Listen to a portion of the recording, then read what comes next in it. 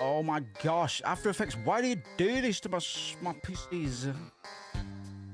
Do this to my PCs. I'm just looking for my master notes file for this fucking video game.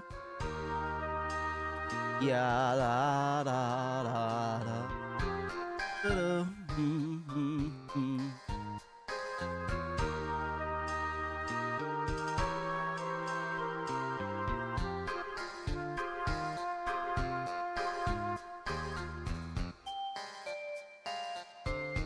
Can't fucking find it, bro.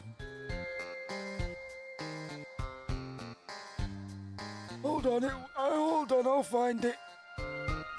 There it is. Ah, yes, Moose. Keep your Final Fantasy VIII notes in the same file as your FF8 notes. That will definitely help you search for it. Will definitely help you search for it down the road. Right, I'm just adding some last. I'll tell you what. I'll come over anyway. I need to open my Stream Deck as it is. Honest to God, man. As soon as I try running After Effects on this PC, it just runs absolute havoc. We've got some heckin' good notes that I made last night. Heckin' good notes. I hope everybody's alive and well and not dying, preferably.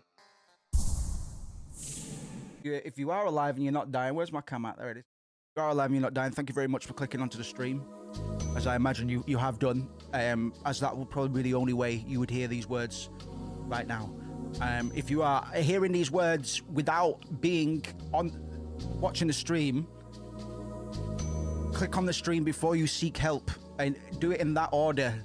That'd be great for me and that'd be great for you. So fucking plug in, plug up, sit down, grab a carrot juice, and just let me stall for time for 30 seconds whilst I add notes about gender dynamics, the monomyth, Jungian archetypes. I should have an ooh big clap instead. Did you say gender roles in Final Fantasy? Yep. And that's not all, man. We're gonna, because I've got a bit of an obsession with Robert Eggers movies at the moment. With The Witch being a particular favorite of mine at the moment, and it fucking clicked into my head yesterday. Hold on a minute. I'm playing a game about witches. What can I extrapolate from my witch education? Because I've onboarded a lot of history regarding the witch trials. Fucking about last week or so. So I've integrated a lot of that research into the notes for stuff we're going to be discussing today, and that's going to play off of the gender dynamics, symbolism of the sorceress, all that goodish. But I forgot to add it to my master notes file yesterday, so I'm just shoving it in there now. In no particular order, man. To be honest, because my notes are so ripe with spoilers that I don't really have it. My notes aren't linear. I'll generally just scroll around, land on somewhere interesting that isn't too heavy on spoilers, and yeah. But today, because we're doing some historical stuff, I've got lots of information. I've got lots of interesting information to go off of today, that we can start on pretty quickly, because we're gonna have a bit of time to do so during this upcoming prison sequence that we found ourselves in at the end of last night's stream. Well, let me find a nice place to start on my notes.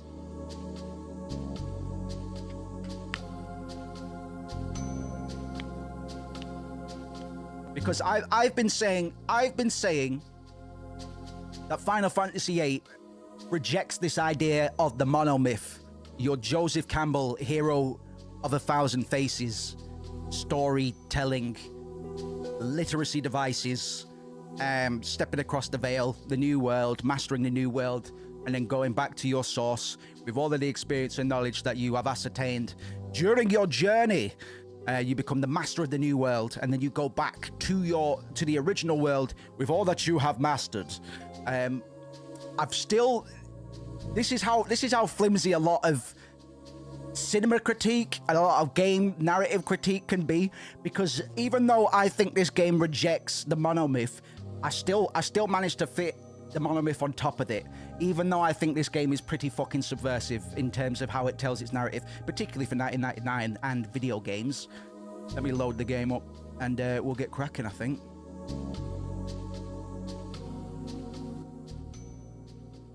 The one thing that After Effects didn't force to shut down, because it likes to wring every bit of memory out of my PC it can, was Chocobo World. So he's still been working, bro. He's still out here just doing bits, whereas the rest of my PC fucking went whoa. So technically, the little 2-bit Chocobo is more powerful than my £3,000 gaming, studio rig. Do you understand? I have to organize these notes at some point, man. I've got a lot of notes on this game right now, and they've been getting me giddy. I have to restart the game because it's not seeing my controller. In order to play the game. Hope you're well, baby. Our controller works, and then we'll get cracking.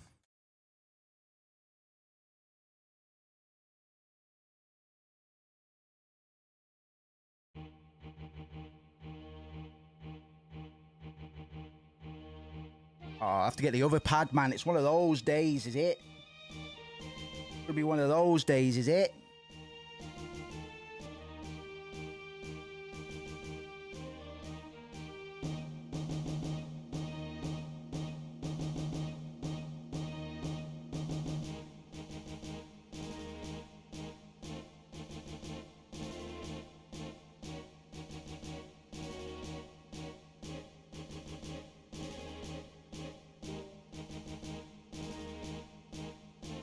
Right, see if we can get this pony to see my my goddamn controller. To be honest, Steam might be the reason that it could see my controller. So let me boot that puppy up and restart the game one more time for good measure.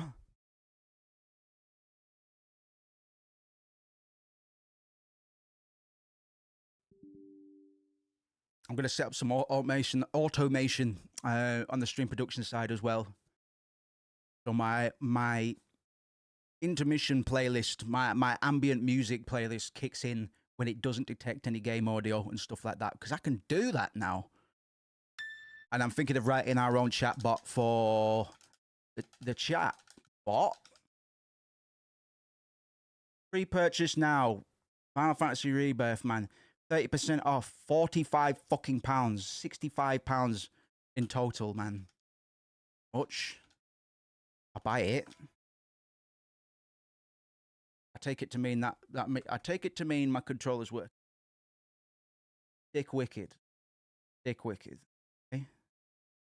Dick wicked.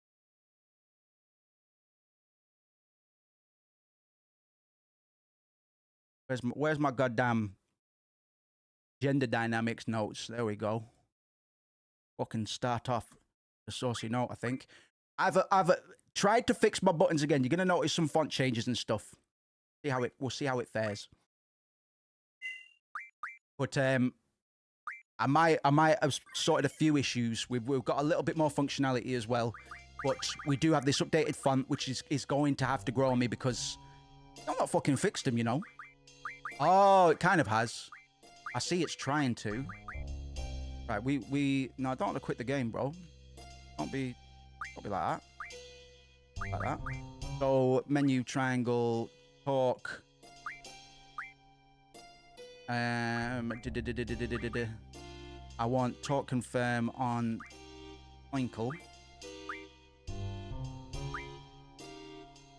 Cool. quit the game, bro. I just want to quit that menu. That's all right. Heavens, man. Describe my sandwich.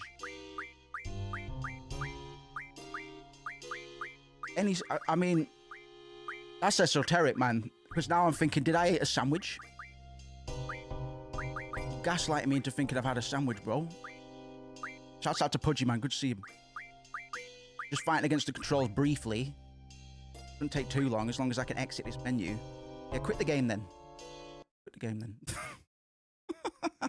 Yo, quit the game then. Quit the fucking game then. Right, okay. We've passed the first hurdle.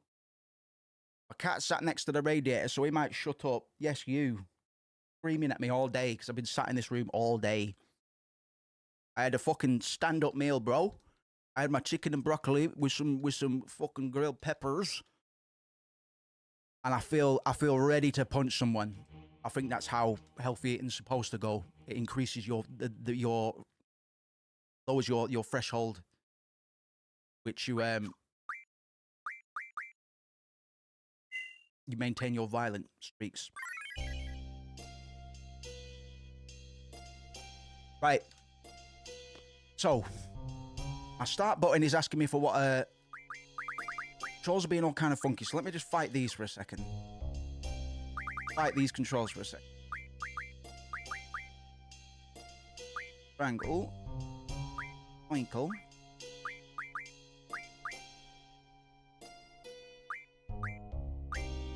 One, two. Yeah, that's right. But I want to get off this menu safely. Alright, bet. Alright, bet. Didn't save him, though.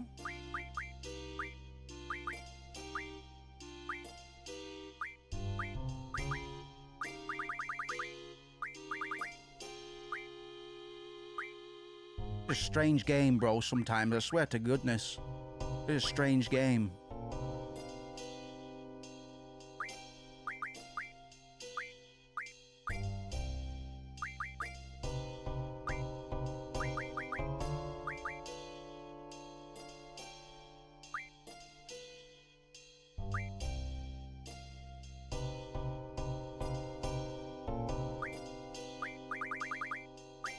Right now, safely get away from this screen before it changes again.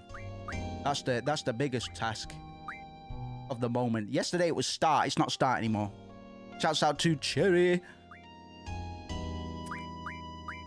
Don't worry, I'm not gonna harm anybody. I feel like if somebody was to break into my house, I would put up a better fight than I would if I had eaten a pizza.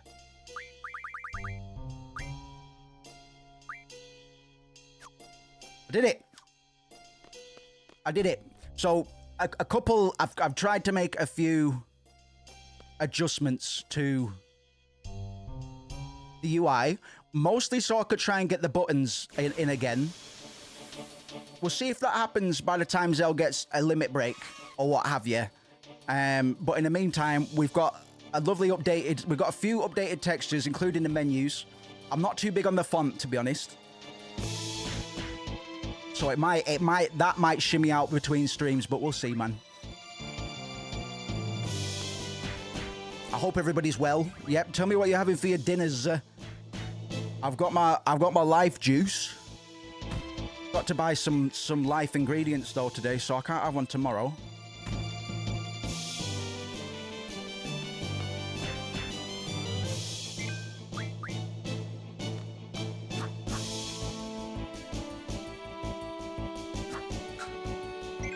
Emmental.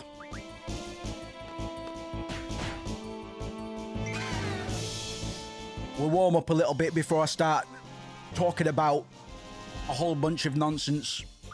Let people settle in a bit. I always, when I build up the stream, I always need about 5 minutes for my brain to catch up to the fact that I've got to be interesting. I spend most of my day not being interesting, so it's I've got to flex those muscles a bit. You know, you've got to stretch. You go before you exercise. Whoa! Before you exercise, you got to stretch. Got to do that for my brain, man, which is effectively made out of rubber. Right, my cat looks very happy, so I might actually get some peace tonight. That will be lit. Round of applause for Feng.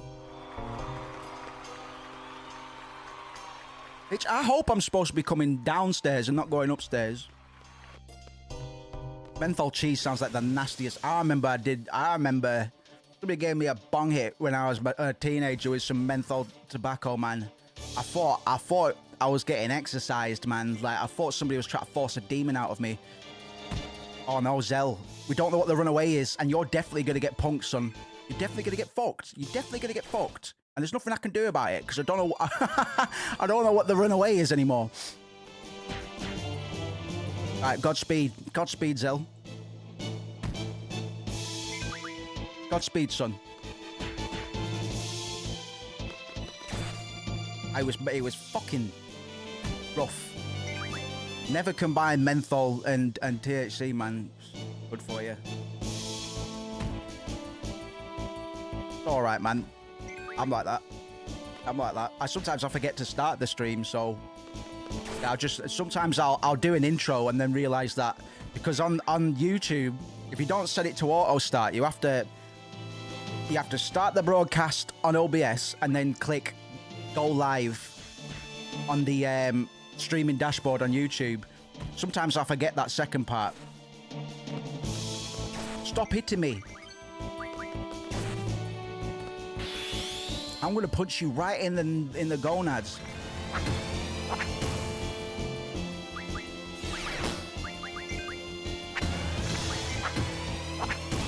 Punch you right in the dick.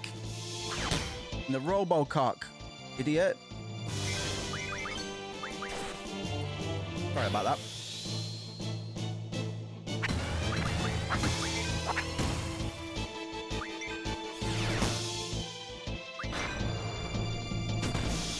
Punch you in the head. And you. And you again. All of yous.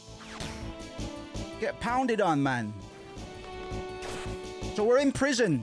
Yesterday, even though we didn't do too much of the plot, technically, a lot happened. So what happened? We were given our new mission. It's a collaborative mission between Galbadia Garden. This UI bullshit is so useless. It's a collaboration between Galbadia and Balam, and we were tasked with shooting the sorceress in the head. So we went to try and do that, man. It didn't go well. Irvine choked, and he couldn't go through with it. So we had to rush her on foot, man. And we tried to chop her to bits using gun blades and nunchucks and other things. It didn't go to plan, bro. It didn't go to plan. So we got thrown in prison, and currently we're just trying to liberate ourselves.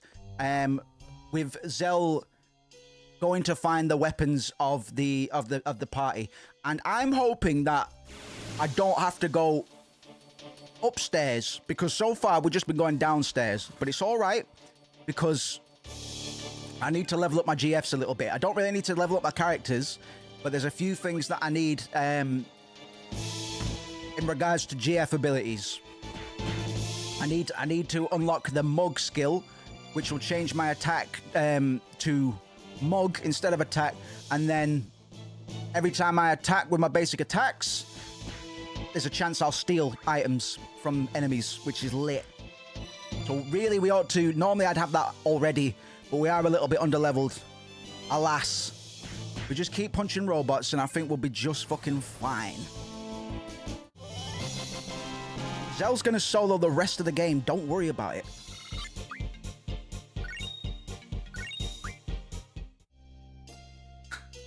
Speaking of which, I need to make sure my guy has... My guy, just equip all of the GFs at the moment. Make sure you've definitely got Diabolos. Where's Diabolos? Because that's... If I haven't got Diabolos, then... To be honest, I'm wasting my time. Wasting your time. God's time.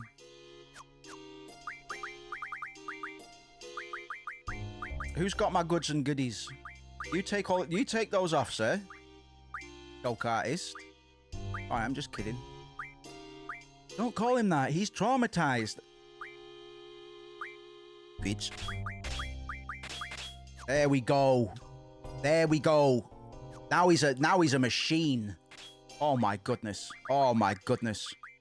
Oh my goodness. Oh my goodness. He's so powerful.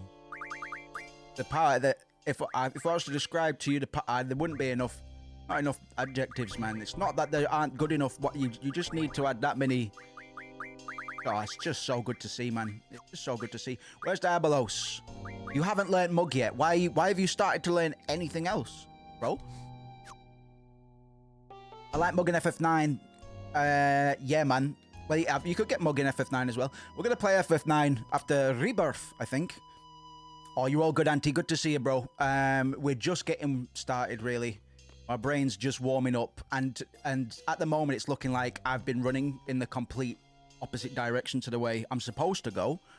But it's all right, because if it turns out Moose has gone the wrong way, he'll probably just say something along the lines of, yeah, well, actually, I just wanted to get into random battles to level up my GFs. So that's why I'm wasting your time by not progressing the plot. I think I had to go upstairs, boys. Yeah, okay. We're going upstairs. Shouts out to Auntie, shouts out to Cherry, shouts out to Pudgy, shouts out to BB and anybody else that might be watching. Feel free to say hello, but if you don't choose to, that's okay. We still appreciate you, dog. We had a good stream again yesterday. We clocked about 36 watch hours last night, so we're quickly making our way towards partner status. We're just going to work at it gradually, man. Like, fortunately, because of some of you guys popping in over the last week or so, week plus at this point, I guess, you're doing me a real solid. Absolutely. This isn't to say you are obligated to come and watch these streams so I can get monetized. Not at all, man. But you know, people are generally more interested when there's more people in here, man. And I can talk to myself, man. All day long. That's fine. Sometimes it would just be me and BB here, and that would be enough. I could still use that to get quote unquote good content, you know. So we're doing it. We're doing it, and it's thanks to you guys that have been popping in frequently recently. I can't thank you enough, so thank you very much. I'll try and start thanking you enough by just starting with a simple thank you, sir. Punch the robot. Punch the robot. Oh heavens. So this little prison sequence isn't too long. I've made it a little bit longer by going the complete wrong way, but that's part of the cause, really. I was definitely gonna go the wrong way at some point in the stream, so we might as well get it out of the way. Hey.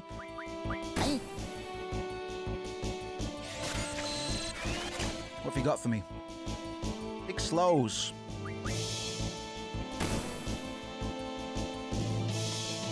Boosh, boosh. And yeah, I'm gonna lock in some. I need to do a bit of planning, see how what I'm doing, but I will do some music streams and stuff, man. Just casual little things, man.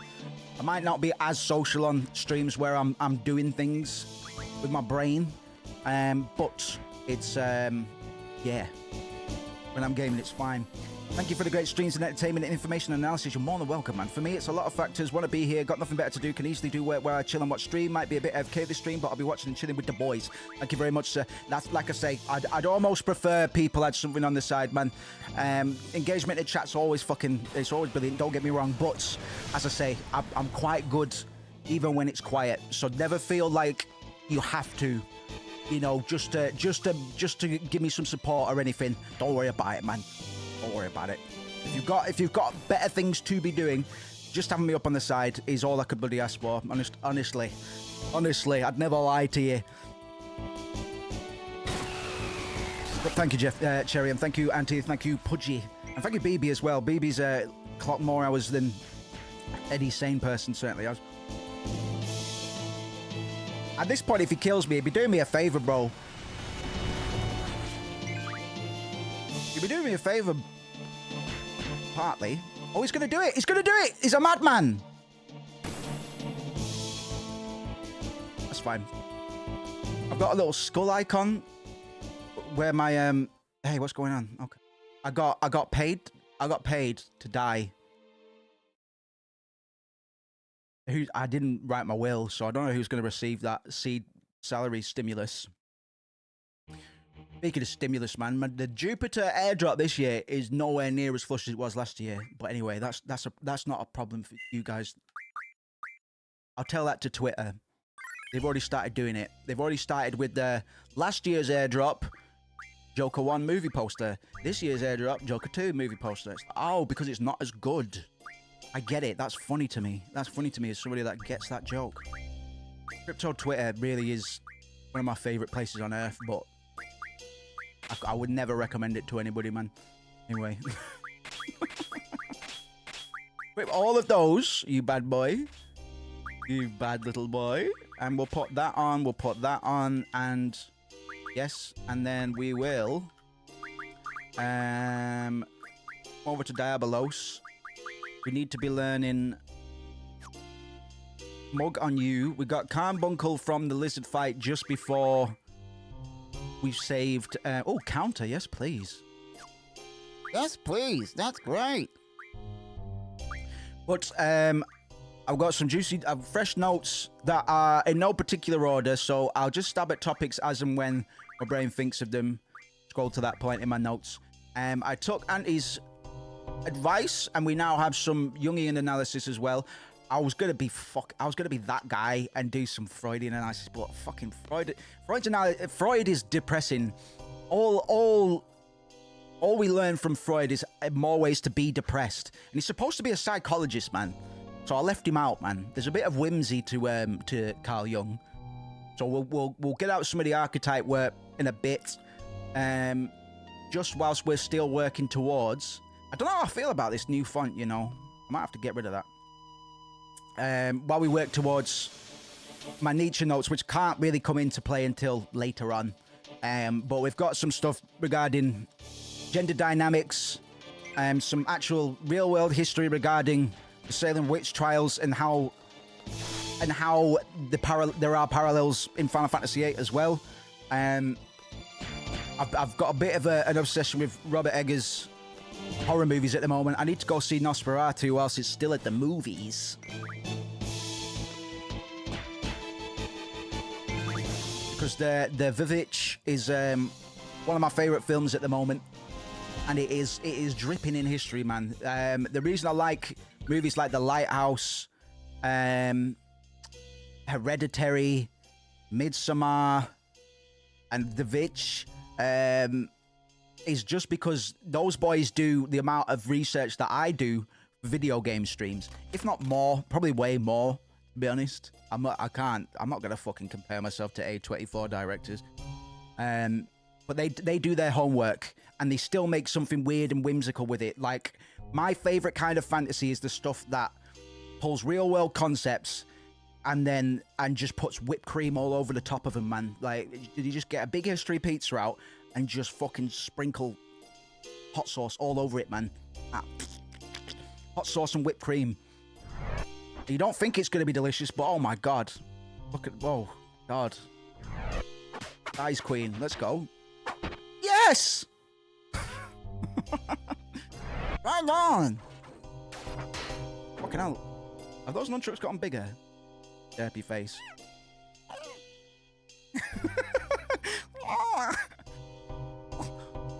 Right. We're packing with heat, so remember I just junctioned all that shit to Zell? Gonna have to take it off now. Yeah, that's fine. Zell, you get, I'll tell you who you get, Sunshine. You get Diabolos Brothers Ifrit. Okay? And put that on attack. We do GF, draw, item, this, that, and the otherwise. We've got you, my love. You, my love. Hello, my love. We give you the supportish material. Not because she's... Listen, I don't always have the ladies as my support characters. That's only in real life. Video games, I like to spice it up a bit, but... given we've got our caster, our warrior, and our support archetype GFs, I like to divide them up in a way that makes sense. So we give them to Instructor Treep. Oh, my girl. Card. Get some cards whilst we're at it, Dig. Right, are we good? Are we feeling, how are we feeling? We're feeling good, team. Good. Now you need to drink some magic. Have you not got any magic, Quiztis? Have you not got any, you've not got any magic? Right, okay. Well, we're gonna have to sort that out, I suppose. See, everybody else has magic, it's just you. Speaking of horror movies, seen Antrim? No, I haven't, actually. I haven't, but I do like good horror. Good horror, when horror's done properly, it's probably my favourite genre of movies, I think. Yeah, there's something to really complain about. Should we be picking on prisoners? Or should we be picking on prisoners so soon after getting transferred here? Just be quiet and let me handle this. These are the prisoners. Lieutenant Biggs, Private Wedge. Oh, Biggs, Wedge. Oh my God, they're walking time to the music, man. They're gonna start tap dancing. Ah! That's the first time I've ever seen a text box with multiple names in it. Zelfie, Biggs and Wedge. Wish this is chill though. So we meet again. Now we'll teach you the lesson we should have taught you earlier. I know it might seem cowardly to fight unarmed prisoners, but I hope you appreciate it's a dog-eat. Uh-oh. They're fully armed, sir. What? How? To hell with it. Let's go, Wedge. This is our second fight against Biggs and Wedge. I hope we win this one. Sure, they'll give us a hard time. Quistis, you're on get magic duty. I don't want you to do anything else but just get magic for a bit. You can punch. Oh, reflect. All right. Oh, one reflect. Right. Okay. Well, that's a start, Quistis. Appreciate you, Doug. Story's gonna hot up in a big way. Well, it kind of already has. The last time we saw Squall, he was being tortured. And Cypher told us that the Lamb Garden is going to be the target of a missile strike because they've been directly implicated in all of the nonsense regarding the sorceress and well, just the sorceress, I think, because we stood up to the sorceress, who is now running Galbadia because she assassinated the president in front of everybody. She thinks that the Seed, the Garden Elite, have some sort of secret motto or some sort of secret mission statement that makes them direct opposition to the sorceress. So, in a paranoid attempt to quell this weird little rebellion that she's got into her head, there's been nothing to suggest that Seed was organized to have anything to do with any sorceress. She's going to just wipe out all of our classmates and everybody that we grew up with, which is a pretty proportional reaction, I think. She's not just going to hold us responsible, because she believes that after us, there'll probably be others that come and try and blow her head off with a sniper rifle. I don't know if there's ever been... That's actually an interesting thing for me to keep an lookout for. I know how some of the sorceresses were treated, but I don't know if any of them were subject of an assassination attempt quite as bold as a literal sniper. I'm sorry, I can't get over the fact it was a sniper rifle that was used, man. It's the weapon of choice of would-be presidential assassins in the real world. Well, sometimes. So I can't really take my mind away from that contrast of this spiritualist, esoteric, mythical world leader, and the attempt to try and take her with a rugged piece of rigid piece of technology that's explicit purpose is the removal of life. Oh, I can teach Quistis some moves, actually. So we'll do that. I should have taken some notes on that, man, because I probably could have fed from my Final Fantasy VII notes to come up with a bit of a theory on or some way of being able to articulate why I find that quite as compelling as I do, because I don't think I've been able to find the words to explain why assassinating a witch with a sniper rifle is so profound to me.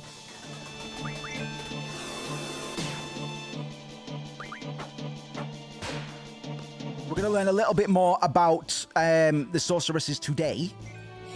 And we're going to talk some Joseph Campbell, man. We'll talk some Carl Jung. And we'll go over all that good stuff as we keep on going today. We're just going to take care of this little fella. And we're not going to be able to get a weapon upgrade for a little bit, because we're not going to see, one, we're not going to see towns for a bit, and two, there was a weapons magazine that was flushed down the toilet in Daling City, and we didn't retrieve it at the right time, so we're gonna have to get that one later on when it's redundant.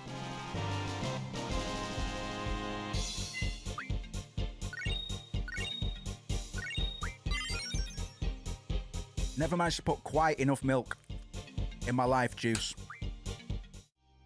Fine, just means to drink it slower. Let's start glugging otherwise. Eat shit, assholes. Wish I could teabag.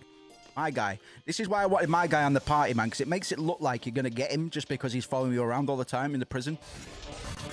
We're going to learn about the Moomba as well, the little lion-like creatures. They've got lore as well. And they've got a bit of an affinity for Squall for reasons that we're not going to really be able to discern just yet. But this game has, from the point that we start this game, there is a lot of history that has already been established in the world, and the game isn't afraid to pull up that history or to kind of expect you to remember it as well. And some of the stuff like Hein, we'll talk about Hein later on, because Hein was the original sorcerer or sorceress. I don't know if, I think Hein has male pronouns, masculine pronouns, but yeah, gender dynamics and sorceresses is going to get a little bit progressive, to be honest, because one of the sorceresses that we're going to learn more about, Adele, may be trans, but I don't really know how that works in the logic of the game, the mythos, and the succession of witches. So, we're going to be building a fresh theory. We're going to scratch at that angle a little bit as well when we learn a bit more about Adele. Adele was the sorceress before Adea. We're going to find out. I know there's a lot of we're going to find out, but this is what I have to do in order to not drop any heavy spoilers and stuff. Didn't have to do it half as much in Final Fantasy VII, because Final Fantasy VII is embedded in gaming, the gaming pop culture, the gaming psyche. So we don't have to be as precious in Final Fantasy VII. But Hein was a male. They do explain why sorceresses are female. Yeah, you're right. It's something to do. We'll get to. I'll get some notes on Hein as well. But thank you, Tommy. It's good to have you as well, bro. Tommy's a fellow FF8 scholar. I appreciate that. Shit, I didn't see which way we're supposed to be going, man. Go upstairs first. So Hein is a guy, and I'm pretty sure it's only in appearance that Adele has masculine qualities, because she doesn't have any breasts, which is the biggest contention I guess I have. She is presented as she's bare-chested. When you see Adele, she is not hiding any of the midriff. I've always thought this was very interesting, but is it a Ganon Gerudo type thing? Kind of, yes. Yes. We'll talk more about the myth or the legend of Hein. It's your typical story of human greed. People got very resentful of Hein, so Hein decided to divide himself. I believe he split himself in two, and he gave the people half of himself in a biblical symbolic sense, but I mean it's Final Fantasy, so it probably could be quite literal. Do I need to heal you guys a little bit? Yeah. And for a while, so the legend goes, people were satisfied with that part of Hein that was given to them. But people being people, after a while, they kind of got used to it. They kind of forgot where all the good in the world came from, and they started asking for more. That's my very... Tommy might be able to correct me on some of the details, because there's one point in the game later on where we'll be able to read the whole myth or legend of Hein. I can teach Quistis some moves, actually.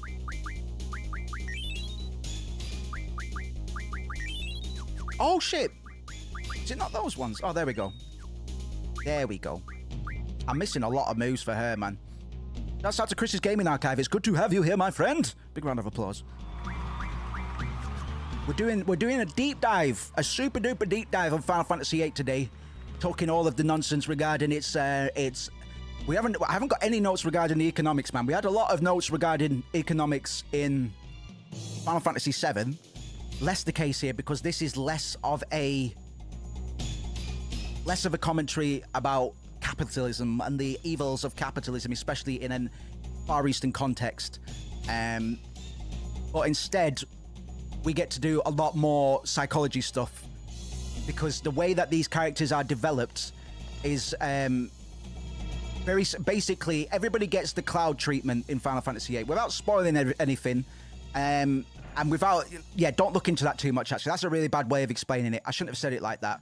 It's different. But the same way we were talking about the way that Cloud is impacted by his trauma and how his trauma is represented throughout the events of Final Fantasy VII, we'll be able to talk in and around those sorts of areas regarding tumultuous upbringings, what becoming a child soldier might do to a child's mind, and how taking orders without questioning them might lead these characters to lack their own purpose and their own drive, and ultimately not really dial into who they actually are as people. There were 2 Legends of Hein. We may have missed one. The guy who lives next to Mardin brought some lore, but... Okay, yes, we'll check them, because we will be going back to Balam. So I'll definitely check that out. That's really good to know, actually. Because I'm thinking of you probably know the one I'm thinking about, the Tonberry Tower of sorts. So, okay.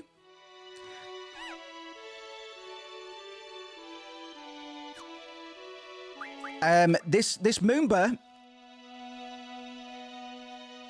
recognizes Squall, but not as Squall. The Moomba recognizes Squall as Laguna, which is a bit weird. We've never had Squall and Laguna in the same place. We've only just seen that these creatures start becoming to be. They've only just started being inserted into the game, man, which took us all a bit by surprise, because versus these very mechanical, dull, cold backgrounds, it's pretty hard to miss the Moomba. I'm not going to expand on the Moomba calling Squall Laguna. If anybody does have any initial theories, feel free to have at it, man. It's fair game at this point. I'm not going to say anything, but it's definitely curious. Thank goodness you're all right. Let's go. It is said that to protect his power, he hid it in something that men protect women. Bang. Thank you. Fantastic little detail, man. Fantastic little detail. Appreciate that, Tommy. Yeah, and don't worry about not being able to stick around for the whole stream, my man. Like I say, we've all got lives, man. I'm using mine to come and stream video games 5 nights a week at the moment. That suits me just fine, man. But I'd almost prefer people maintain their individual productivity, eh? So Squall doesn't know how to get out either. Well, either way, we're going up and up. I think we better head back down. It'd be a pain to go down every floor. The alarm alerted monsters and security guards everywhere. By the way, how the hell did you carry up your babies, dude? By the way, how the hell did they carry up here, Squall? Big lift, big elevator. Whoa, what's this? It's like a crane that carries a detachable cell from downstairs, and it even has its own cool cutscene, man. It's so good. So this big boy, this big hole goes. Sorry, this big boy. Yeah, so this big hole goes all the way to the bottom. And if we jump all the way down, we're out of here. Go ahead if you want to be squashed like a. Go ahead if you want to be squashed like a pancake. Sorry, weird passing. Oh yeah, I remember now. We can move this arm by using the panel above and the control room. I remember all doing this. But we need to operate them both at the same time. Someone needs to stay upstairs and control the panel. All right.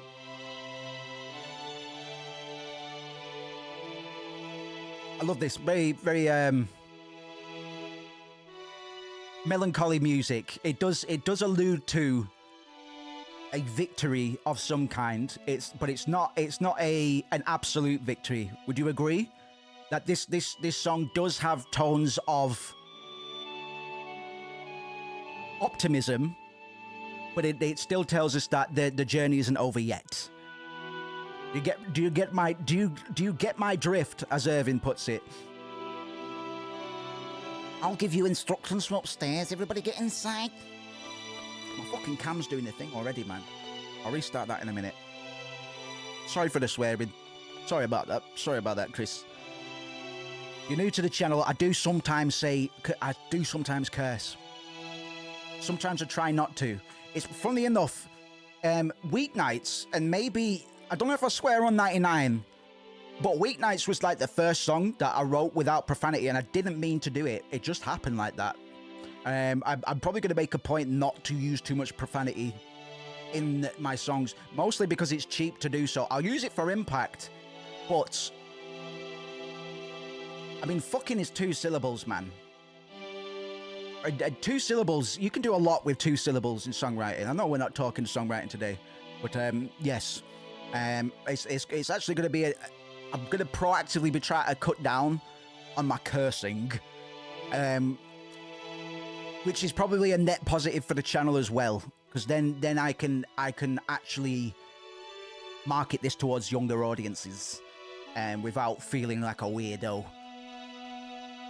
I think we've got a good baseline for demographic at the moment, but it's because a lot of you grew up with me as well, so I can kind of assume a lot of people's age based on the fact they listened to Cake Tape fucking 23 years ago, 13 years ago. Jesus, I don't even care. I don't even gonna think about it. Press the red button on the main panel.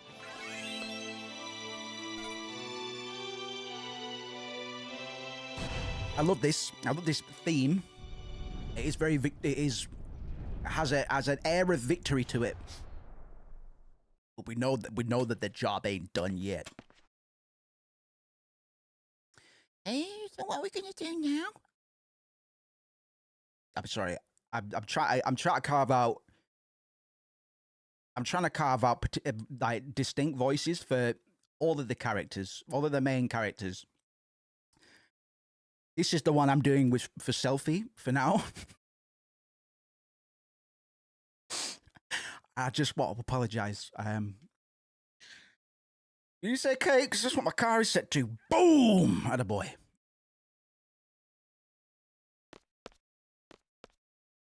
I was working on some bits today, man. Today, I'm long overdue, but I've been hacking some Nintendo DS games for their sound fonts and some MIDIs, because sometimes I just can't be asked writing chords, all the chords. Like if I hear a nice chord progression, it's like, well, I'm just gonna get that chord progression, and then I start changing it up a bit. Because I don't like to hard sample. So whenever I start talking about sampling in music, it normally means I start with a track as a bass, and then I just start fucking ripping it apart, just pulling bits and wires out of it. I'm like, this is how it works.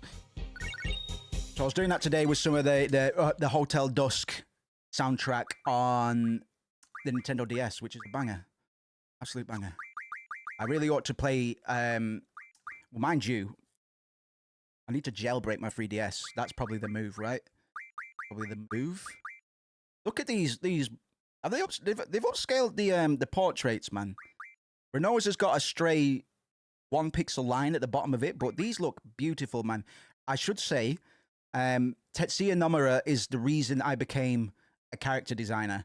Well, it's one of the things I do on a fairly average level. And he's just in a league of his own, man. Nobody really did or does characters quite like Nomura. I can't really put my finger on it, is because they're not hyper anime. You know what I mean? They've got anime roots, absolutely, but more so like graphic novels and stuff like that. They've got a very real Western appeal, especially coming off of the back of Final Fantasy VII, which was far more leaning towards anime stylings, which I haven't got a problem with, man, by any means. Absolutely not. But it's interesting the ways that we can see that they're possibly trying to tailor this towards Western audiences, man. I do like the Gunblade indicators. I don't know about this font yet. The reason I applied this, I think this is the Seed Reborn mod that we're using at the moment. There's a bunch of things. I'm not too mad on the font just yet. If I can change that back to the default, I might do. I don't think the Gunblade needs this weird shadow underneath it. I think other than that, it'd be cool. I am a bit of a fan of the big white glove, though. The big white glove is super fucking iconic. But I'm giving it a go because I was hoping this would sort out my issues with my button overlays. It didn't. In fact, it might have made it worse. But it's all right because really the only things I need to know buttons for are some QuickTime events before QuickTime events were a thing. More ways this game is postmodern, and Zell's limit breaks and stuff like that. But it's all right, man. It's not too egregious. I'll give you that. A lot of FF8 veterans will run this by default. That's my understanding anyway. So I thought I'd give it a go. I'm just going to reset my cam because it's already bugging out. Should have looked at that today, man. I did do some stream production stuff, but none of it's really implemented. Yes, it is. Hold on.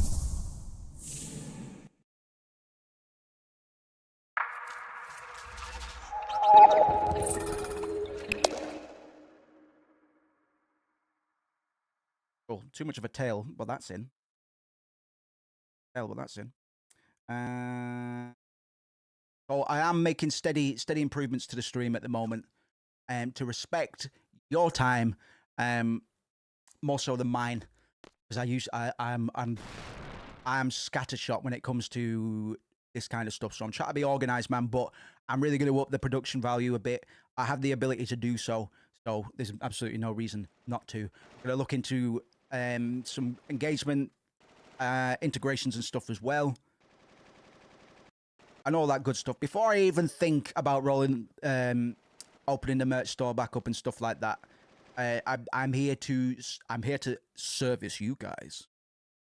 I'm here to just for a little bit, man. Got to prove my mettle. In my mind, I've always got to give before I take anything.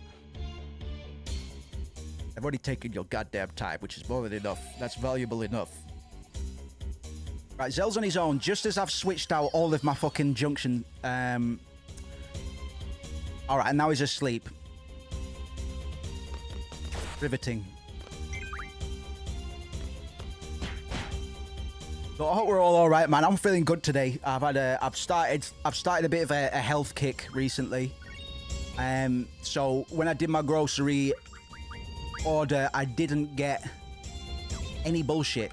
I was completely bullshit free, man. I just ordered meat and veg. That's right. Just ordered meat and veg. And I forgot to get my strawberries and bananas, man. So, joke's on me. But after all the crap I was eating over Christmas, I needed to clean up my app, man. Feeling sluggish, moody, getting sugar cravings, bro. And it's just not the way to live, man. Just not the way to live. Salsa. No, I didn't do a big shot, but I absolutely will do. I absolutely will. That's going to be a fucking game changer, bro. Die! That's a bit harsh. Sorry if I scared you. Die! I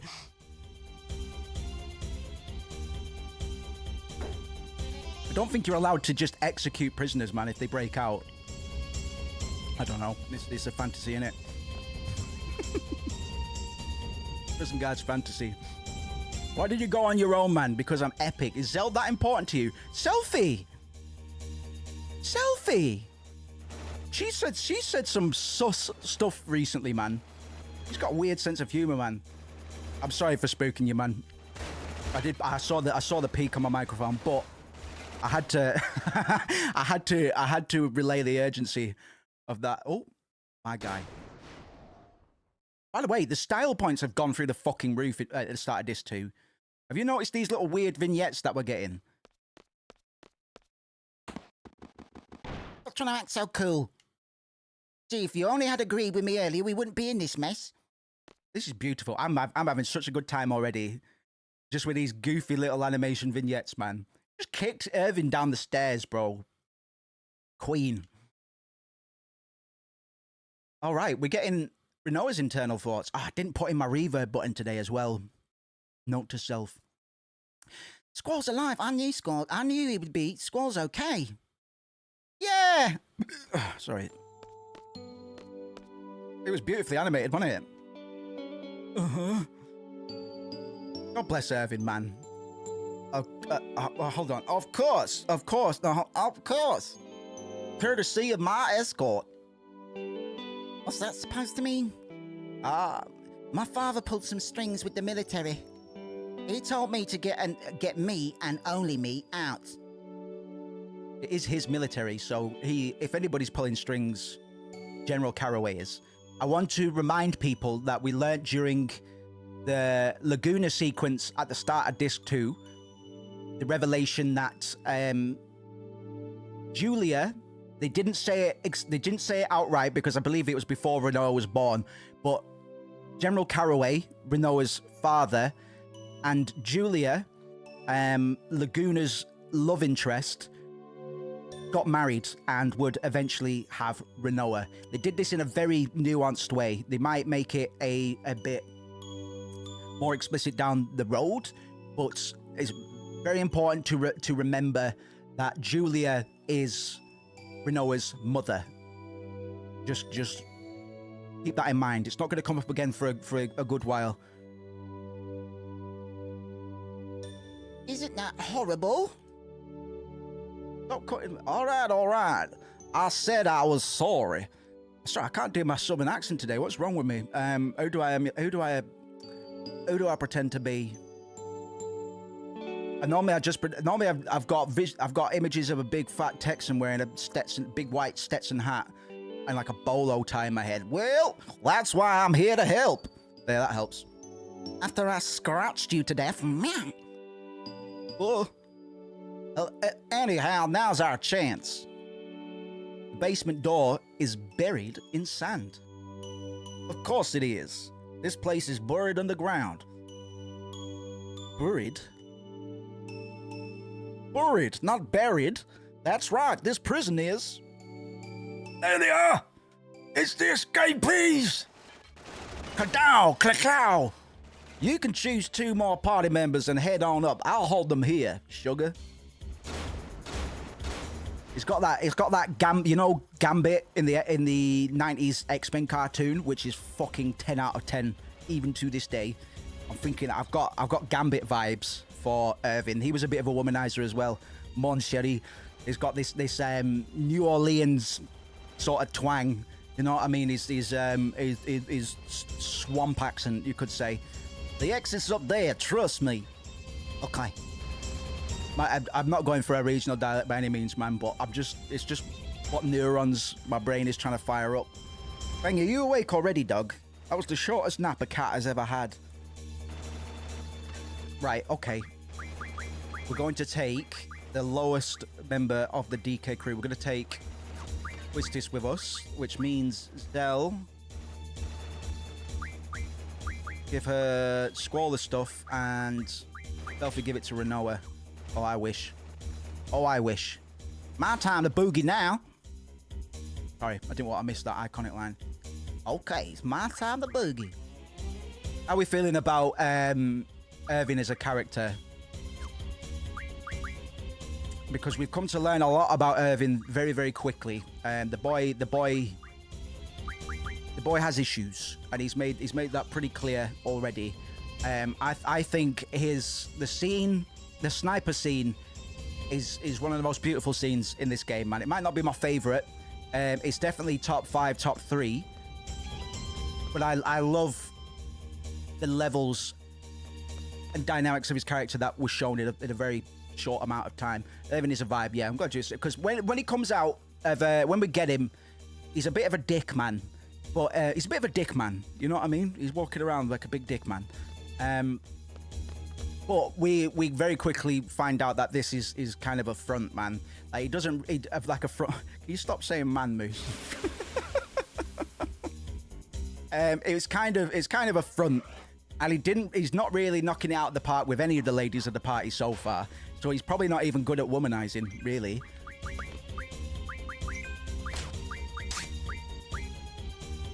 Irvin seems very human and seems to try and redeem himself. Absolutely, man. I think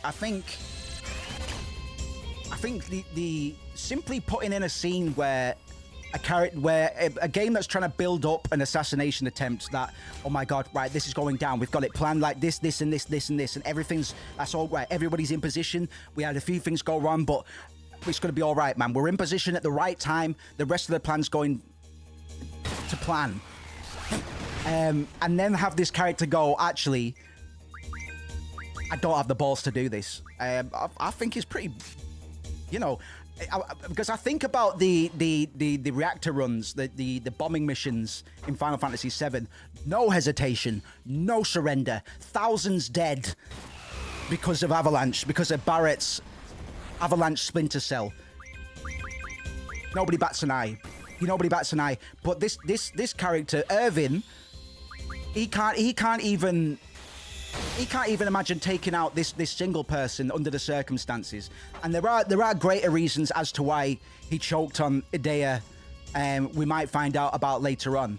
And obviously we are kind of killing people indiscriminately now, but that's kind of ludonarrative dissonance. If you don't know what ludonarrative dissonance is, don't worry too much. Most video games are kind of guilty of it. But the best example, this is the example you will always hear used when anybody talks about ludonarrative dissonance.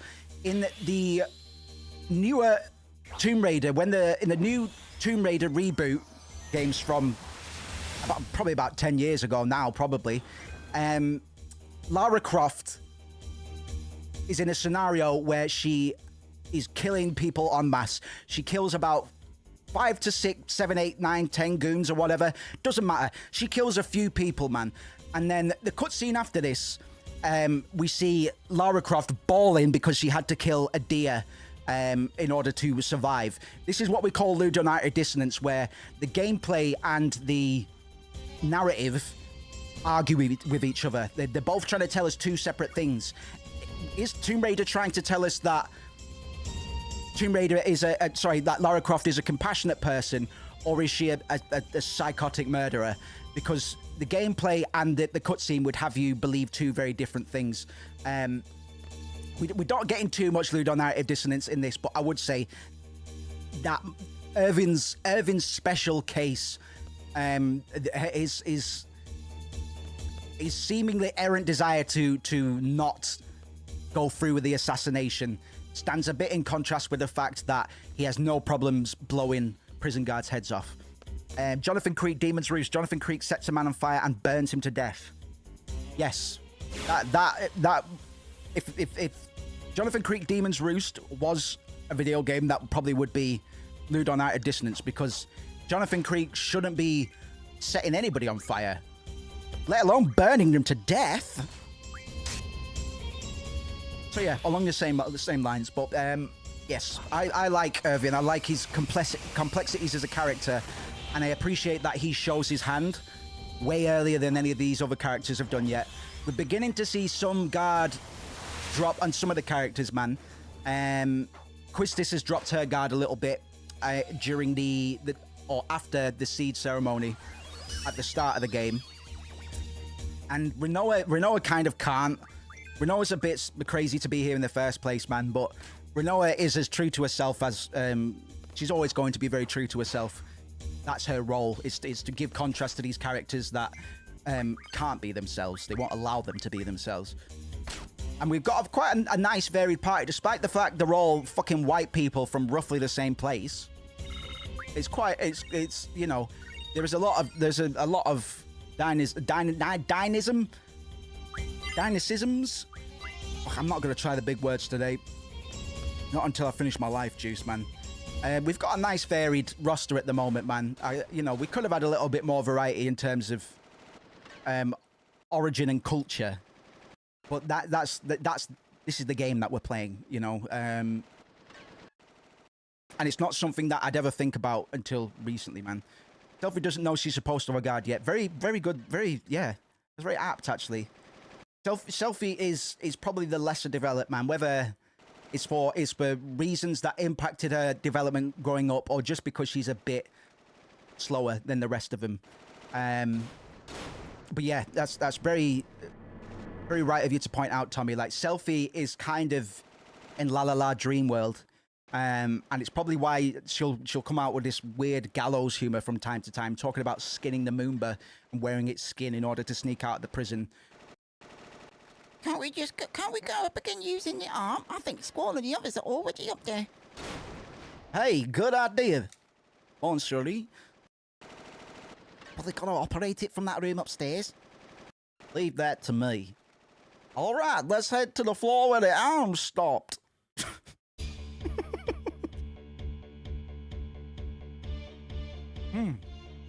Good job I'm still getting paid my salary, bro. I've nearly got 100,000 gil, brother.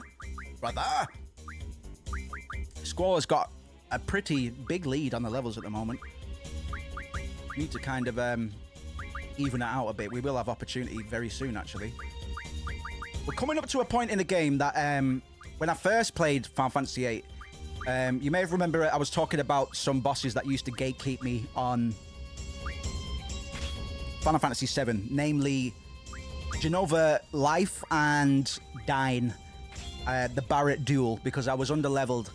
We are quickly approaching the first boss that gatekept me as a kid, man, and it is a completely unassuming boss. But I'll point it out when it pops up, man. It's at a particularly tense point in the game as well. So that probably didn't help when I was a little child, man, because this game does a lot to crank up the intensity, and the tension and release cycles are generally extremes. Like, you get extreme tension and extreme relief by way of the open air environments and the music and stuff like that. Like, this game knows how to switch its mood appropriately. It does so very, very well, I think.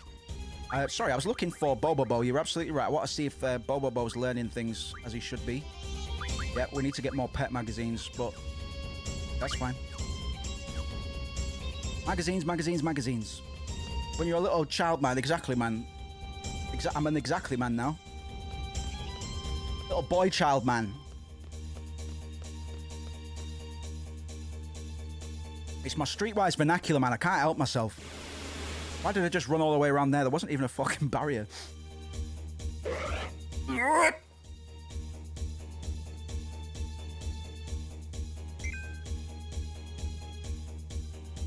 In my cat, but I can't see him.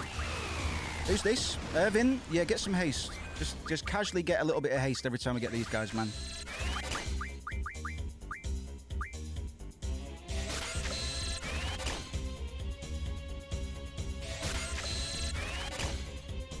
The bimbo.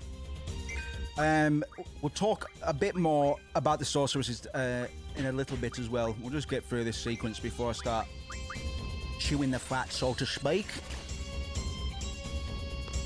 Because now that we've learned a little bit more about the sorceresses, who they are, or who it is at the moment, what they're responsible for, and what they mean to us as a party, and what we mean to her as a party, we can start to open the box on some of the loftier discussions that I've got planned. Still a lot I have to keep behind the curtain just to respect spoilers and stuff like that. I'd rather do it that way than just come out and give you all the tea. That wouldn't be right, especially a game with this much mystique and mystery being presented to us. Be a damn shame. But I've got some big, bold sentiments to make about the persecution of witches, both in a fantastical and a historical context, a real-world history context. and how it's kind of an exploration of fear, power, and societal control over women, especially those perceived as independent or challenging societal norms. All of these attributes can be seen just as much in the way that the sorceresses live and are vilified typically by wider society. I was a bit astounded that I didn't come up with these concepts before last night, to be honest, given I've been watching The Vivitch a lot recently. But it turns out that all of that witchcraft studying wasn't for nothing. I went and learned a whole bunch about witchcraft, how it came to be, what it was really all about. So I might be able to teach you some actual history today as well, albeit still kind of has one foot in the esoteric and fantastical. But yes, I've finally found a way to make more real-life parallels between Final Fantasy games and the real world. Hearing Bobo Bob makes me chuckle a little bit every time. Appreciate it. Absolutely, man. Keeps the tension up better and keeps it interesting for sure. Shouts out to Bobo Bo as well. Round of applause.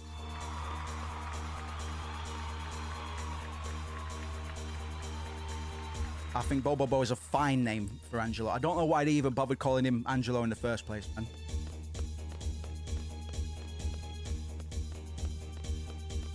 Have you got Witchcraft: The Invention of the Printing Press yet? No, there's a few books that I want to get, but I'm broke as hell, man. I've got my book wish list is getting a bit silly, to be honest, because it's like, well, when are you ever? I'm not even the most avid reader.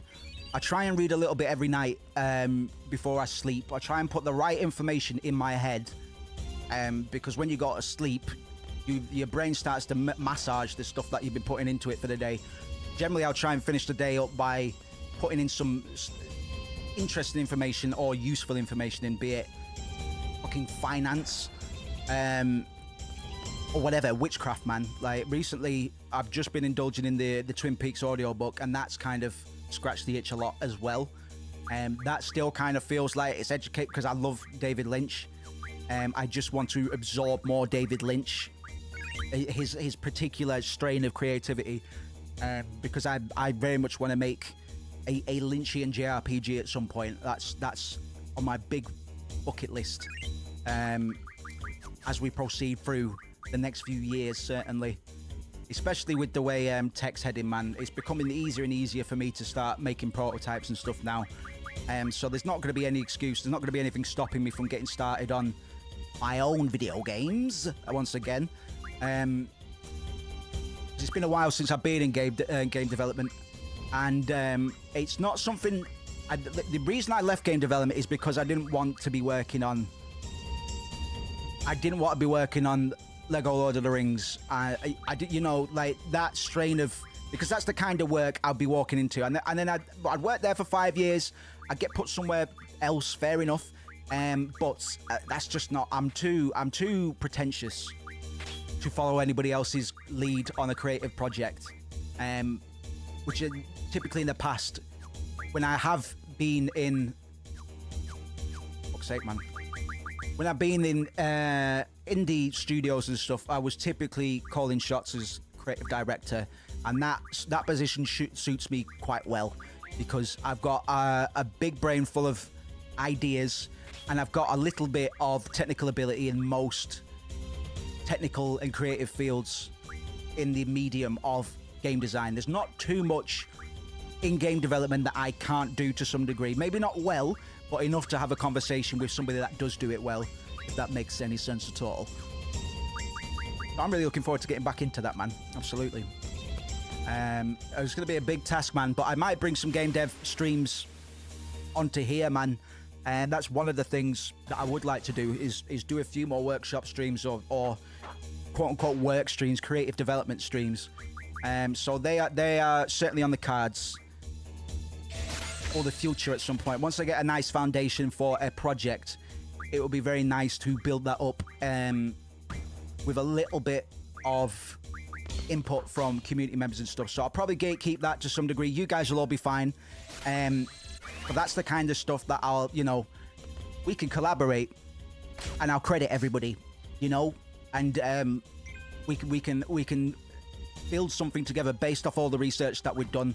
People can now reference things that we saw in Final Fantasy VIII or whatever. I think that'll be an interesting experiment at some point. So we'll see how that goes down, man. Certainly.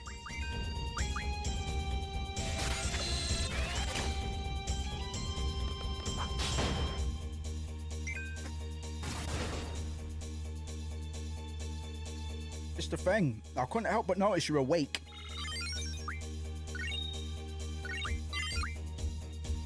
Save point.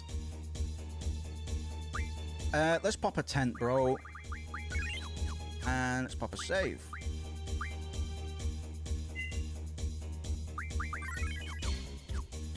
There's a lot, yeah, there's a lot of weird occultist, esoteric literature that I want to read. A lot of the stuff that was referenced for Hereditary, I really want to dig into. Because there is some interesting demonology stuff going on there. And I've got a bit of a thing for religious mythology. I'm not religious myself. I respect anybody that is religious, because ultimately they're a source of knowledge for things, for something I'm innately interested in. You can even see in my younger school reports that my eyes would always widen when they're discussing religion, because I grew up playing Final Fantasy games, which have heavy religious connotations and insertions of famous religious imagery, you know, ideas. We'll talk a lot about Jewish mysticism in Final Fantasy VII when we return to Rebirth. So I've always had a big interest in religion, and I'll never knock anybody that is religious, despite the fact that I'm not. But it's definitely going to be something that I reference a lot for my own story writing and stuff. For the most part, I've written most of the initial narrative that I want to do, but it's just the minutiae. I've mostly just written character arcs so far, but the hows and whens are yet to be fully decided upon, because I want to make sure. I want to make sure it's up to the level my evil little brain wants it to be. I'm pretty sure by the end of it, I'll be able to put together a JRPG that actually sells for money. That'll be the goal. That'll certainly be the goal.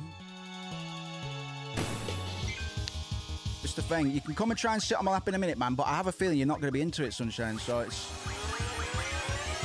whatever, I guess. Hey. Hey, listen.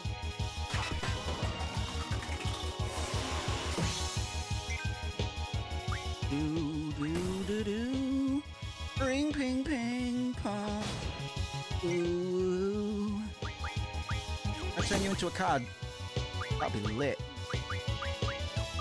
Oh, you can't turn into a card, okay. That's alright. Alright, slay away.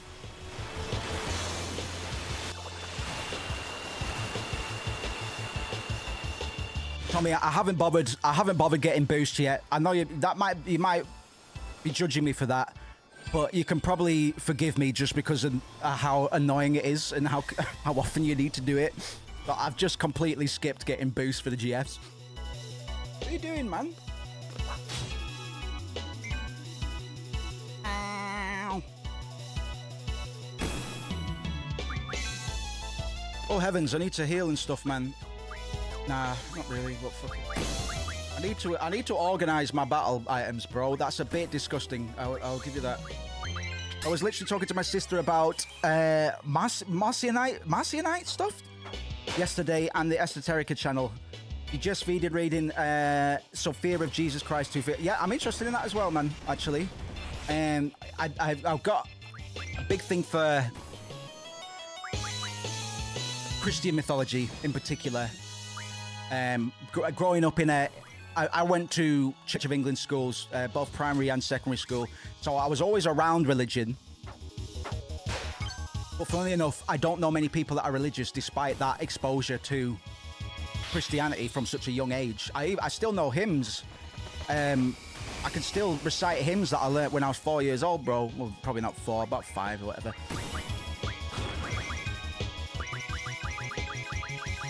I'm not. It's super annoying and not that healthy. Yeah. Bless you, man. I'm glad you understand. I'm glad you understand, man.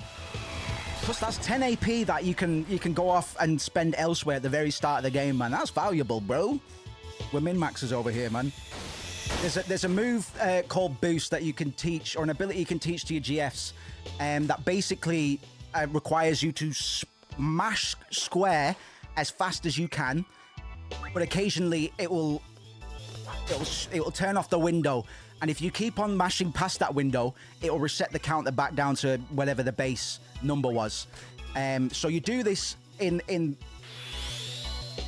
burst intervals in order to get slightly more value out of your GF summons, but it's not fucking worth it, man. It's just not worth it. I barely use GFs as it is, to be honest. I was raised Catholic. Nothing will make you more certain that there is no God. Well, maybe that's a good argument, to be honest. That's interesting. I'll have to stew on that. I was going to try to talk about it instantly, but I think I'll have to think about that. But yeah, no, I think you're right, man. I think it does a good job of pointing out the hypocrisies when you're growing up. Because when you're growing up, your brain is particularly malleable. But if you haven't got the right people trying to, shape your brain and stuff, because I'm pretty sure most of my teachers weren't religious, so they were just doing it as a syllabus obligation. You know what I mean? So maybe if I had the right spiritual teachers and stuff, it could have been different. Maybe I'd be a devout Christian by now. I don't think so. I'm a bit too cynical, man. But a different life path, perhaps. That's what I mean. I don't knock people like my boss at my last job was Muslim, and I just every time he was in, I just asked him questions about the Quran, man. I've not read it myself yet, because he was supposed to give me a copy, bro, but he never did. A lot of things that he said he was going to do, he didn't do. Give me a raise, one of them.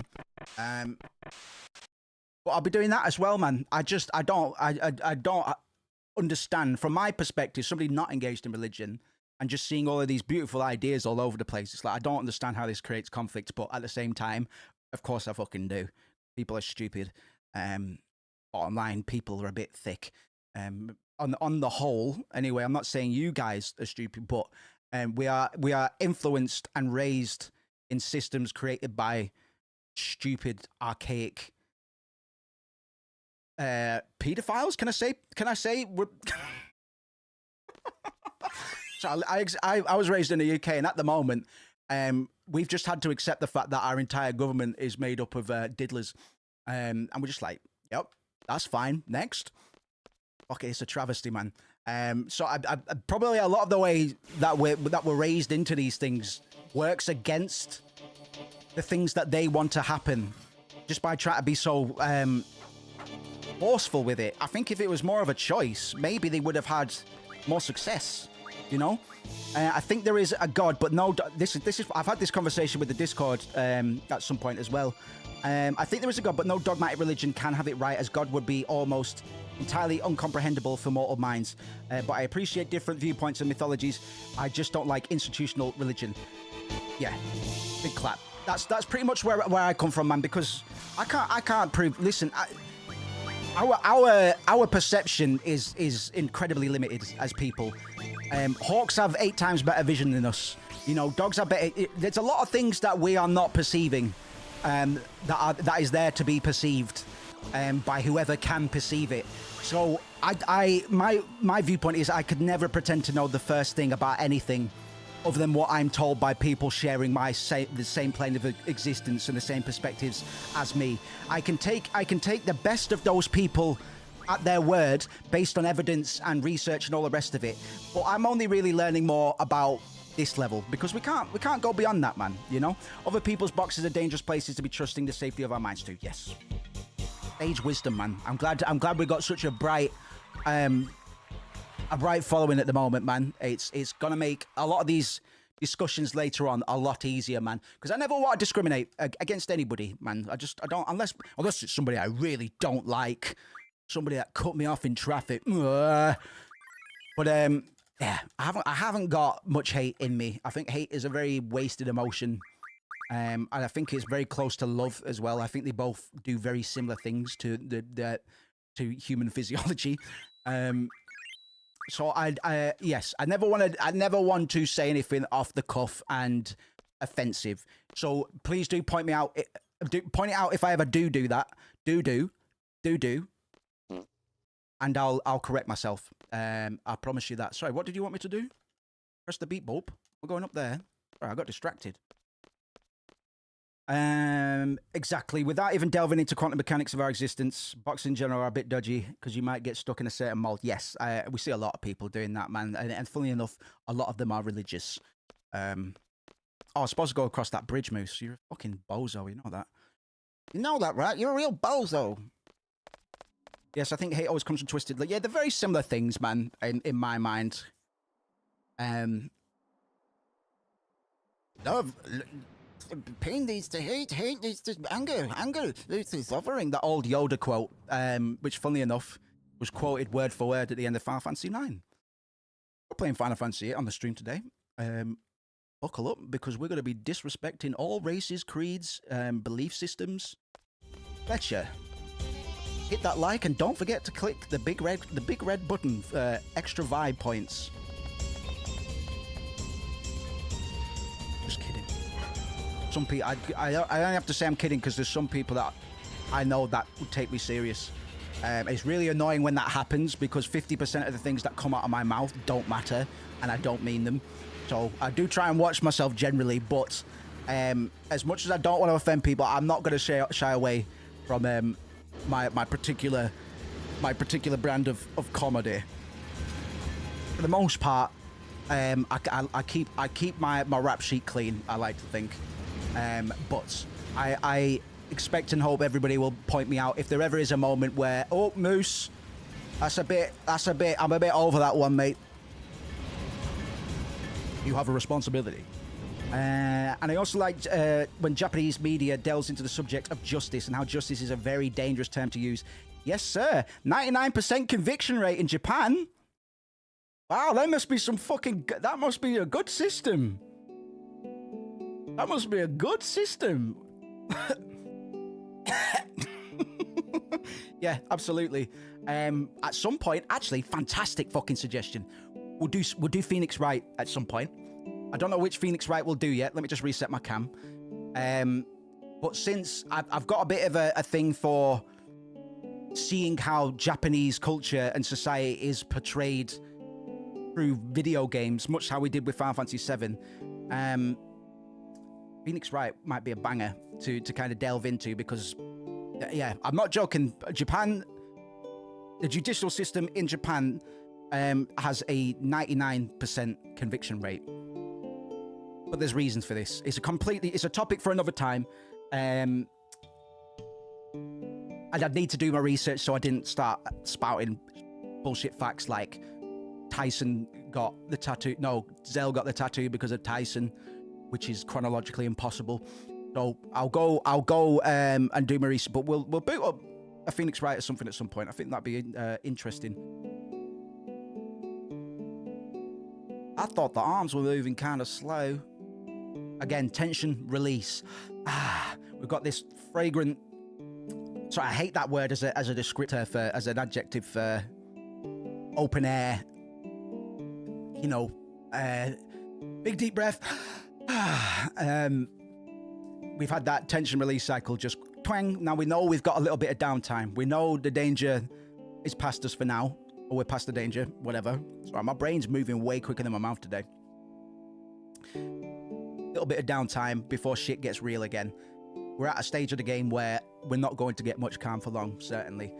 Don't know shit about Phoenix Wright except for memes. I like Phoenix Wright, and to be honest, I tried Phoenix Wright before, but it's another game that is heavy on dialogue, like text boxes without voice acting.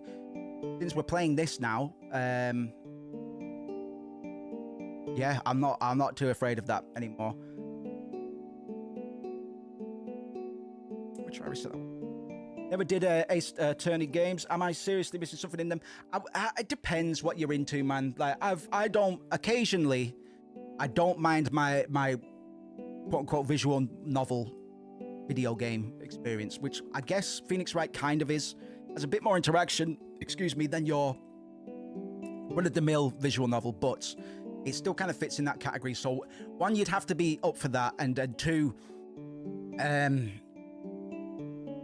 well, I guess that's kind of it, really. If you kind of got an interest in the idea of being a fictional lawyer, like to me, there's something interesting about working a case. I've always been very interested in the art of deduction and detective work and stuff from a fictitious level. Like, it'd be awful in real life, you know what I mean? But if you're into that kind of stuff, then sure. They're not. I don't think they're going to blow you away. But there is a lot to be like. Obviously, there are reasons that the game has a passionate fan base. Some of the characters are really good.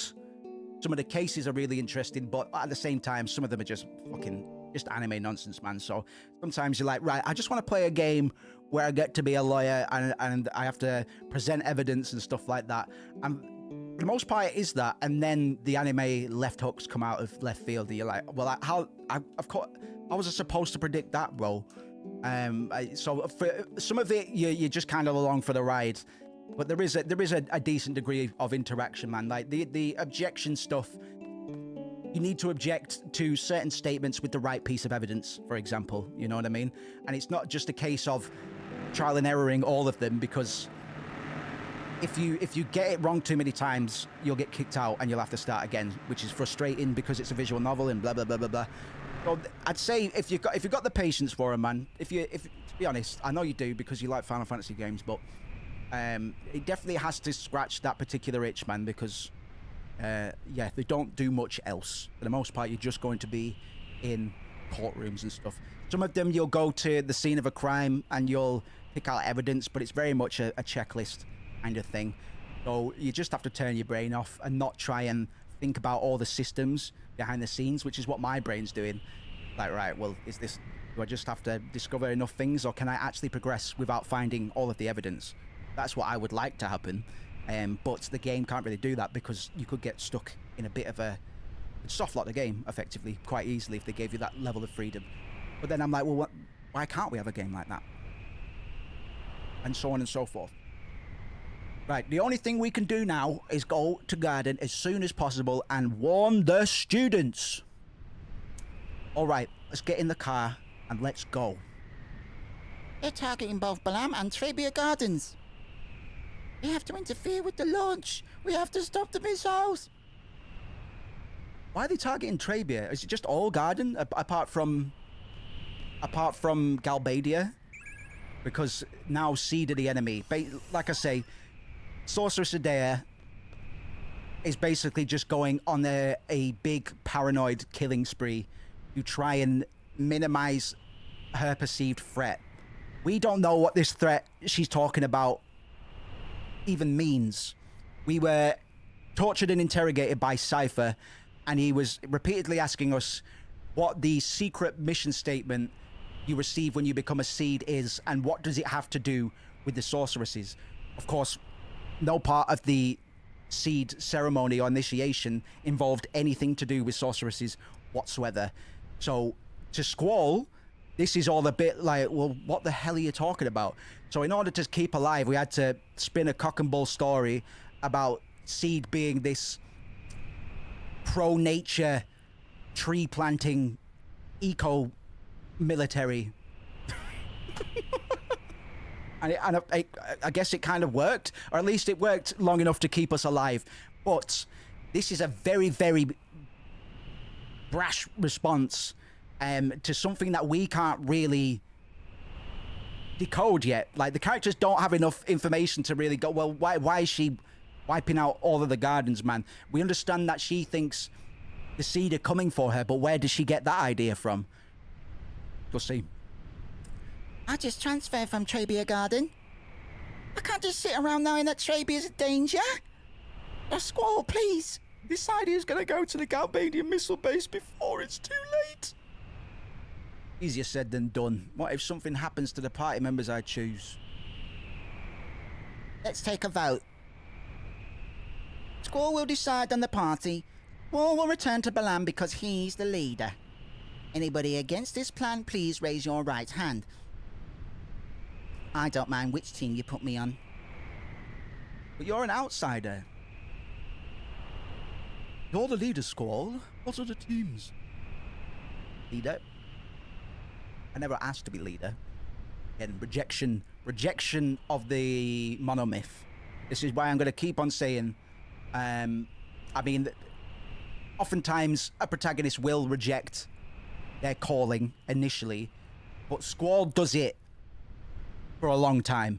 Squall will reject,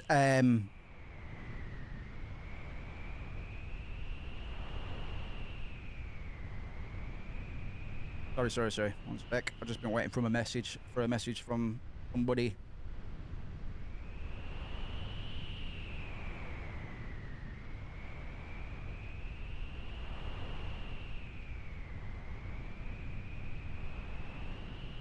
Four to 4.5 hours, bro. I'll have information. Sorry. Market dealings. What was I talking about? Oh yeah. Squall's rejection of his role. I've been saying this is a rejection of the Joseph Campbell monomyth, which I'll talk a little bit about now, just in case people aren't familiar with what the hell I'm talking about. So, we'll see the monomyth in characters like Luke Skywalker, Harry Potter, all of them guys that kind of start in normality and mundanity, and then cross a threshold, and then find out that they've got some higher calling. I'll give a baseline description. So, the hero's journey, or monomyth, they both mean the same thing, is a universal narrative structure that was outlined by Joseph Campbell in a book called The Hero of a Thousand Faces. No, Hero with a Thousand Faces. And in this text, Campbell describes a cyclical journey undertaken by a protagonist who ventures into the unknown, faces trials, gains transformative insights, and returns with newfound wisdom. He returns back to the source, his original world, but with all the things that he's learned. So it's a bit of a grand circle, and you'll see this narrative everywhere, and I mean everywhere. Like the monomyth is probably the most used, especially in fantasy and stuff. If you think about just unsuspecting people being dragged into supernatural or sci-fi spectacle, Luke Skywalker is the one that a lot of people will refer to as a good example. Final Fantasy VIII kind of follows this framework pretty closely, but at the same time, I'm still going to kind of argue that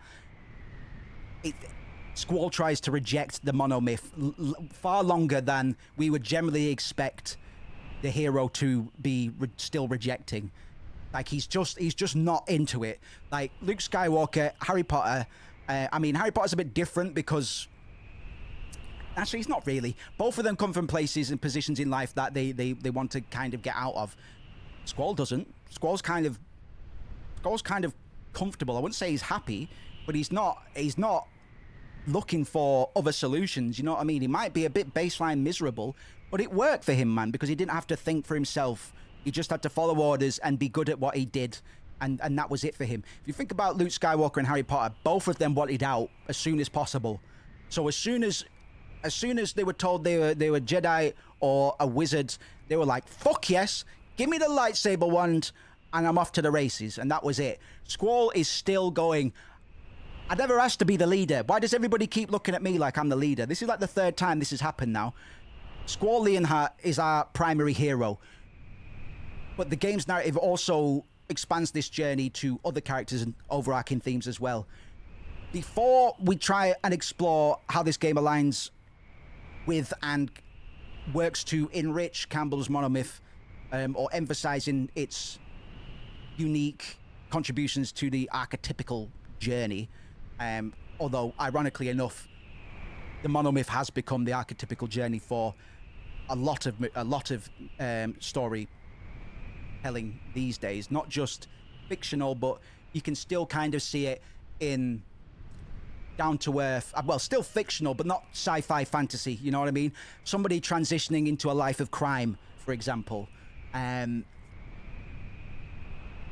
I haven't got a good example for that one at the moment. I was going to try and use John Wick, but John Wick's already about that life. He's already crossed the veil, you know. But Squall, in his initial state, he resides in the ordinary world at Balam Garden, a military academy training young seed candidates. And this world is structured and predictable, much like our own. Like I said, the fantastical components in Final Fantasy VIII didn't really come until the first dream sequence, I would say. And then after that, it kind of leaned away from them, and it only went back to the fantastical whenever the sorceress was in the scene or part of the scenario, you know? So this world is as structured and predictable as we would believe our own to be. We learned enough about the garden systems, how they operated, how they raise people, and we're like, okay, it's like a school. We've got schools, so I kind of know how they operate, man. It's just an anime school, I get it. But Squall's aloofness and unwillingness to connect emotionally with others kind of does a lot to symbolize his resistance to change and the unknown. By this point in typical narratives that use the monomyth, Squall would have taken on his new role by now. He would have crossed the threshold and accepted his role as a leader. He's not done it yet, and he's not going to do it for a while. The stages of the monomyth generally go like this. Let me know if this rings any bells for any other stories. If you can think of anything that this applies to, let me know. So, point A, the ordinary world. B, the call to adventure. C, refusal of the call, what we're seeing here. D, meeting the mentor. E, hold on, go back. Meeting the mentor, Gandalf, Ben Kenobi, Dumbledore, or Hagrid, in a way, but more Dumbledore, you know? So D, meeting the mentor. E, crossing the first threshold.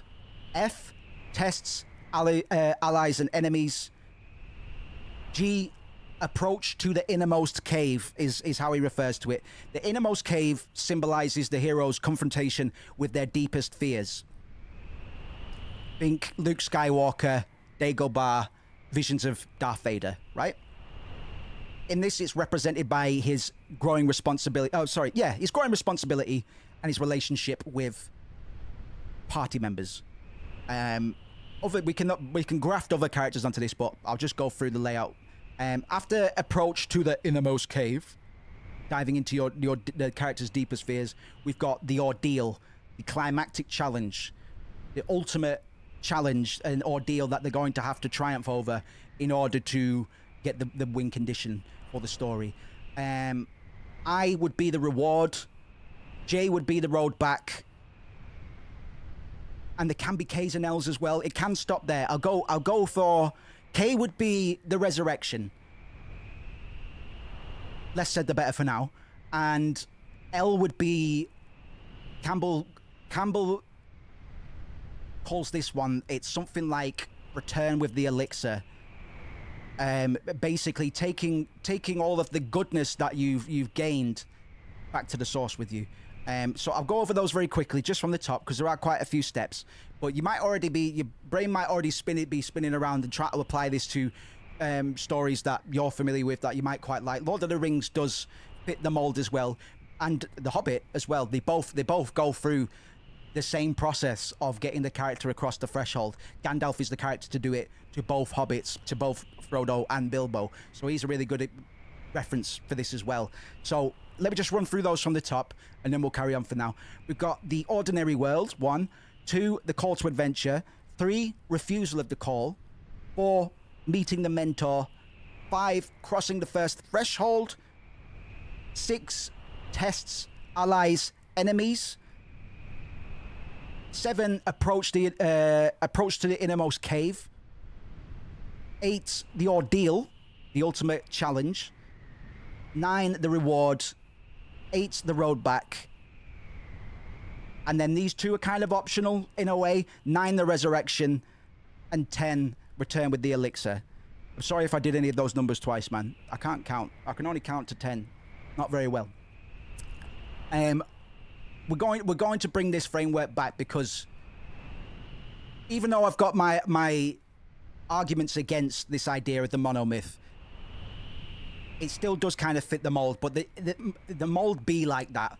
You know, you can kind of confirmation your bias into fitting this template onto pretty much any story if you want to enough. So I'm not particularly looking to do that, but since Squall is very clearly rejecting the call right now, myself as a story writer in the year 2025 is like, well, Jesus, man, Harry Potter never said fuck off this many times. Luke Skywalker didn't say fuck off this many times. And I think that's interesting, especially because there are other postmodern ideas, especially within the storytelling present. I can't help but point this shit out when it presents itself. You might have guessed. Oh, shit.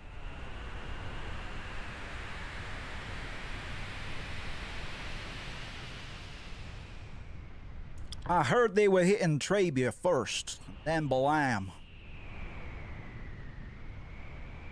Sorry, Selfie. You right, Self? Trabia, I'm sorry. Couldn't stop it. Please let everybody be alright, please. That was a miss, right? Yeah, it was a near miss.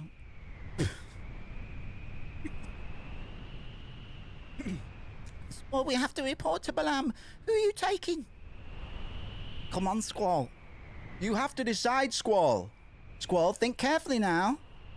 Fucking Christ. I've had it up to here with this leader thing. All right, I'll choose.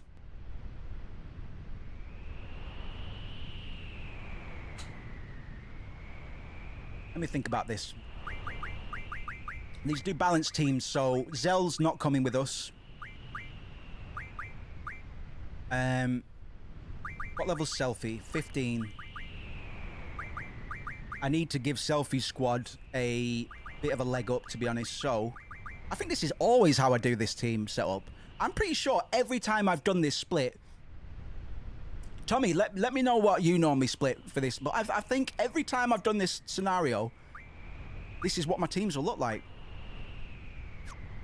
Crazy. I have to be. They launch missiles at my Trabia. This team will now head for Balam. The rest to the missile base. Should I go over? Should I go with this? Yeah, go with it. Player. Right, the game's gonna get a bit crazy. Yeah, we're not gonna have. We've had our rest. The tension's gonna get cranked right the foot back up very shortly. Selfie, do you have some kind of plan? I think if we take this Galbadian army vehicle, we should be able to make it inside the base. But that's about it. I think I'll have a think about the rest once we're inside. Player.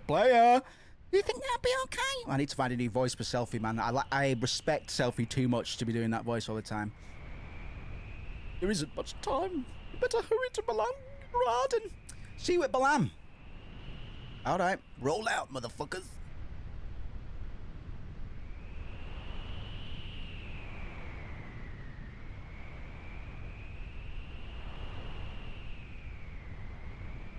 Player.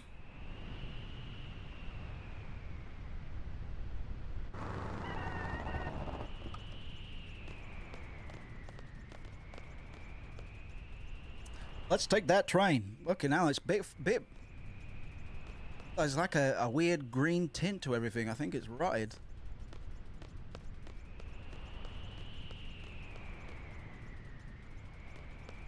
Am I dumb? If I get out over there.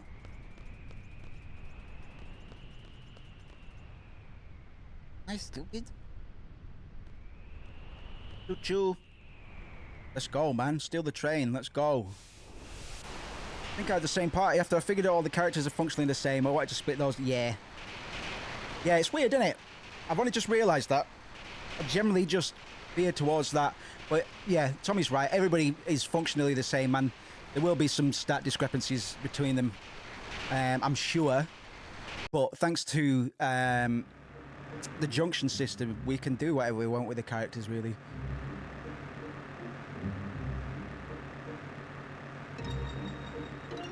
Not crashed, have you? Not crashed, have you? I'd be very upset.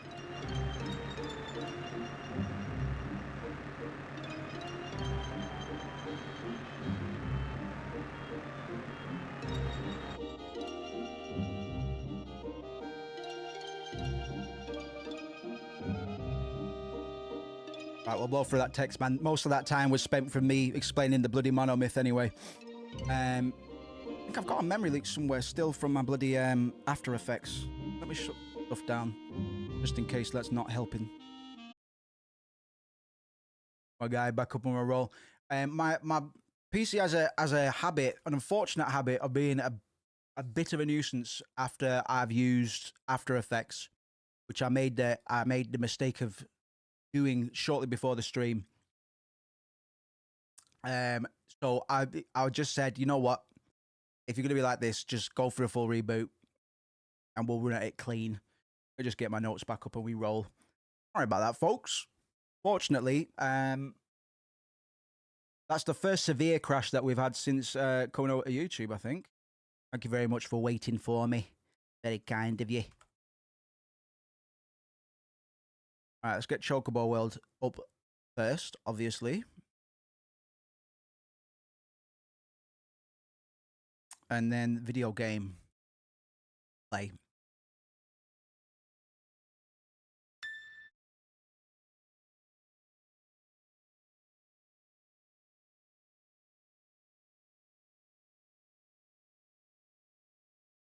All right, hopefully we'll be good now.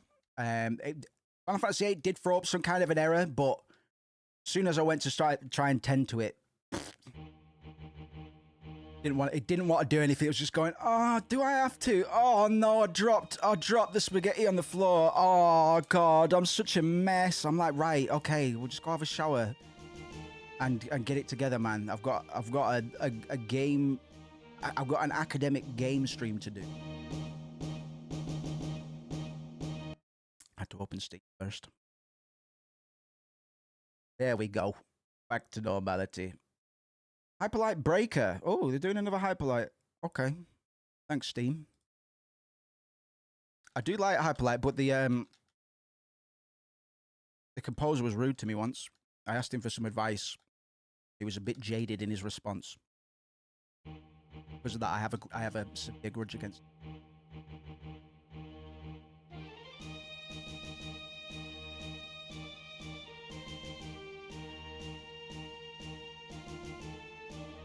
What role is it going to be?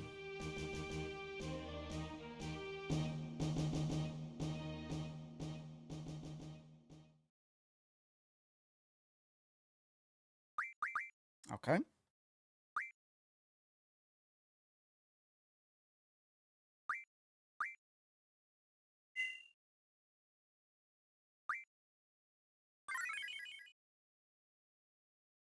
Okay.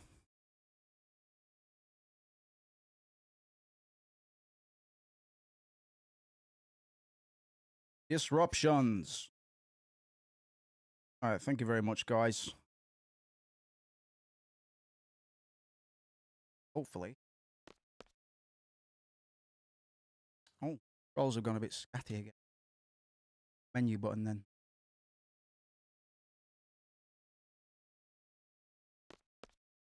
My control's gone weird. Thank you very much, guys. Sorry about that. Ever so sorry. Controls are still being a little bit strange, but we roll for now. Work out what my menu button.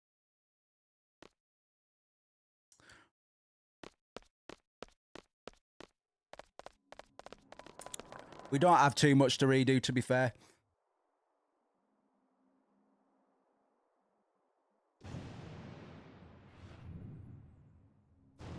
Are we lacking music?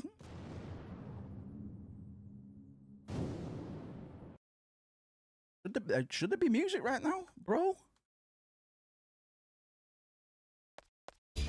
Okay, there it is. There she is.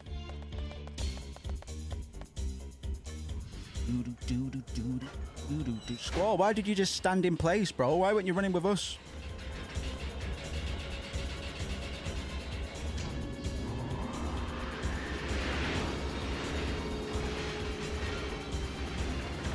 More cutscenes of interesting fantasy tech that I'm always here for, man. Absolutely.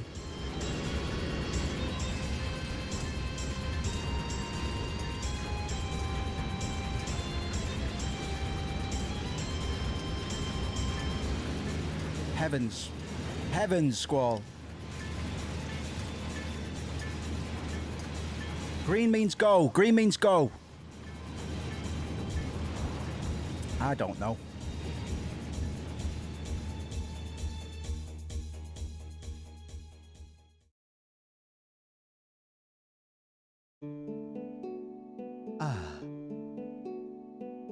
It's the Fisherman's Horizon theme. Didn't think it was played this early, or in other circumstances. Obviously, I'm wrong.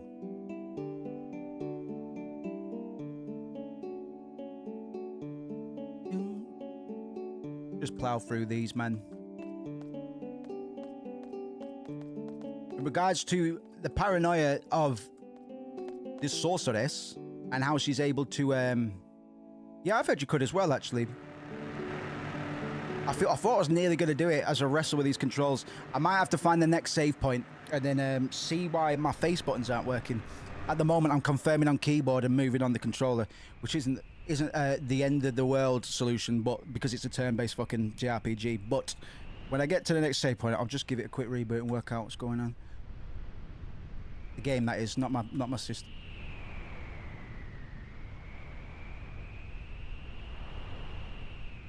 And the sorceresses are... You can't blame them for their paranoia, in a way. We will be learning a lot more about why they're so paranoid down the road. But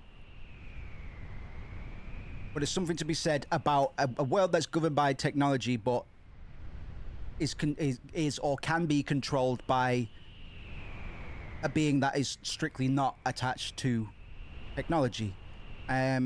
Sorceresses embody the paradox of power. They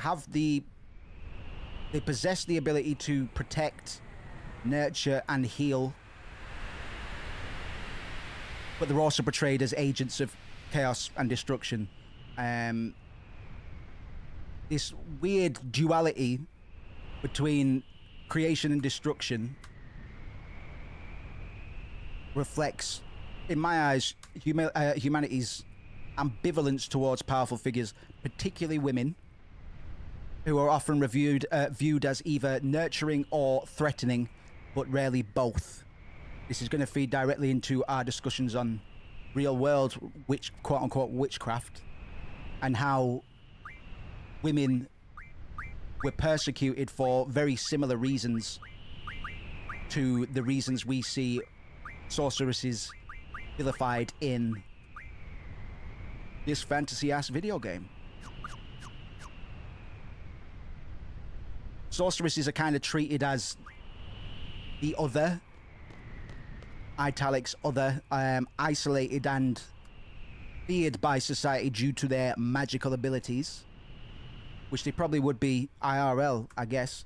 The othering process mirrors historical fears of witches, where powerful women were scapegoated and ostracized as a means of control. And powerful doesn't necessarily mean influence or wealth, or political influence. It can just be individuality. Female independence used to be a fairly threatening concept in many parts of the world, and that's essentially the biggest reasons we got the whole witchcraft shambles in the first place. You just blew my mind again. I can't even talk. I know, bless you. It's hard, man, because I'm having to skim through some of these notes, bro. I have to leap for sometimes when I go, it's because I'm trying to trace over certain mentionings of characters and stuff. We'll get all the way into that, man. It's a tricky business at the moment. I'm having to bite my lip on quite so much interesting material.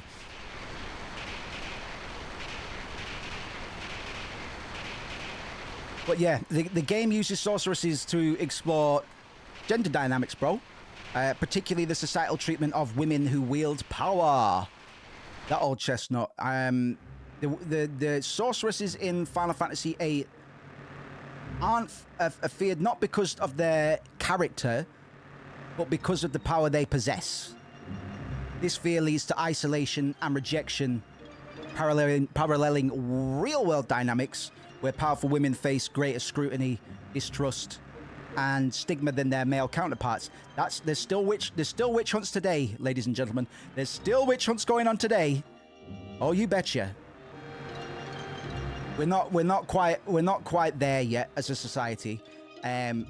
Witchcraft would be a big and loud, like an extreme example of how people can take these ideas to very wrong places, or this paranoia, this refusal to let go of the patriarchy. And this isn't going to be one of those big rants, man. It's because it should be discussed because it's relevant. I'm just going to restart the game again, work out what's going on with my pad. Yeah, quit the game, bro. Sorry about this, folks. Hopefully, we'll be off to the races. If I close Chocobo World, can I get into my settings menu from the launcher? Yes, I can. Okay. Controller. Let's do these controls again.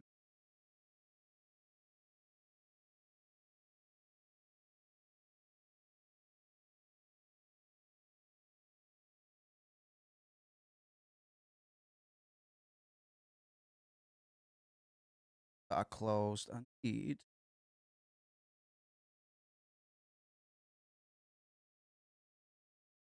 a replug. Sorry about this, folks.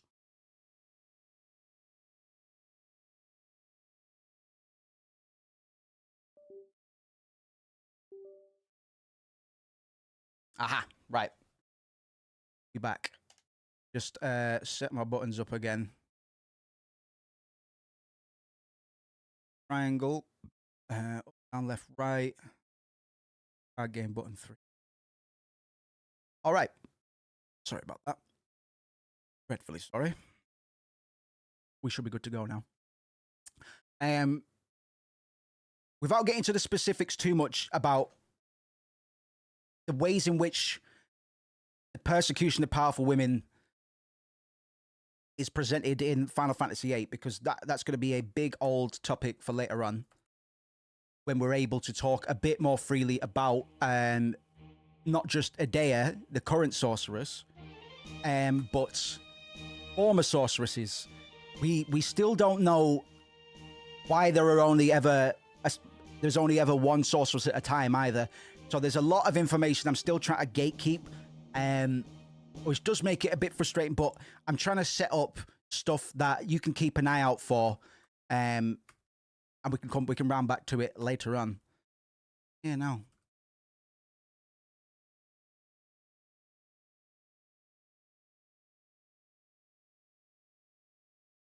Yeah, bloody hard time this game today, isn't it? Work out what's going on there. Settings. Original graphic mode. What the hell does that? You had to click. Select. Yeah, everything should be fine. Everything should be okie doke. Again.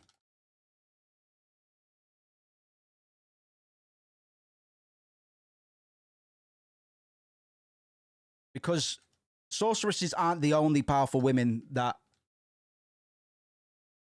we are witness to. You could argue that many of the women in our party right now possess a great deal of power or influence in some ways.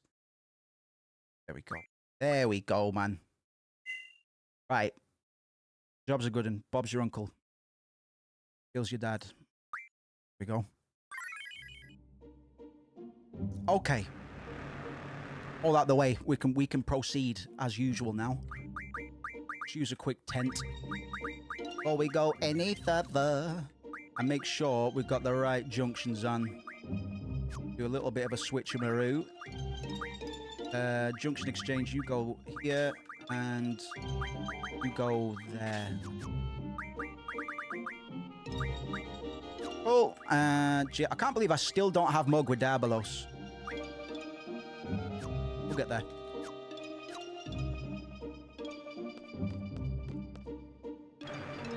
Okay, let's go. Oh, let me get my guide up as well, bro, because I might have the opportunity to grab some bits that I missed before. And I have missed quite a lot, to be honest. Nothing that's going to stop us from completing the bloody game by any means. But stuff that I like to, I generally like to pick up on the way. I've had to skip over a lot of that just because a lot of my regular path would involve getting a whole bunch of cards, which funnily enough might be something I'm going to go and try and get the Renoa card.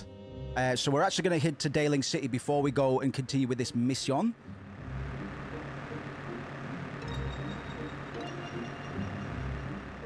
That's Daling, right? Yeah, I can see the Arc de Triomphe.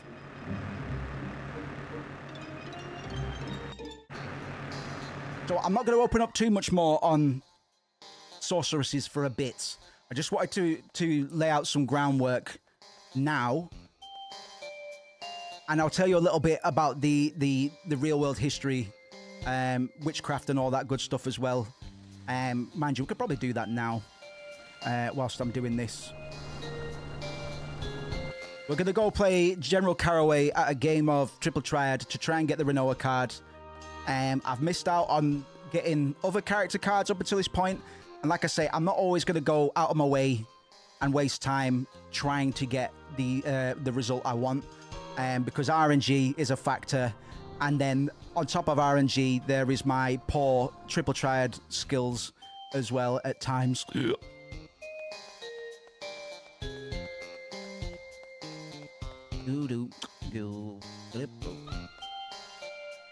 Oops. Oh yeah, it's that way. So the witch trials.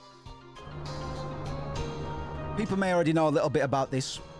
I actually grew up and live in an area where witch trials used to be conducted. We had the Pendle witch trials where I live, which were quite prolific as far as witch trials go. And of course, there was also the Salem witch trials as well. But the witch trials of Europe and America generally went on between the 15th and 18th centuries, so for quite a while. I have my daughter's card, but I don't use it in my hand very often. However, I'll think about if you give me your Ifrit card.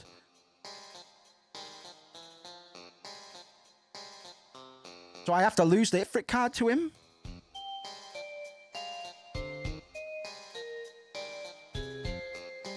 I can get it back later, can't I? I can get it back later. Ask about sorceress. Ask about the sorceress. Galbadia is completely at the mercy of the sorceress. The country is now merely a tool for her. Fearing the sorceress, the rest of the world will unite against Galbadia. I fear there will be the sorceress war all over again. Our enemy Esthar was also ruled by a sorceress. The same thing is happening with Galbadia. How foolish of you, Daling. So yeah, fear-mongering as a motivational tool. Not too dissimilar to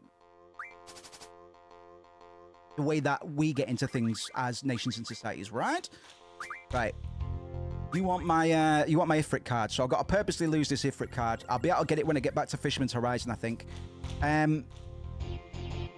So the witch hunt, the witch trials are now understood to be rooted in societal anxieties about women who defied traditional gender roles, ringing any fucking bells.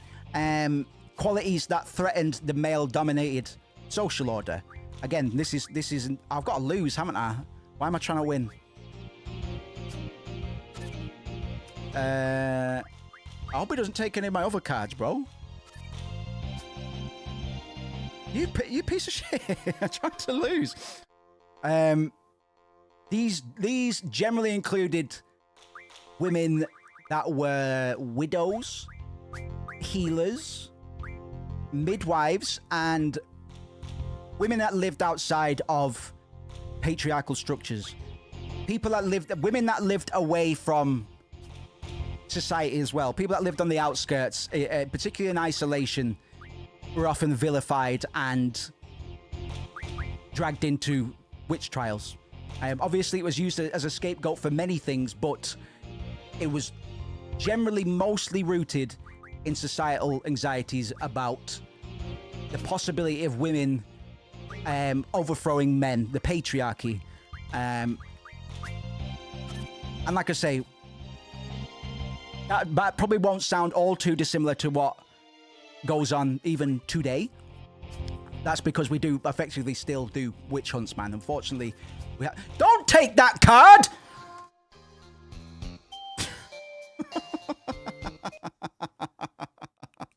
Right, I'm just gonna have to use the Ifrit card and nothing else, man. What a piece of shit. So women that were accused of witchcraft were often independent, outspoken, or economically successful. Not always, but these are all qualities that threatened the male-dominated social order. So accusations of witchcraft became a tool to suppress women who were seen as too powerful or non-conforming. You know, a threat to the system that insecure men, because men are generally more insecure than women. They just are, because they're afraid of things like women. They just are. We're not, because we exist in a world of common sense, but most of the world doesn't. So yeah, I'm a bit annoyed that Caraway took my Diablo's card, but I should have guessed. Came from Monty Python. Ah, lovely. Well, there you go. Well, you can still learn stuff from Monty Python, you know what I mean? But this is all stuff I've been digging at pretty hardcore over the last month or so, because I've been embroiled in historically accurate horror movies that still they take the premise from reality, and I can never remember the quickest way to Caraway, so I always go this way.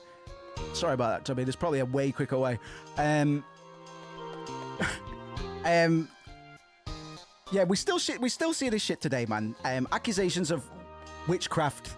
Whilst we don't see women persecuted for, you know, drinking the blood of youngers, man, and casting spells and rubbing unguent all over. Not brooms initially. Witches flying on brooms wasn't a thing initially. Witches used to fly on all sorts of things, man. You just had to make the right unguent, slather it all over yourself, and at first it was sticks, but there are witches that have flown about in pots and all sorts, man. So we portray witches in all kinds of ways, man. And in this instance, we get the sorceresses, man.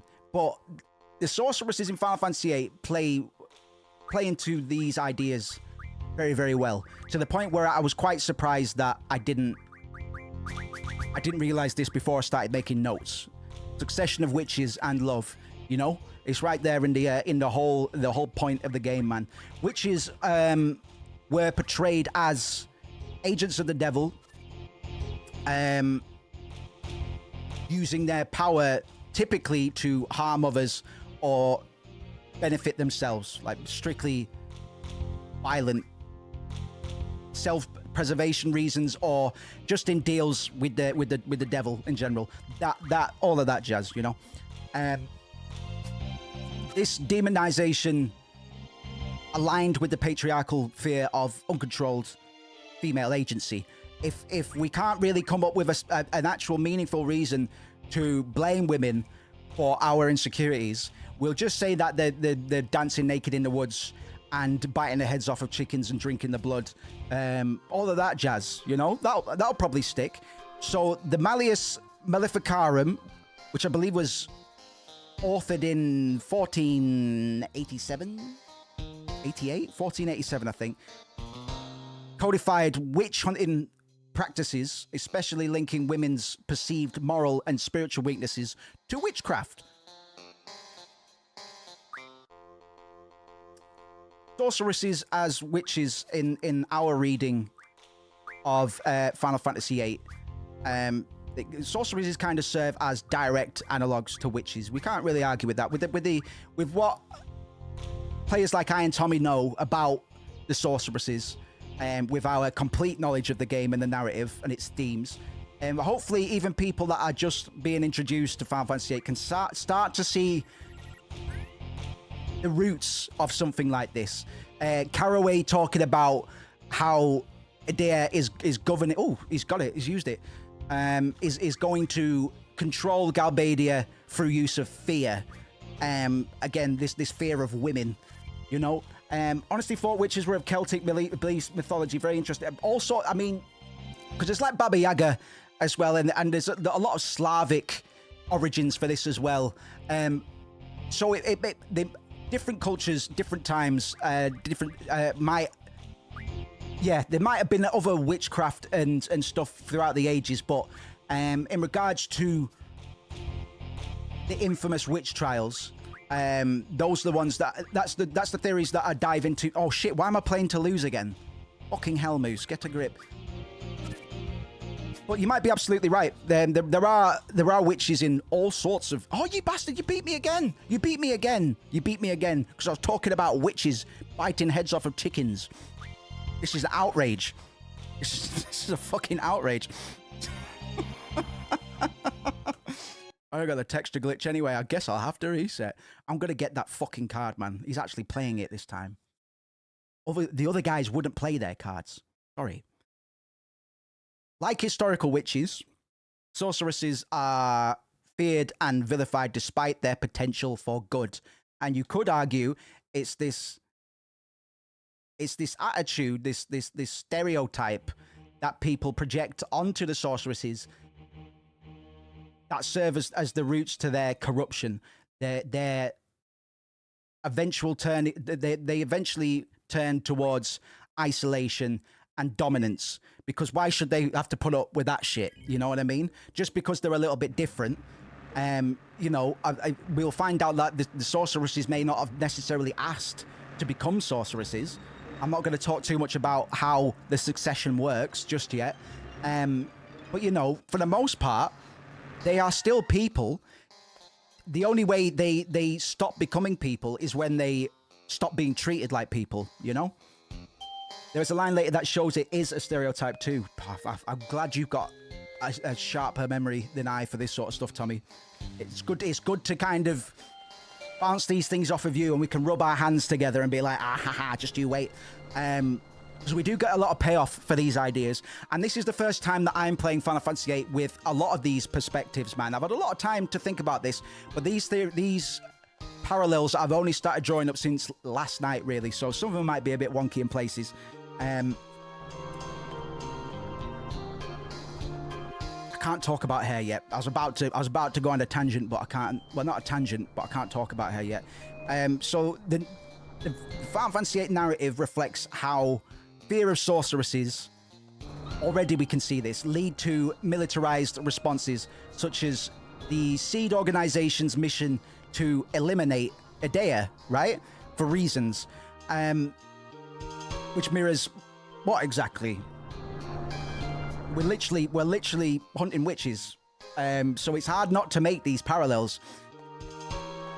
And it is a very interesting piece of history that I can only wonder. I'm going to have to go and see what their sources were for a lot of this, because this might just be cultural osmosis. You know what I mean? Like, when we do these kind of readings on Final Fantasy or any video game, really, or any piece of media, there is developer intent, there is the creator's intent, and then there is what we can extrapolate after the fact. So a lot of this stuff might just be circumstantial. It might just be in here because of how we understand gender dynamics in a modern world, because the gender dynamics presented in Final Fantasy VIII are very, very similar. They're quite realistic, for lack of a better descriptor. I know it is Final Fantasy, but women are presented as women, and men are presented as men. They wear masculine or feminine clothes. There's not much interplay here. Might not be the most progressive. This is the 90s, and I'm not going to chase that strand. You know what I mean? There is an argument to be made where, okay, well, maybe that isn't too progressive, but let's not worry about that for now, because we're talking about gender dynamics in a way that I hopefully will be quote unquote progressive way, just by informing you on how on what mental gymnastics have been going on and continue to go on. As we continue to persecute women for no good rhyme or reason. I've got to lose first. Which is both historically and in Final Fantasy symbolize independent power that exists outside of male-dominated institutions. I'll leave it at that for now. One, because I need to fucking get this out of the way. And two, I just want to set the framework up because I'm going to come back to this later on. And there is some stuff that contradicts some of this as well. Hein, for example, contradicts a lot of what I'm talking about right now. In some ways, but we're a bit too early to talk about the legend of Hein as well. Well, yes, we'll get back to the witch trials and stuff as well. Very much was a bit of a silly time in history. And not that long ago in the grand scheme of things. Like, people have been around for a while. And whilst in, like, pagan... When all the colonizing was going on and us Brits were shipping off over to the New World, America, it was especially the case because it was a strange new world. I can only imagine, there's speculation that this alien country, far, far away from where these people came up, only added to this idea, and then information will have just relayed back and forth between the colonies in America back to Britain and back to the colonies, so on and so forth. Witches were scapegoated during times of societal stress, such as famine or plague. Just blame women. Similarly, in the game, sorceresses are blamed for conflict and chaos, becoming convenient targets for collective fear. It's an interesting thread that I'm definitely gonna bring back up later on. But this is a developing parallel, so it's not going to be airtight because I can already think of a few reasons to say it's a bit more complicated than that in Final Fantasy VIII. But ultimately, there are many parallels there that we can make. So I feel I would be silly not to point them out. We are taking part in witch hunts, man. We are vilifying exceptional women, not just because they are women in this case. Like, obviously, witchcraft is a real thing in this, and obviously that changes the dynamics a little bit and the way we have to think about it, because it's not just speculation and satanic panic in a way. It's not necessarily the satanic panic's another thing altogether, but it still plays into the similar idea of the corruption of society and stuff. So you'll see the cogs in my brain kind of turning over. I'm not too fluent whilst I'm talking about these points because my brain's still trying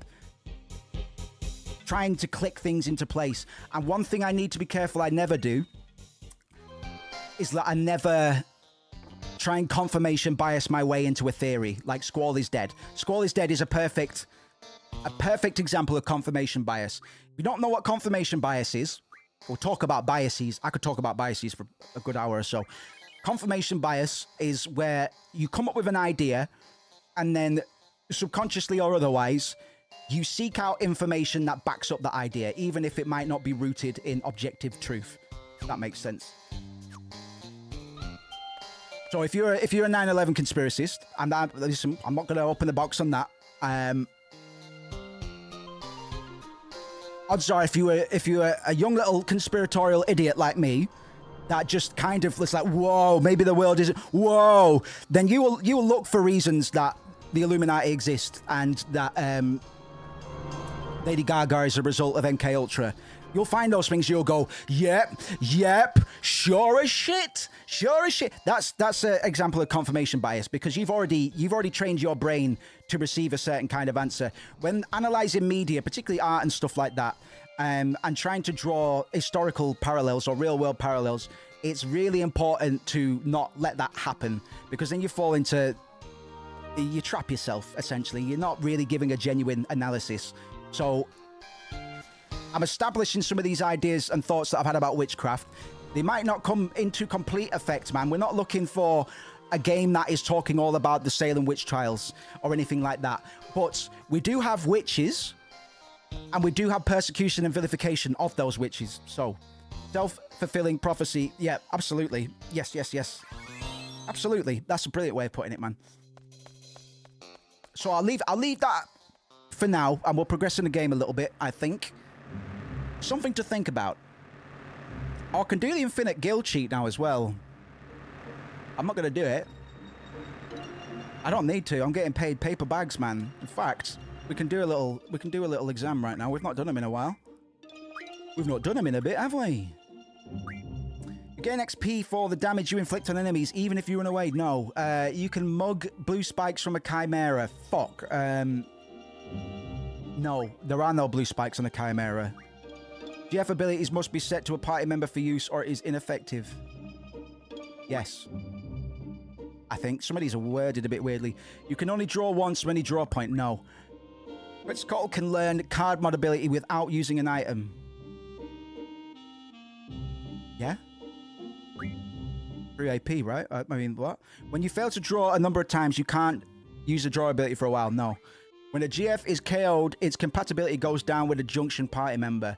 Oh, bitch. I don't know. No? You can run from any enemy if you take enough time. No. Can't run away from bosses. You must have ammo to pull Squall's gunblade trigger. No. When you attack a fire monster, you always receive fire damage. No. 80. Okay. Some of those questions scared me. I'll come back later. Right, we're going to the missile base where they have just launched missiles that are currently on their way to Trabia. Trabia Garden, rather, which is the place that Selfie transferred from. I've got to make sure I'm fucking going the right way, though. I can't remember where it is, bro. Oh, it's over there. I've only got a little bit of fuel left. Oh. It's right over there. So Selfie's not feeling too hot right now, and she's stepping up to the plate. Selfie is actually going to be our squad leader for a little bit. I swear I saw it, or did I just see that instead? I'm a bozo, man. I can't move around this map at all. There it is. There it is.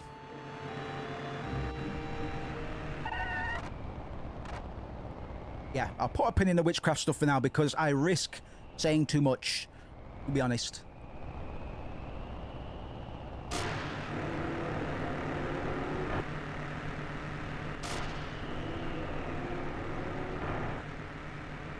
Oh, nice parking job.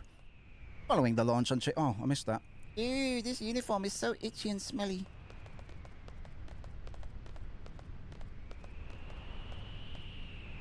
When the hell is the launch time?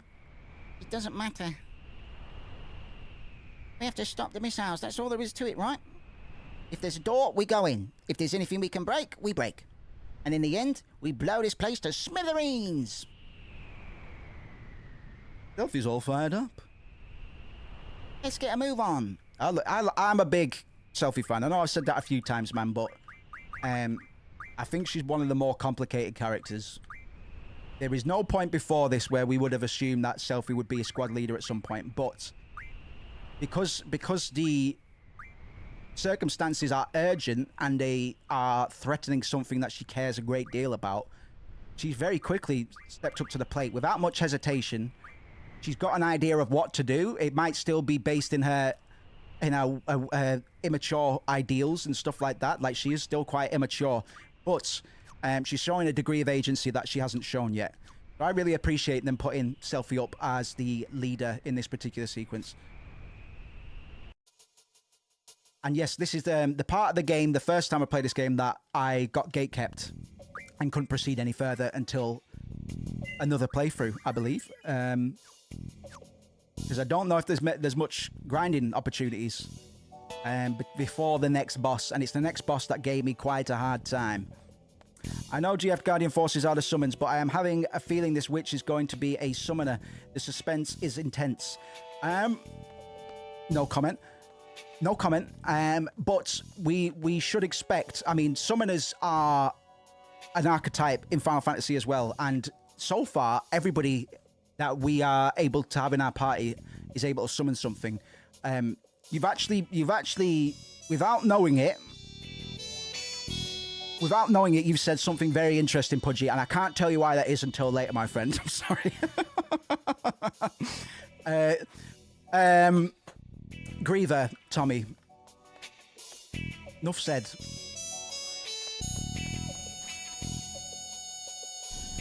Very, very interesting. Very interesting. I'll remember you said that. At casual.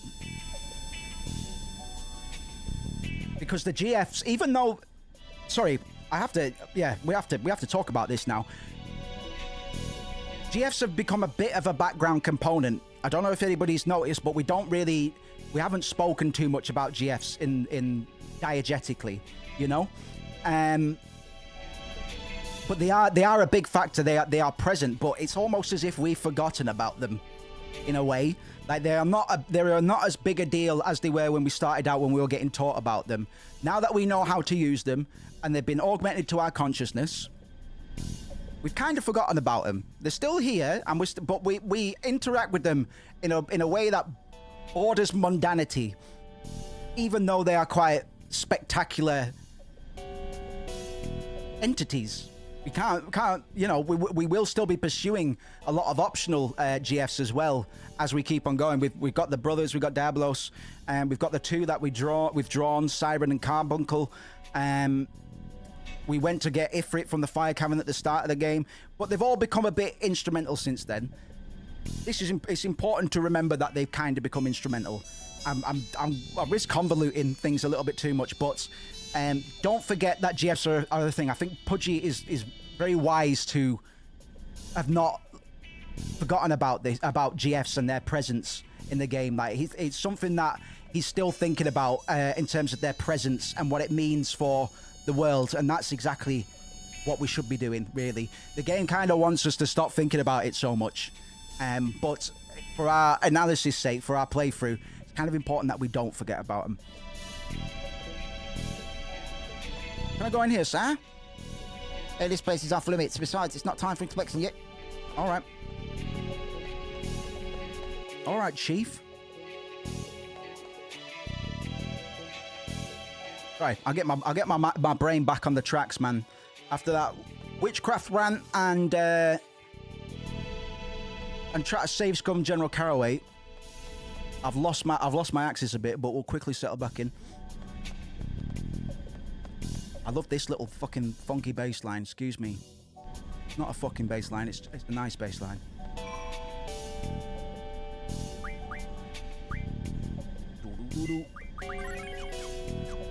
Been a bit reckless by not making multiple saves. Normally I'll just make a fresh save every time until I can't anymore.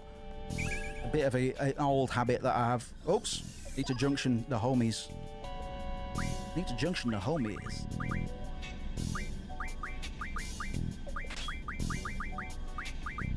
Oh, bastard! Shit.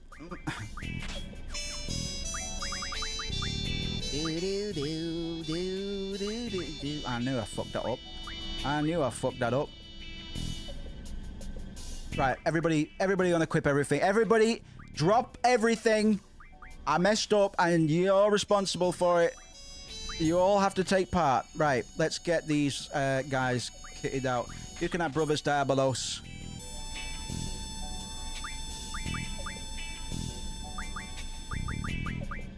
Spread some of the love to the other party members. That'll do for now. Selfie, my girl. You can have Siren, Shiva. Need another HP junction. Go for Ifrit, man. I'll spoil you. It's fine. You're the squad leader right now.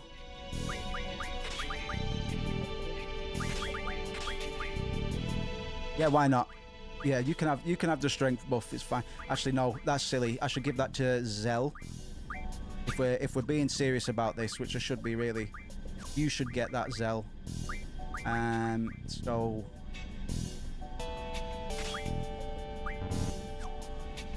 take Ifrit away from Selfie and give her Diabolos instead. Magic. Count at half because we're not grinding that much, and then give. He's going to be missing a few quality of life, but we'll just keep him alive, man. Like I say, we're doing a fairly low level playthrough, so as long as our strategy isn't completely bogus, we'll generally always be able to get through most of these fights. But doesn't mean we shouldn't help our odds with a little bit of min-maxing when I can be bothered.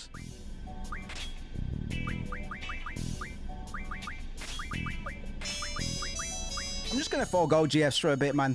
I believe excessive use does help to decrease your seed rank. I might be pulling that out my bottom, but some part of my brain's telling me that's the truth. I kind of want you to have card.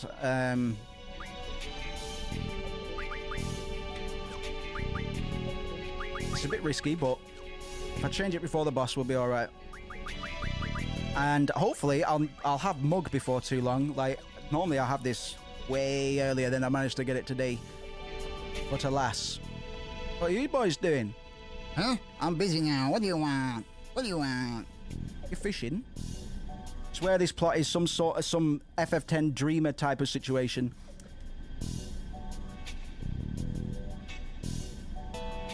Not quite. Not quite. There might be some parallels to be, but not really.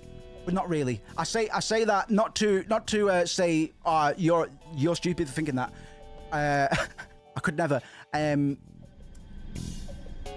But for your benefit, I think there's a little bit because the faith in Final Fantasy X is a bit of a rug pull. I thought, but it's a good rug pull by my reckoning anyway, because it works. All the pieces kind of fit together by the end. No, I'm just joking, man. Don't worry. We are going to get a bit more aloof.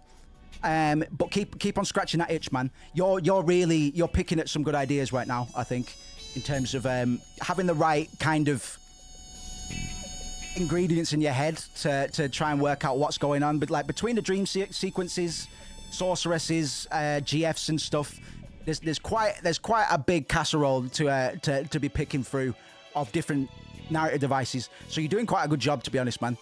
I phrase that awfully as well. Like I would never put anybody down, even if their predictions for the plot were stupid. It's an awful thing of me to do.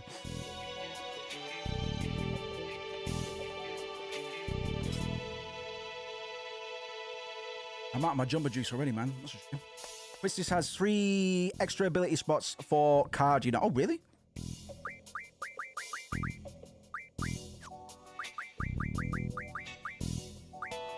Are you equipping on those ones? Oh, what do you mean these ones? I was thinking that myself, actually. He's not got any of those yet. We're really behind on a lot of those abilities, man. And like I say, we'll still be fine. But yes. And compatibility is a thing. I realise. Compatibility with GFs is a thing. So that's one of the ones. That's one of the answers I got wrong on that last test. Certainly. If I do use these items, it will increase the compatibility, man. I don't care. I just don't care. I've never... I don't think I've ever cared. And he's getting this room, right? I swear I do. Don't be walking about. I'm walking about, man. I've been walking about. It's alright, so did I, to be honest, man. I thought I was a bit of a dummy. The Quistis needs some abilities, though. Generally, we're just a little bit behind. But it's fine. Sorry, I'm running all around the place, man. Barely even thinking about what I'm doing. Brain's a bit scattershot tonight. Yep. I want to go in this room. The last launcher should be arriving here soon. Cool.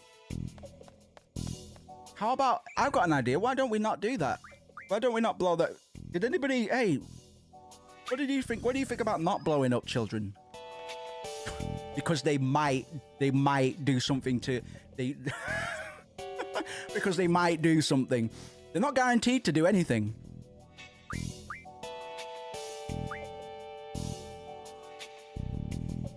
But just in case, kill all of the kids at these schools. It's fine. Sorry, I probably just got flagged. I probably just got flagged hard. But YouTube, I'm just talking about the video game. I can't help it if this video game is intent on blowing up children, innocent children getting blown up. Like reality. Oh my god, where's my stream deck? That deserved a big round of applause. I'm going to become a politician one day.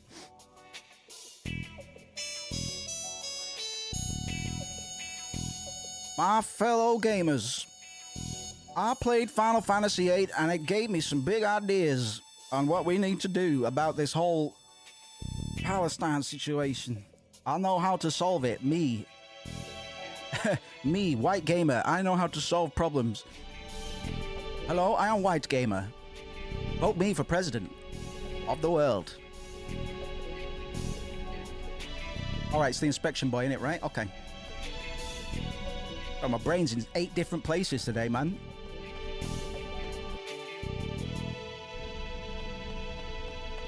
Right, I queued up that guy for the inspection, I think.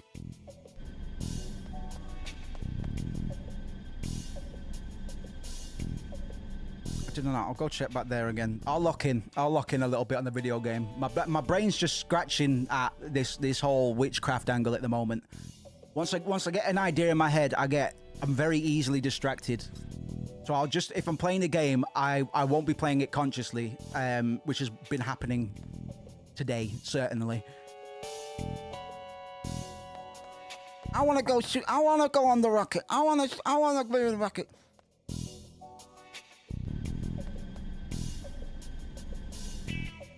Such is the nature of attention deficit disorder.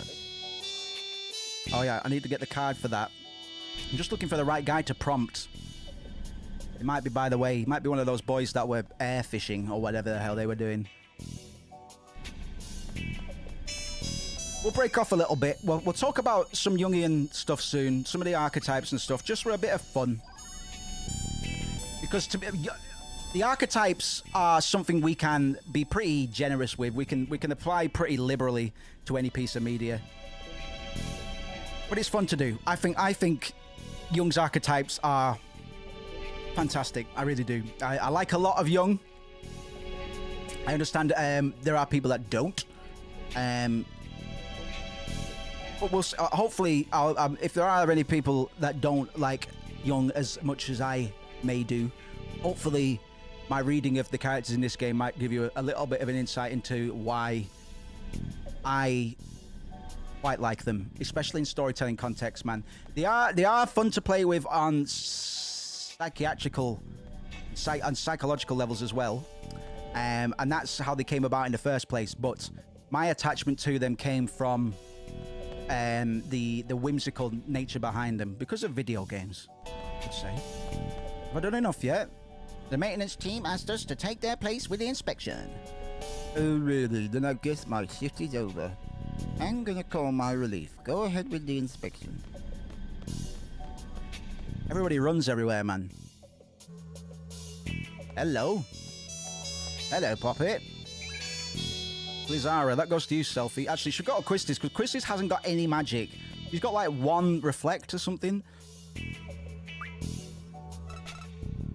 Go on, Selfie. He's on the drum pads. That's strange. Nothing happened. Maybe I should try again. Bang on it hard. There goes nothing. What's B3?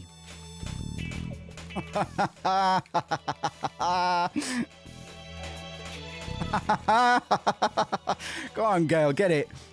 Go on, just bang on it, man. It's fine. Fantastic. Oh, brilliant. I love her. Hey, the lights went out. Electrical system malfunction. Maintenance team investigate immediately. We should get the hell out of here now. All right, next. I love the way that those two just stood there like, yeah, that's fine. That's fine. You just bang on the missions, the missile silo control panel. Try to talk my way out. Let's just stay subtle for a little bit. We just got here. Been meaning to read Jung, studied psychology for a bit, and my mind just got stuck on behaviorism because of those rats can raise facts. Yeah, absolutely. Yeah. I'm currently following a project called Pythia. You might have heard of the rat called Pythia, and there are some experiments that are going on that involves a little headpiece that this rat's given. Doesn't hurt it or anything, but they've increased this rat's intelligence to a fairly severe degree already. As a meme coin investor, I get to say that I am investing in rat technologies, and there's nothing you can do to stop me. Young's good, but a lot of his books are big. I sometimes get scared off by big books because I can't focus for long periods of time. But I've been trying to train my brain more and more to just get through them. So I'm doing really well on Thus Spoke Zarathustra at the moment. And I've got a whole big list of books that I want to get through about this, that, and everything. A lot of stuff to do with demonology and witchcraft and the occult and stuff like that. I do want to get a lot of the texts that people were scared of back in the day. Your good old grimoires and stuff like that. Things that have imps and stuff in them, you know. I like a good old imp book. Hello.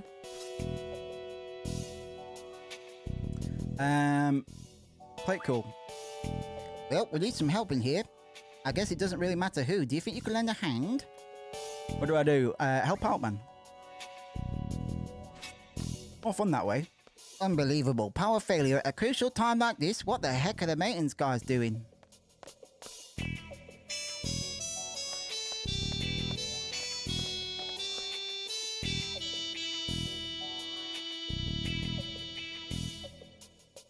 Are they going to make me help load up the missiles that are going to blow up my friends? Yeah, that's the one. Alright, one between the two guys and two on either side.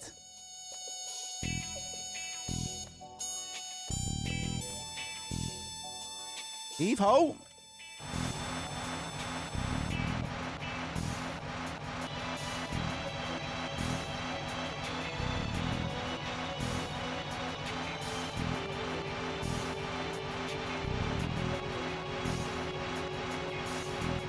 So, Young and the collective unconscious. While we're spamming the square button over and over again, sorry, B3/S. These archetypes that I've been talking about are rooted in Jung's ideas of the collective unconscious, and they serve as universal patterns that help structure characters' roles within narratives, but I believe they are originally created to be applied to people. I've never really tried to do that, mostly because I'm not a psychologist. A lot of my interest in psychology and philosophy comes from and circles back to narratives and storytelling, particularly within games, as you might have guessed. So I'll go through some of the archetypes for some of our main characters here in a little bit of in minor detail, and then we can get into it more later on. Good work. All you need to do is confirm it by BB. Okay, thank you very much. So, start with an easy one. Squall, the hero archetype. He's the quintessential hero because he has to be. He's the protagonist.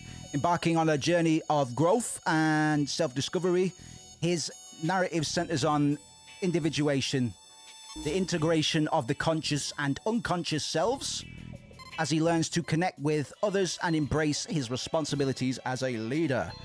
His initial emotional detachment symbolizes what we were talking about before with the monomyth, or the classic hero's reluctance to accept the call to adventure, which is a Jungian step in the hero's journey as well. Don't I sound clear? I didn't mean for that to link to it, but here we go. Data upload, set error ratio. Why is this an option? Why is this an option? Why have you got a... why is this a function?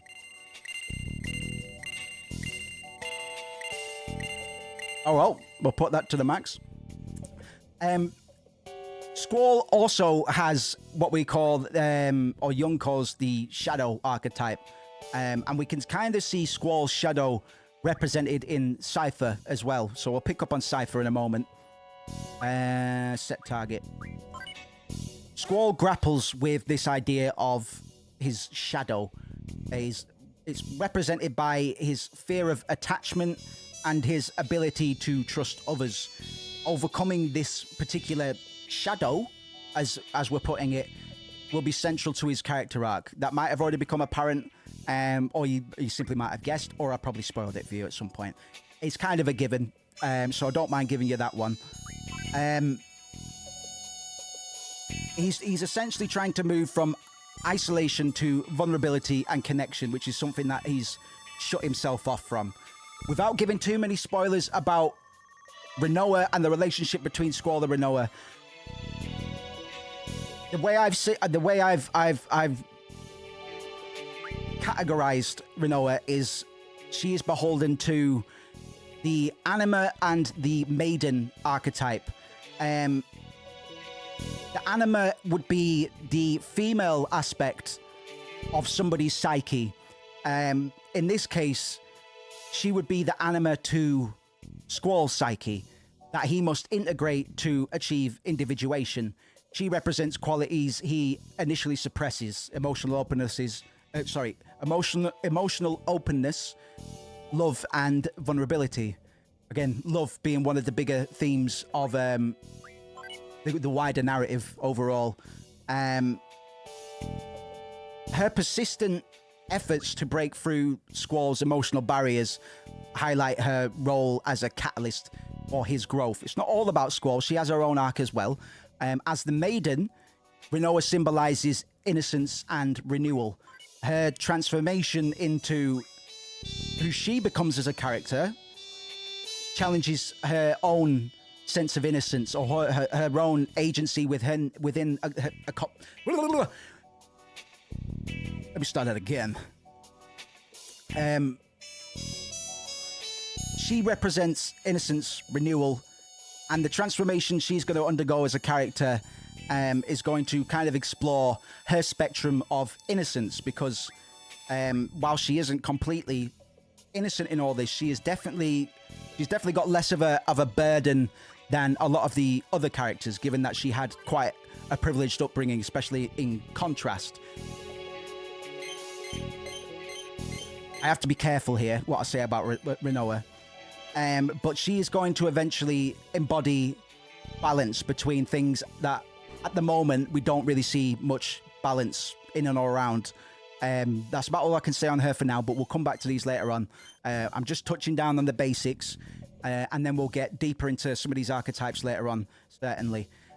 Cypher would represent, in my mind,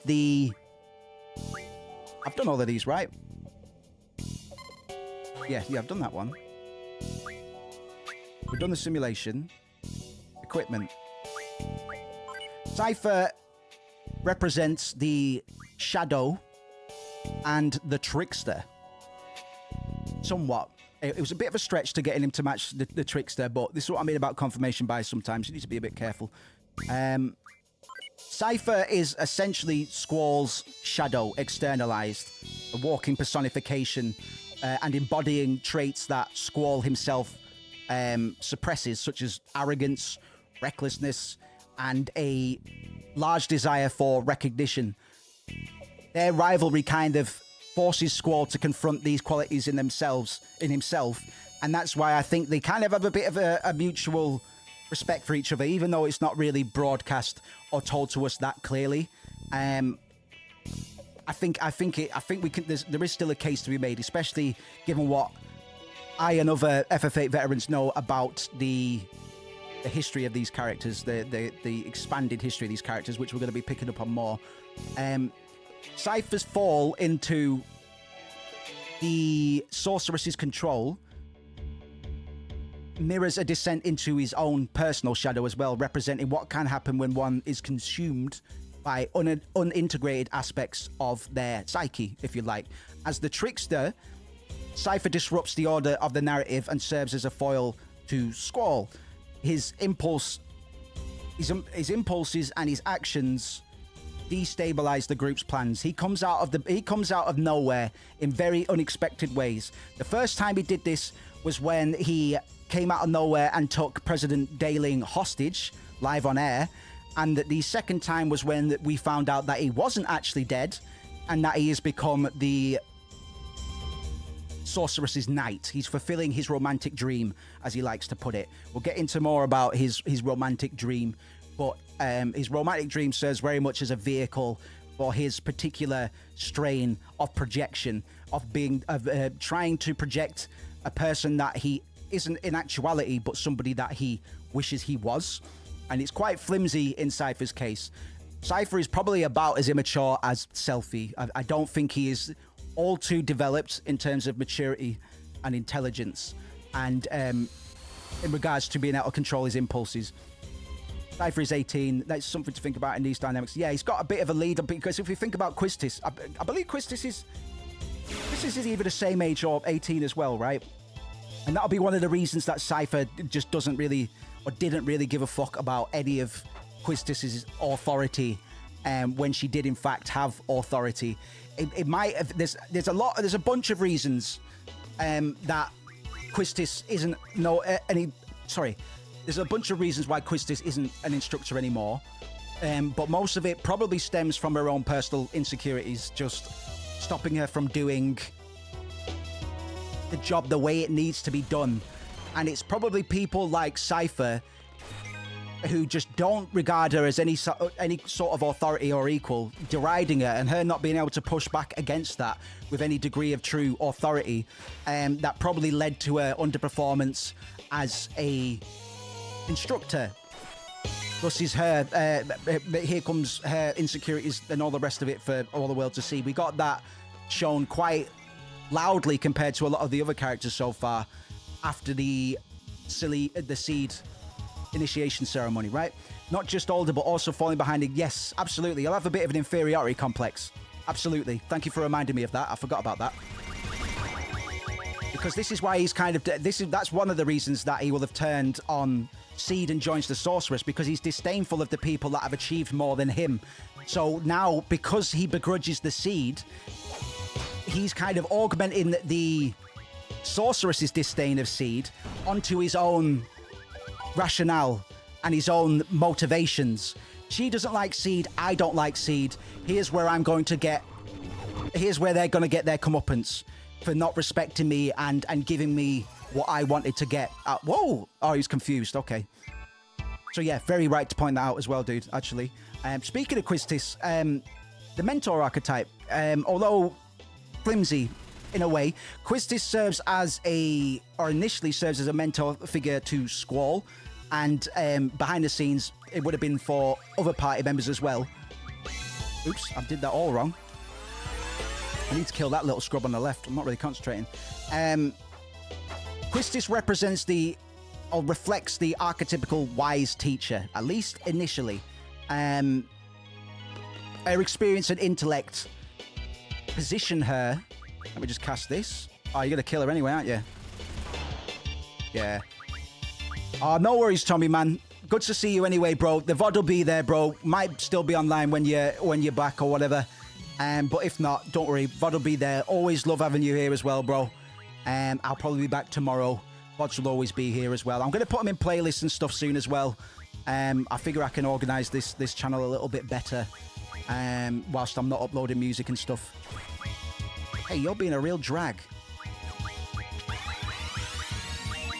Sorry, Quistis.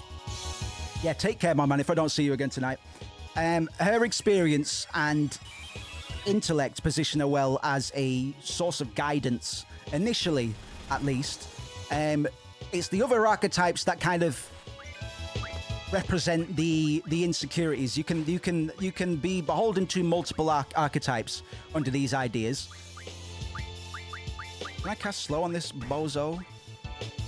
So the problem with Quistis and her maintaining the mentor archetype is her inability to maintain authority over Squall, which inadvertently reveals her inner conflict and the need for self-acceptance, which she struggles with. She's been quite open with that in a way that most of the other characters haven't been able to just yet, either because they haven't realized it or they're unwilling. But this all ties into her individual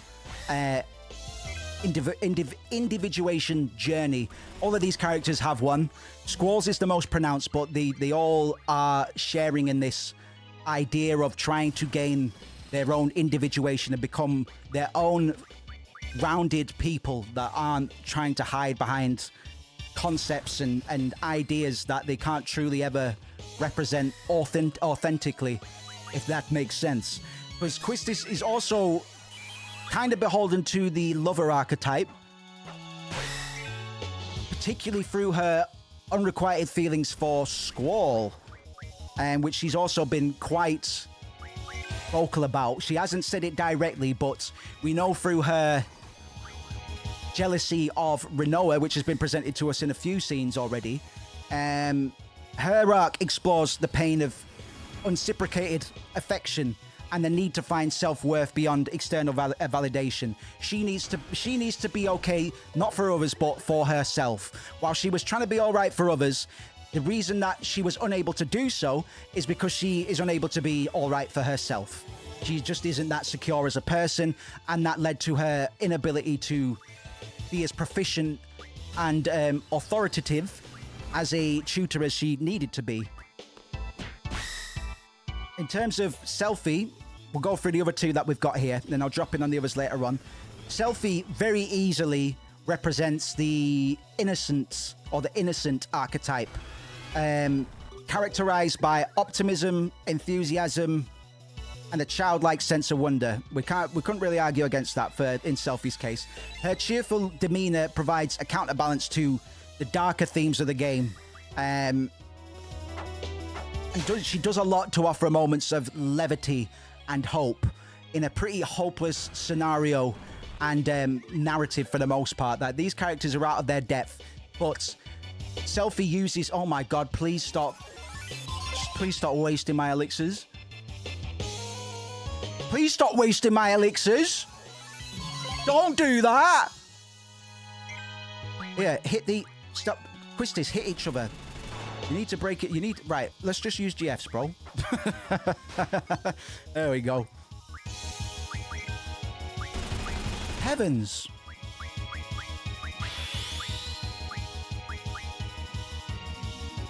What was I? Sorry about that. Because Selphie's counter archetype is, again, the trickster archetype that we saw in Cypher. As a trickster, or somebody fitting this trickster archetype template, Selphie often disrupts the group dynamic with her unpredictability, her larger-than-life energy, quirky behavior, and sometimes morbid humor. Like, she's got a few questionable jokes that she'll just pop off the cuff, kind of spontaneously, and it's only the other characters that react to it. She doesn't really understand that the things that she's saying are necessarily inappropriate. She thinks that everybody's just going to take it for a joke, but she often takes it a little bit too far. Her role as a trickster does a lot to highlight the importance of adaptability and the value of humor in overcoming adversity, but that impulsivity and unpredictability could feed into her shadow as well in the way that we see it with Cypher. Not quite as destructive as Cypher by any means, but alas, she needn't be. She's one of the protagonists, you know. Zell, easy. Zell would fit the warrior archetype, and I didn't find a counter one for him necessarily. He's a bit of a goofball, but he's not a trickster necessarily, because he's steadfast in his beliefs and his motivations. He just wants to become stronger, wiser, and more rounded as an individual. So he is characterized by loyalty, courage, and a strong sense of justice. His physical prowess and eagerness to protect his mates reflects very classic traits of the warrior archetype. His impulsiveness and hot-headedness are his primary flaws, and these still arise from the warrior archetype, highlighting the unrefined aspects of this particular archetype that require balance and maturity to become truly actualized. And we can only hope we'll see Zell approach that sort of actualization. I'll leave it with those for now, and I'll round back to, to be honest, I think the only person I haven't done is Irvin, but we'll go into a bit broader detail on these ideas in a little bit. like I say, this is all kind of... This is just a layer we can put on top. It's not really pulling from anything. It's more applying. So whilst we can talk about the sorceresses and mine from real-world history and stuff pertaining to the occult in our real-world history, the archetypes are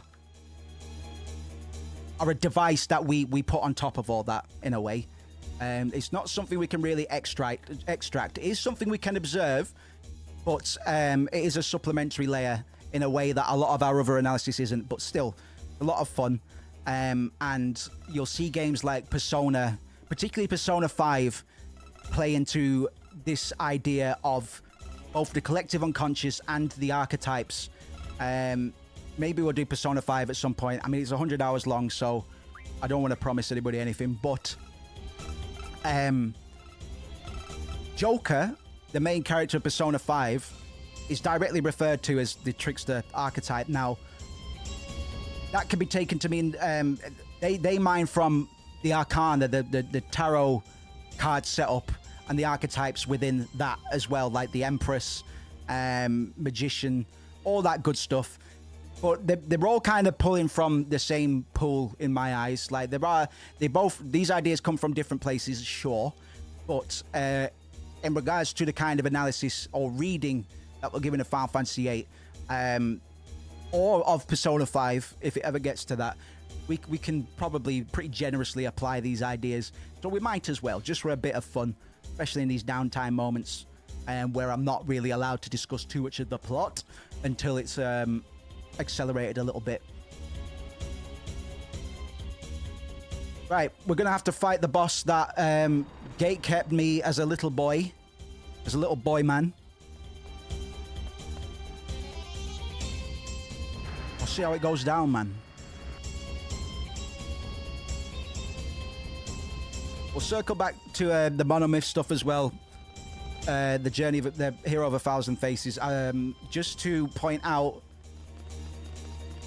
events in the game that kind of align with that reading as well. Again, the monomyth stuff is kind of embedded in a lot of storytelling. A lot of storytellers will just do it kind of naturally these days, at least proficient ones. Not all storytellers, but I know that I am guilty of falling into it sometimes, because it's a structure for storytelling that just fucking works.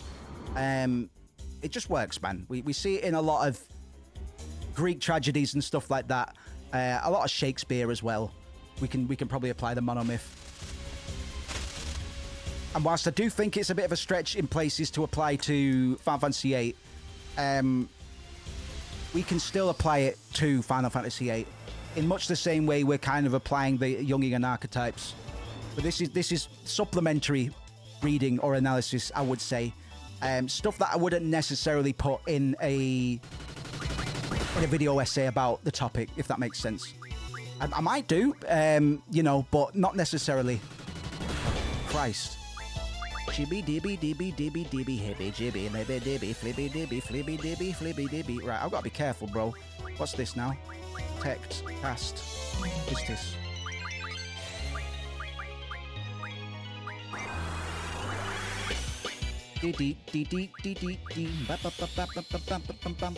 Bloody hell, I need to drink some water, bro. I've been yappering. Yappering.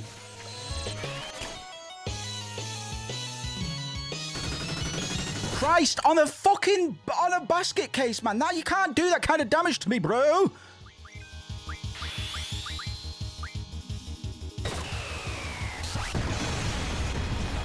Oh, Jesus. This is not going well.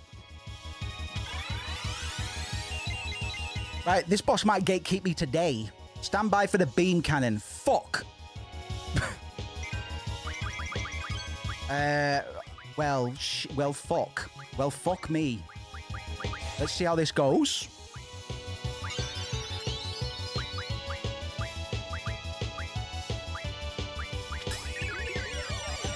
I'm a bit nervous. This guy is two-shotting most of my party members. But we move. I've never backed down from a challenge on this game so far, man. We've pulled through every single optional boss so far that we shouldn't have really been doing at that point in time. So I believe This might kill me, though.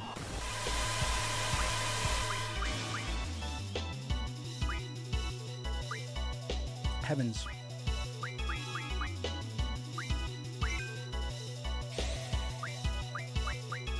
Poor girl. I'm glad that bean cannon only hits one person. No, to be honest.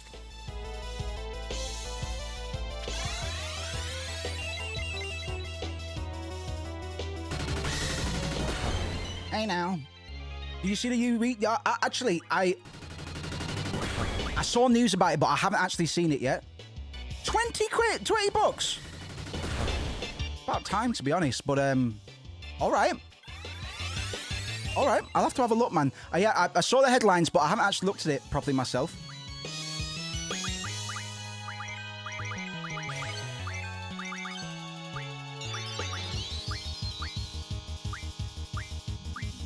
Oh, God. Oh, God. Delphi, I'm sorry, girl.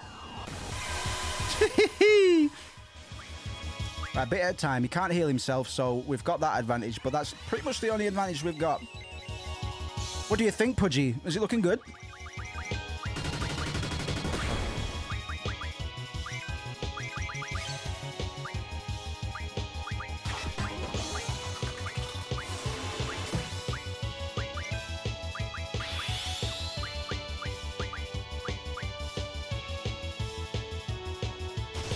Oof. Sorry if my my commentary's been a bit scattershot today, man. My brain feels like a dry sponge.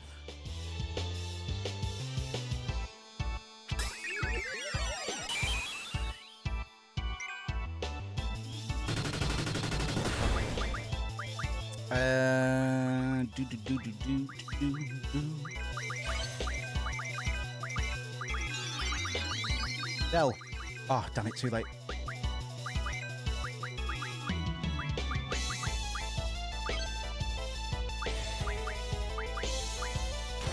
Still gonna water probably spend a fortune on a. Oh, sorry, it's easy clothes, everything. Oh, I like oversized stuff, man. I like oversized, man. The shirts that I did with the moose cake emblem were deliberately oversized, and I've still got a horde of those. So I am gonna get them back up at some point, but I'm probably going to hand out codes and just give them, and first offer them to people like yourselves before going super public. Because to be honest, I don't think the public will really care. They are really nice shirts, and I do plan to do a lot more. But this is where I kind of try and do odd bits for supporters and stuff. Like, I do try and give back in ways, man. And I know it seems a bit fucking calculated for me to be offering merchandise as a way of giving back. Something sounds amiss, Moose, but yeah, I'm gonna have a look at that easy stuff anyway, because we're coming towards spring, bro, so I wouldn't mind some new garms at some point. I love that, man. Hey, woohoo. That might be my favorite summon, I think. 420 on the brothers. Let's go. 420 on the brothers. 420 on the brothers. Easy, baby.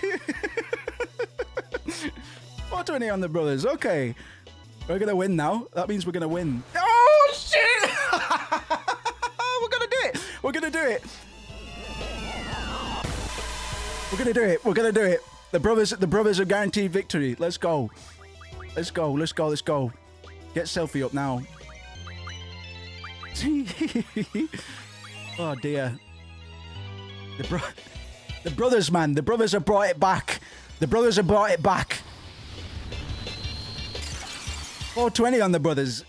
Let's get the brothers back. Zell, on the double. Before you die, get the brothers back.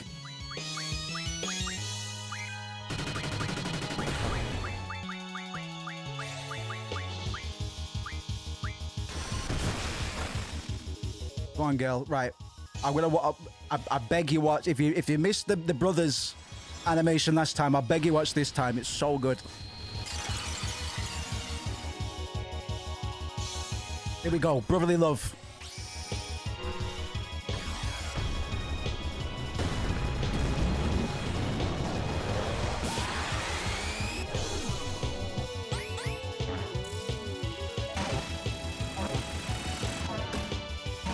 cheated. Big bro cheated, man. Up you go. I love that so much. I'm glad I didn't set 10 minutes for the time limit, bro, because that's about to run out. Come on, man. We're not out of the woods yet. Oh, but Selfie, please cast that right now. I love you so much. I love you so much, girl. I love you so much. You have no idea, Selfie. You have no idea. You have no idea how much I appreciate you for that.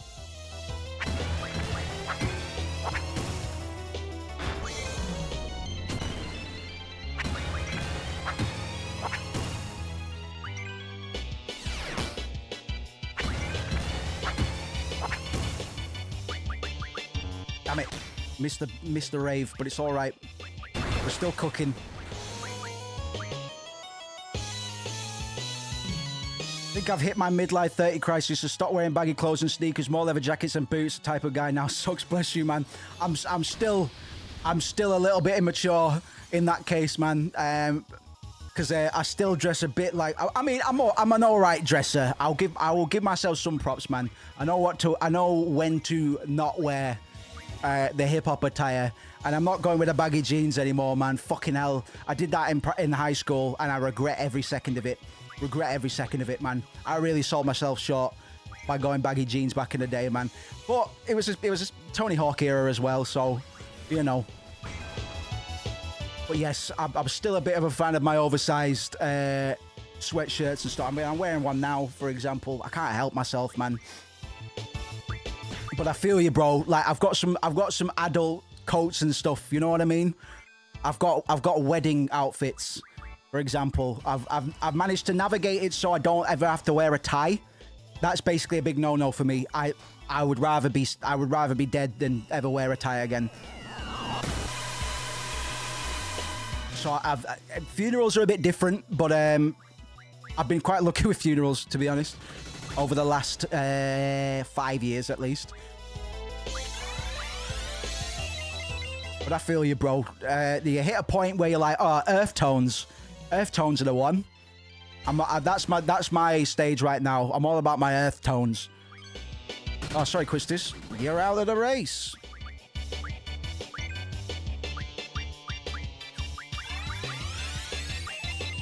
Just listen, we need to just get ourselves out of this fight. So use GFs if you have to, guys.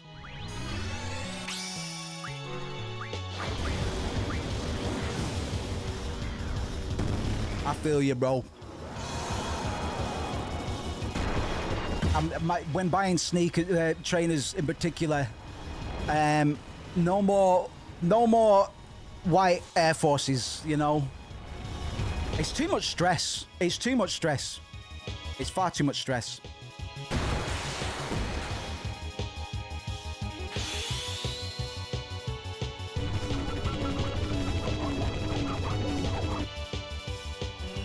Oh shit, this is not good. That might be a reset. That might be a reset. That might be a reset. Yeah, that's a reset, bro. We were doing well. Let's adjust strategy a little bit. We did all right, man. Got caught on the brothers. The brothers gave me a big second win there. We nearly got through, man. You might have guessed, but we need to blow up all 6 of those cylinders. So one or two good attacks, and we would have been there. But we need to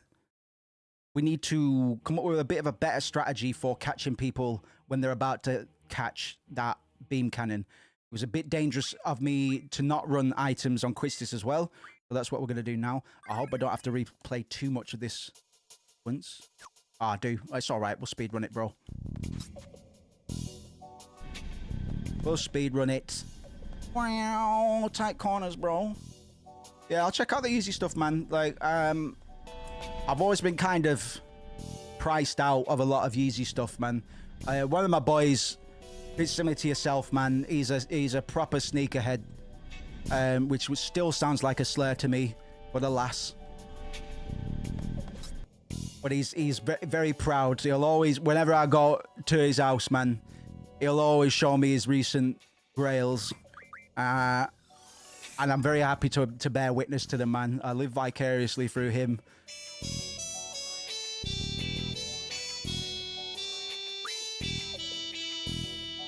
Right, I'll blow through this bit, man. It's annoying how they removed that save point towards the entrance just before the boss. That's a bit savage. What time we on? Oh, we got about an hour and a half left. Tighten up my commentary. The commentary's been all right tonight, man. Just a bit scattershot. Stumbling over myself a bit tonight. But we managed to cover some interesting topics, despite the fact that there's not too much narrative progression at the moment. At least in this part of the sequence, anyway. We have got the threat of the missiles. We're trying to take care of that. Squall's party will have a little bit more urgency just because the environment is a bit more chaotic. Balam is not going to be a calm place when we get to it. Whereas all of these Galbadian soldiers are kind of just doing their jobs. You know what I mean? They're all bored. They're all bored, even though they get to blow things up. What are those boys doing? What are they doing? I don't actually know what they're doing. I always thought they were like fishing or something, but... They beatboxing?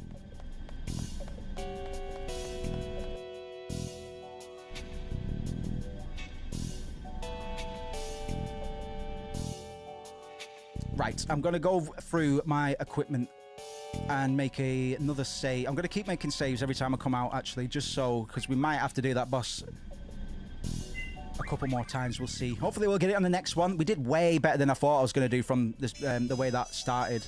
I didn't anticipate getting bullied quite as hard, but you might be able to appreciate why this was the boss that gate kept me as a child. I wasn't prepared for this smoke, bro, whatsoever.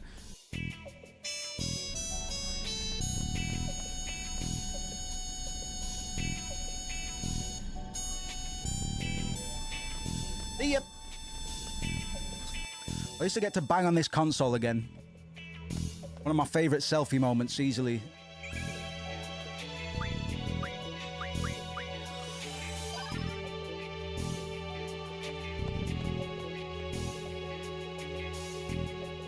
Just hit whatever. I'm not sure what to do, so I'll just press whatever.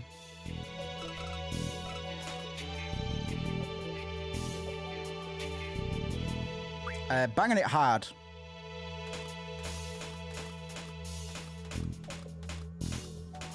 What does it mean then, Randy? Huh? What does it mean? I understand this. Oh, you do, do you? No, you don't, because it's fucked. I've been neglecting my soundboard during these playthroughs. I guess that goes to show the extent to which my brain is trying to work overtime. I'm giving you fucking trivia that you're never going to need in any other situation other than if you ever want to impress your friends with your Final Fantasy VIII and Final Fantasy VII trivia skills, which is fine. That's exactly what I'm doing. That's exactly what I'm doing.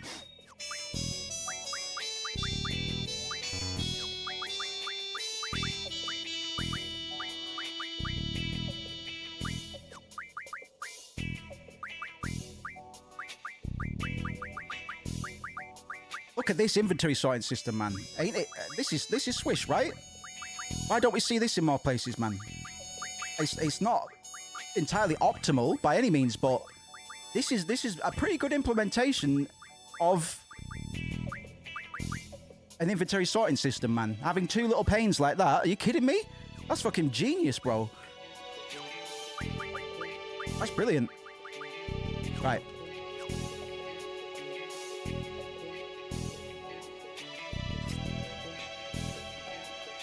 Maybe I should beat these guys up. Just level up a bit. Yeah, let's do it. Let's do it. I skipped it last time. And like I say, leveling up isn't necessarily going to help me, but leveling up my GFs certainly will.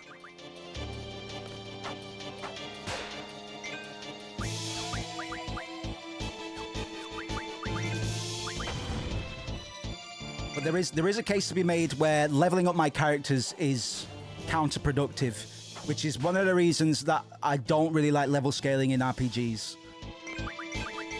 I think they did it in Oblivion as well, Elder Scrolls. And it didn't work well there either. A lot of things didn't work well in Oblivion. I still have fun playing Oblivion, but it's one of those things you can't once you know how broken that game is, you can't unsee it, unfortunately. Skyrim suffers from it a little bit, but not quite as much as Oblivion by any means. Right, it's time to party, guys. Let's do some min-maxing as best we can. Let's unequip everybody and really do our best to respect these characters in the next fight, man, because it's a bit of a fucking bastard. Sorry, language. Language. Zell, my guy, you can go Diabolos.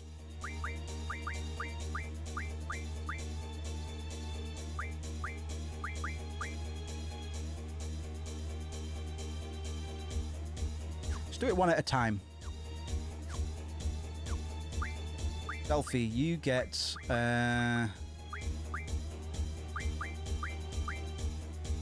Shiva first.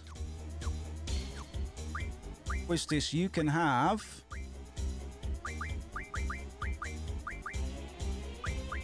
Ifrit first. And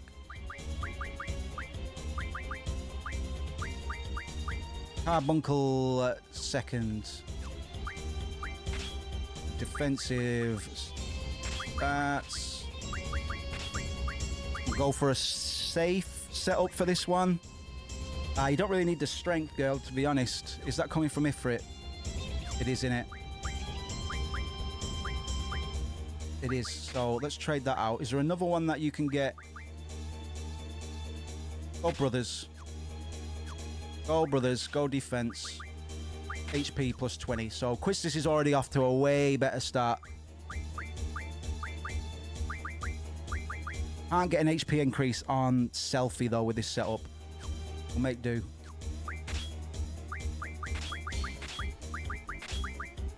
I won't risk trying to draw anything. I'm just going to go for the kill this time. Got a bit cheeky at the start of the last one. Did anybody else benefit from Quetzalcoatl?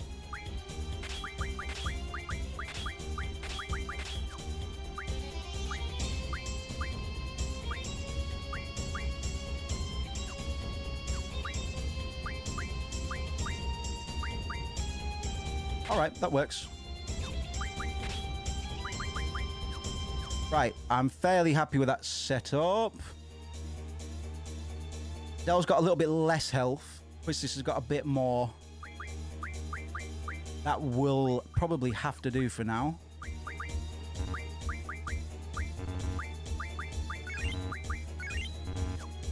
Right, and abilities. I need to really make sure. Hold the phone.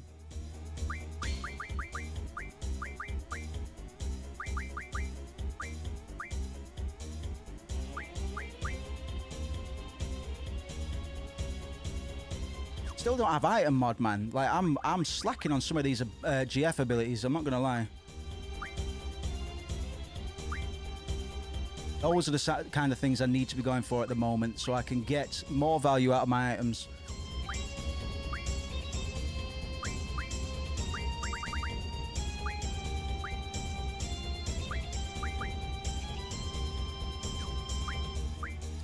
Well, let's take a look.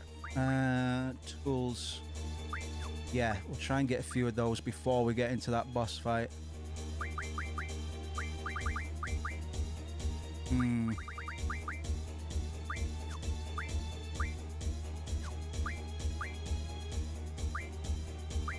Okay.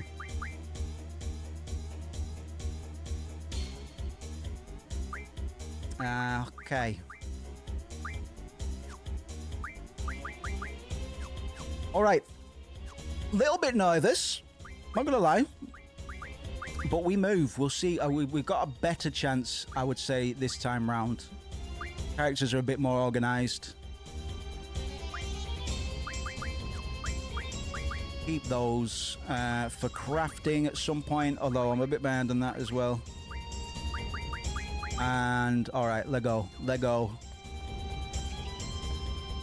See what we can do. We probably won't be able to make too much of a difference in terms of GF abilities before the actual boss fight, but we're going to try.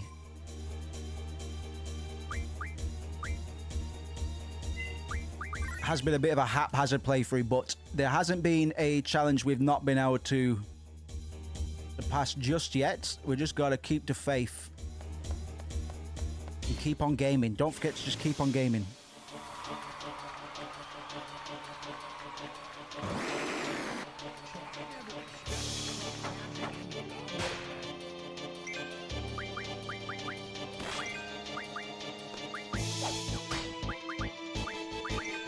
To be honest, I should be drawing from these guys probably just a little bit. We do actually have an opportunity to grind a little bit. I wonder if Child Me knew this, or if I soft-locked myself out of it by saving it at the wrong time. I probably did that. Probably only had one save point, man. It sounds like something stupid Child Moose would do. Yeah, we're going to do a little bit of magic farming very briefly. I'm not going to take long on it because I want to progress the story a bit. Before we finish, we got about an hour and 15 minutes for tonight. I'll be back tomorrow. I have not, yeah, I don't mind doing it 5 nights at the moment. It's working out okay for me. I will get a bit of a poll going regarding availability. I'll probably get that going after stream. Just people in Discord or what have you. And just see if people need a break or, you know, we skip a day in the week or whatever, do one day at the weekend or whatever.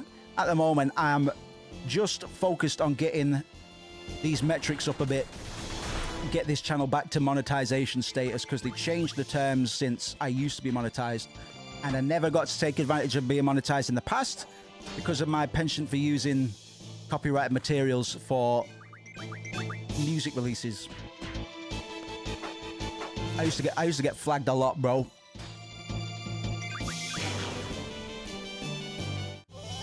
Yippee!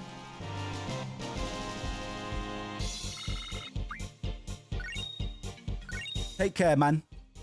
Good to see you again, Pudgy. As always, mate, VOD's there if you want it. If not, I'll be back tomorrow, brother. But good for you for keeping a sensible bedtime, man. One thing I'm pretty bad at the moment, my sleep is horrendous at the moment. So, yes, do the sensible thing, man. Thank you very much, and I'll catch you very soon, Pudgy.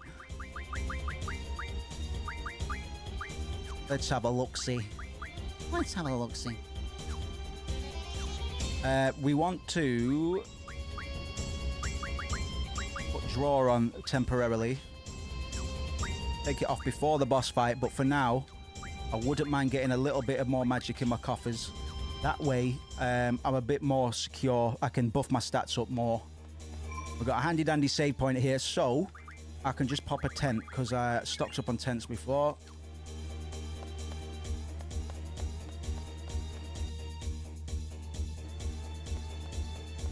Is that active again? Can't remember how many steps you need to do until these become active again.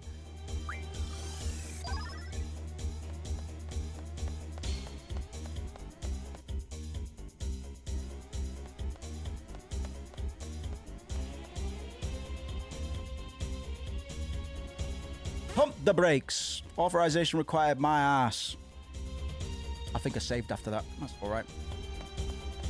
Get a couple more fights, and then we will proceed. Start my webcam as well.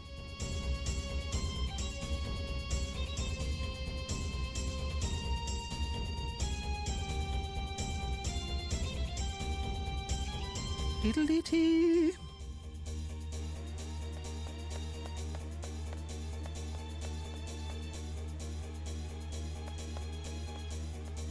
Oof. Oh yeah, I've got encounters halved as well. That's not going to help. That's not going to help. Who's got that on? Thank you. Immediately. Now that's service.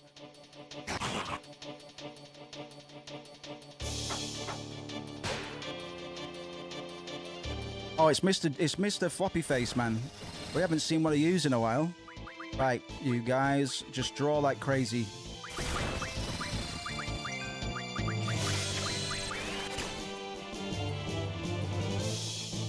do do do do do do do do do do do do do do do do.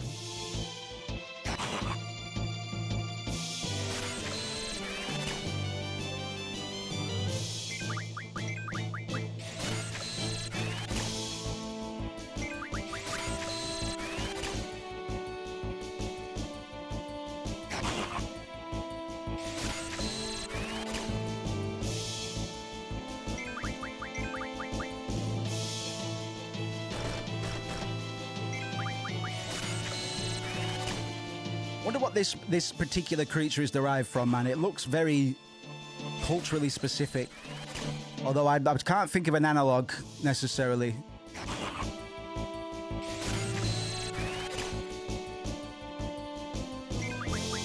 We'll do that for a couple more rounds and then, yeah, we'll go do the boss.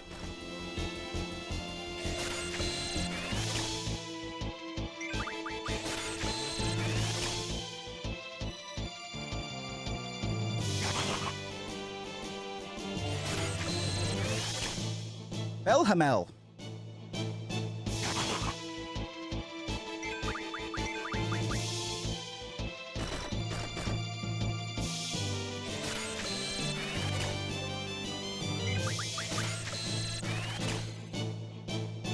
So again, we're doing this not necessarily so we have a bunch more magic to cast, but because the more magic that we stockpile will go towards increasing our stats more as we junction these spells to particular attributes via the junction system. Alright, that'll do.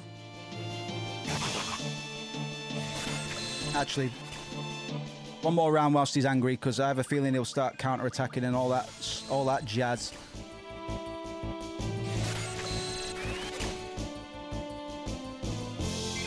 Alright, now I'll start punching him in the head.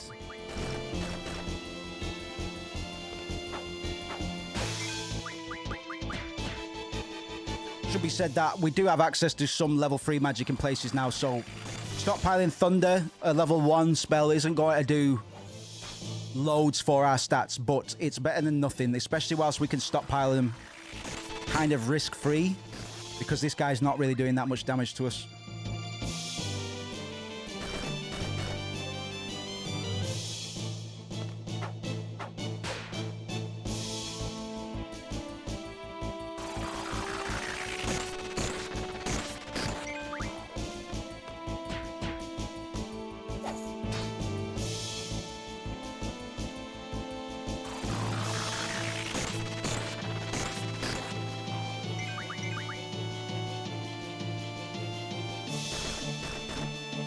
Get him, boys!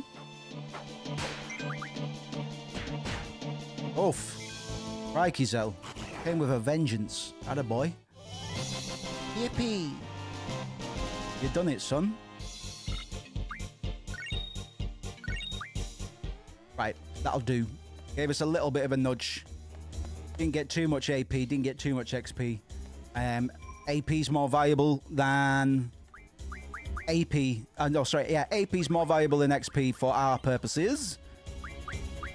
I'm trying to not over-level too much, because it will make the game a bit more difficult for us, because we are a bit under-leveled despite level scaling. Ah, I forgot to save on that bastard, man. It's alright.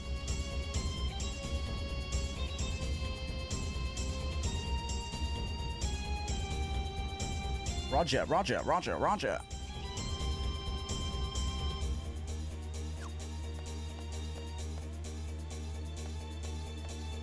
Tiptoe, tiptoe. Okay. Up yours. We're going to screw up this plan of yours, you bitch.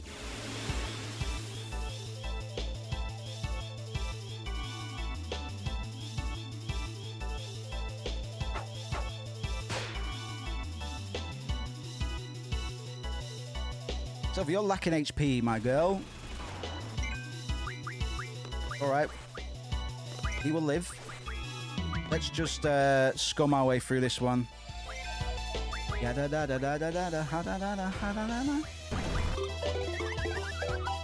Oh, you son of a gun. You son of a gun. You really done it this time. Aha. Backfired or what? Don't confuse anybody else, man. Stop confusing these poor women, man. I love the little chocobo-like motif. I didn't miss it.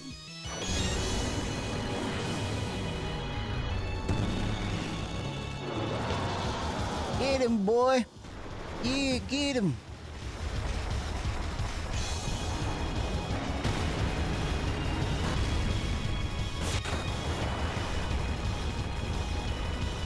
All right. Another one of those, and we're probably out of here.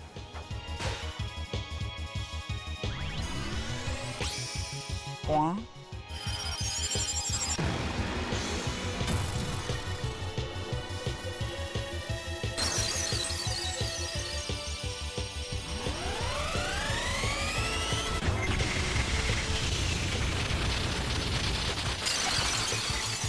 Gabaloo. Is that the end of you? Not bad. We may do well to hide behind GFs a little bit in this upcoming boss fight as well. I don't like to overuse them too much. Not good for your seed rank, I believe. Okay, then let's stop the missiles, blow the base smithereens, and get out of here. Baloo.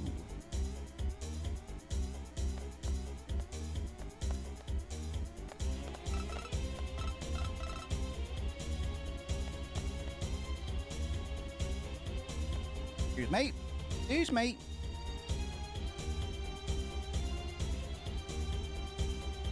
Delian. Delian the Hellion. What's going on, Sam? Oh, he got it. Oh, he's got it, man. He's got it. Lock it in, boss. Woohoo. All we need to do is find a self-destruct mechanism. But the self-destruct mechanism for the base doesn't seem to be in here. Why are you putting self-destruct mechanisms and error ratios into your bases, bro? She spotted it straight away, man.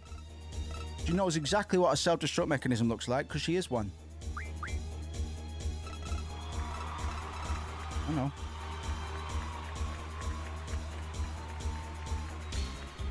Let's get the fuck out of here.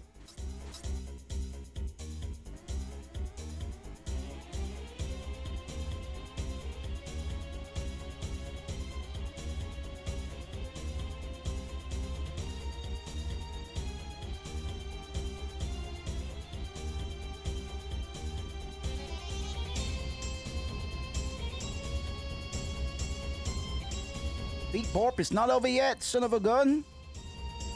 Right, let's floss this boss and get the hell out of here, man. Can I go back and use a save point, perhaps? Before this hot mess begins. I know it is a bit of time off the timer, man, but that's why I gave myself a little bit of leeway. Oh, goodness. It's going back a bit more than I would have liked, but if this save point's here... Nope, it's not. Okay. Back up. We should... Oh, well... Pending this random battle. Alright, at least there are a bunch of weakies, so that's alright, but I haven't got time. I haven't got time for this riff-raff, to be honest. So a quick whip, a quick punch to the head, a little nunchuck here, a little nunchuck there. There we go. Christ.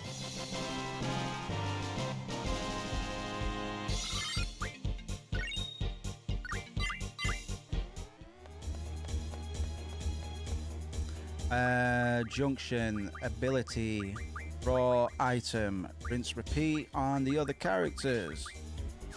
As a matter of fact,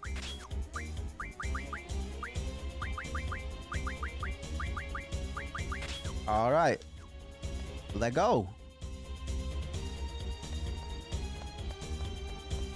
Oh, we didn't lose too much time. It would have been convenient if I did have a save point available to me, but alas.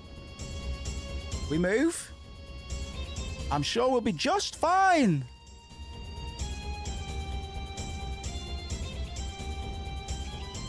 I'm sure we'll be okay.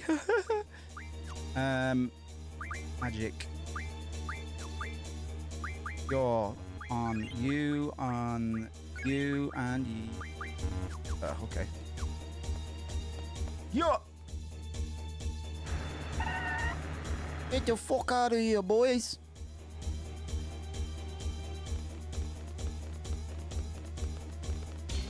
Just get the GTFO, boys. Hightailing it. Jesus Christ. I've never seen anybody move quite so fast. How many are there? They all teamed up. They probably could have done something about all this.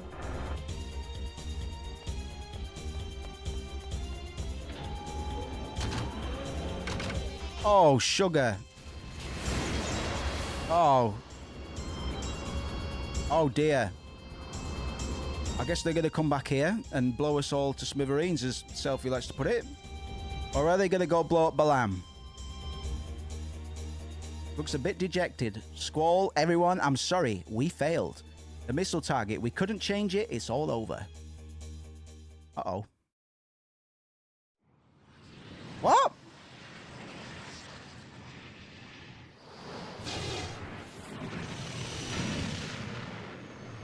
Not looking good.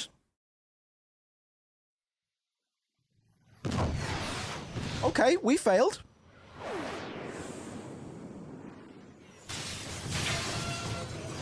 Okay. All right. Okay. Oh, Jesus Christ. I've never seen that cutscene before. That is fucking terrifying, man. What did I miss? What did I miss? Tell the guys, missile launcher, yada da da da. Go on ahead. That was savage, bro.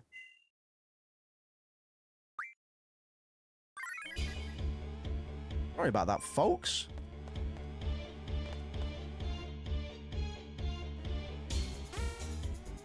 Well, how do I change that then? Hold on.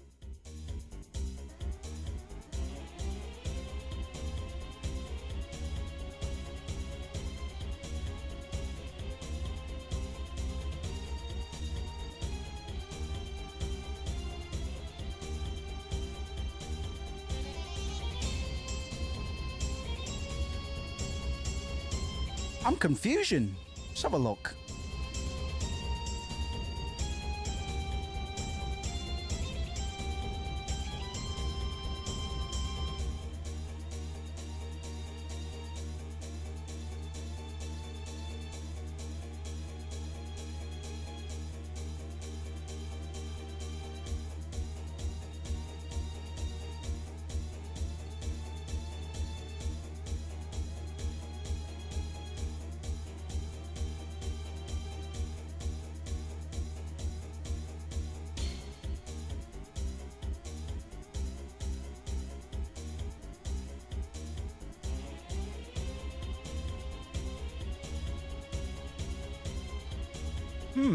Okay.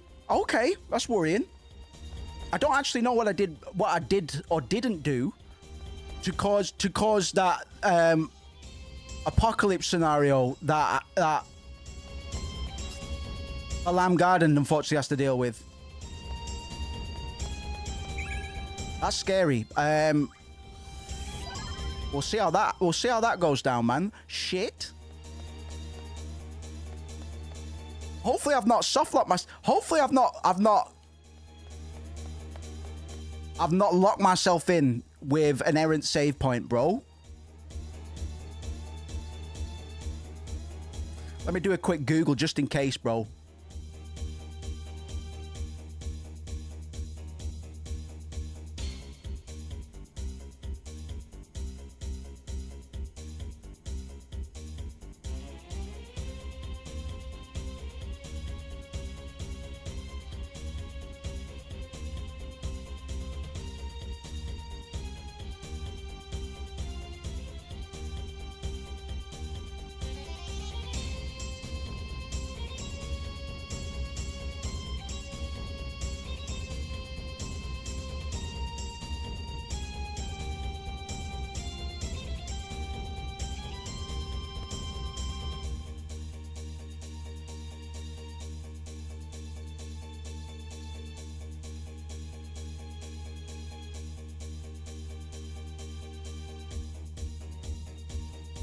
That's crazy. I didn't even know that that outcome was possible, man.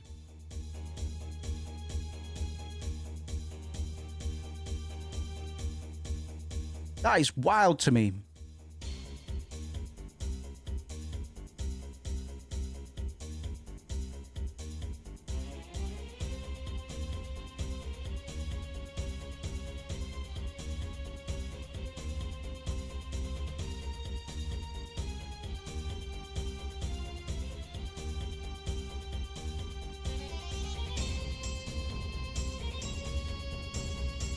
Wow.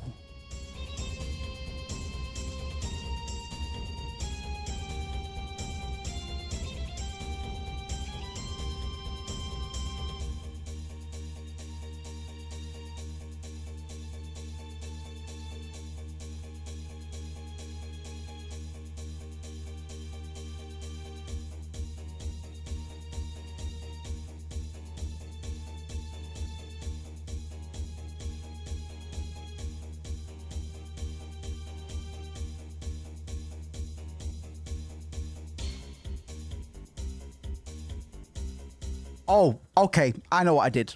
I know what I did. I know what I did. Or what I didn't do, rather.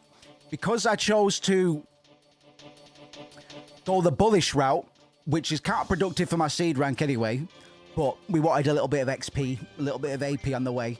I didn't set the error ratio on the missile launcher to whatever percentage it needs to be set to, max percentage or whatever. If you don't do it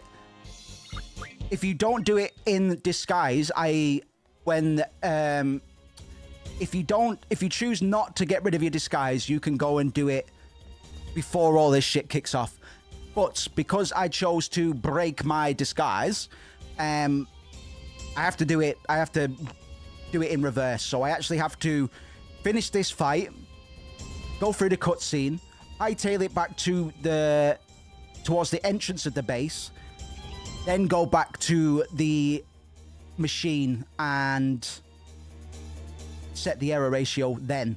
So just me being stupid, man, because normally I don't break my disguise for this bit, and that's the best way to get a higher seed ranking for this little bit as well. If you get all of the dialogue options correct, you're doing more good for your seed rank than I am doing for myself right now, certainly. But I haven't locked myself out, I don't think. It was still kind of nice to see that awful cutscene of everybody I know and love being destroyed. Jesus Christ, you know? Jesus Christ!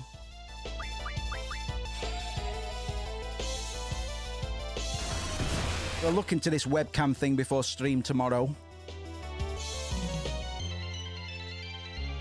Because it's a weird little bug that started occurring, and it has gotten better since it started happening, but it's still happening, which is weird. All right. Jesus, I kind of shit myself then. I was like, I'm gonna have to go replay up to this point off stream, bro. I'd do it, man. I'd get here in about 5 hours, bro, but it's 5 hours I wouldn't get back.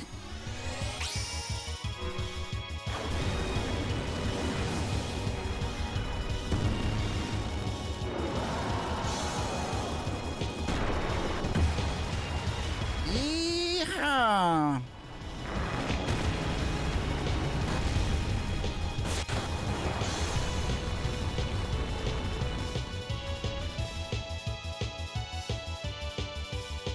Hooked on the brothers, let's go. Capitan. Always, don't hit my face in the face.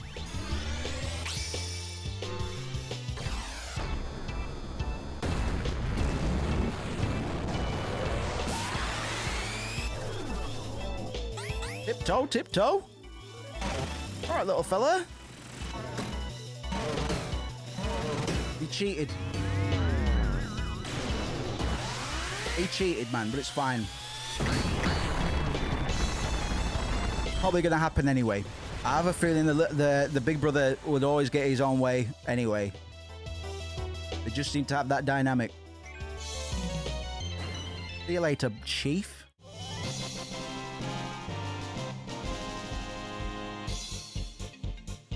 Dinky dinky dink dang dink, rinky stinky dink dang dink, dinky dink dang dink, rinky dink dang dink, doing a stink. Oh my goodness! What? What am I looking at this time, bro?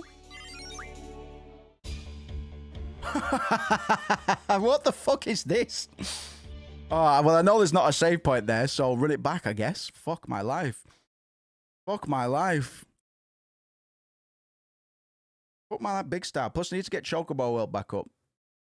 We've had a couple delays today, man. Sorry about that. We won't progress quite as far as I planned to. But that's all right. That's all right, I suppose. This is the real JRPG experience right here. What with your fucking decals.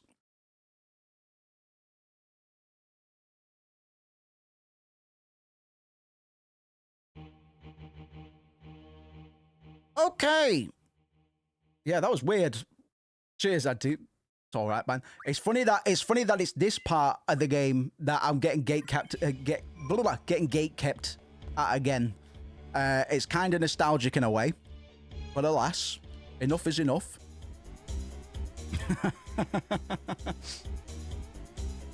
That was strange, man. I would like to know the cause because we keep on getting different texture maps. Whilst it's nice to see the texture maps, yeah.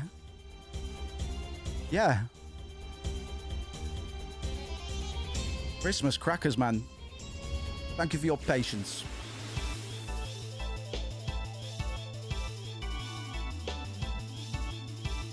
I'm reading the guide here, and there's a little note for the boss we're about to fight, and he does actually say himself, this boss tends to be the first one that causes first-time players the most grief.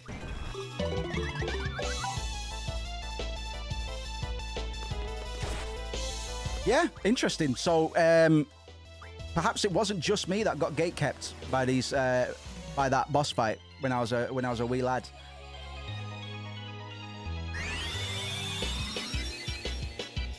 Apparently, he's just a bit of a bastard. But we're going to run up a different strategy this time. And hopefully we'll make much shorter work of him, man, because he does hit like an absolute truck. And we just don't want that happening. So we're going to try the blind technique, man. Blind won't work on all bosses, but I'm pretty sure it does work on this one. Please stop confusing the men in my party. That was probably confused enough as it is.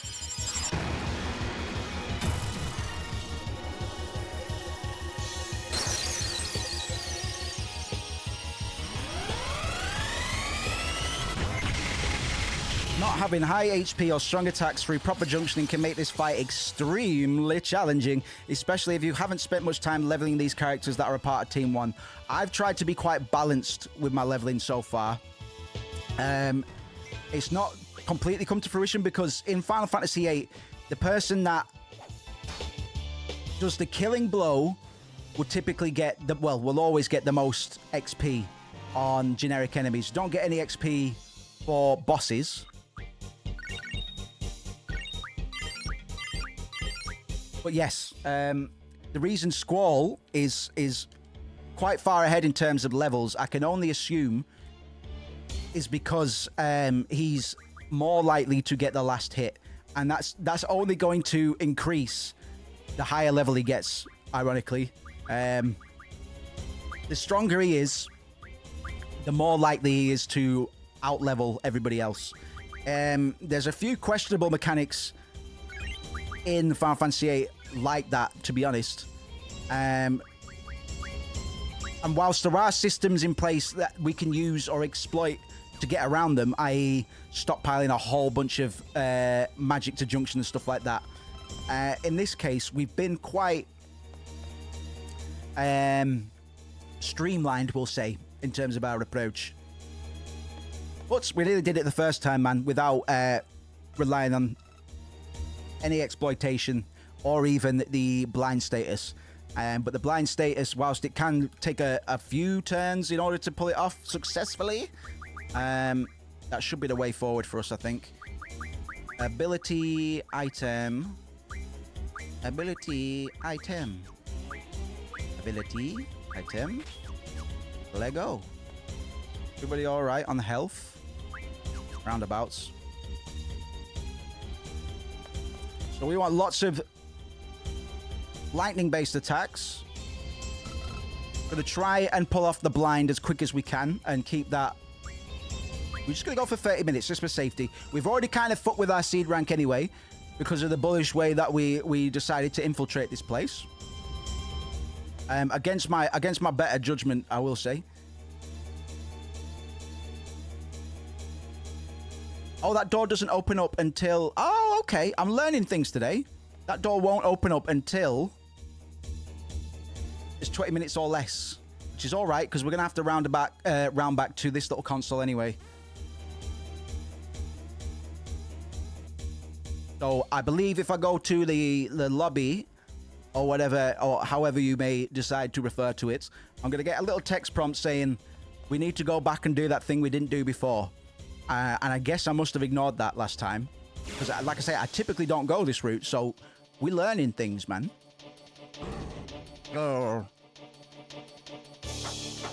Hello, little fella. See you, little fella.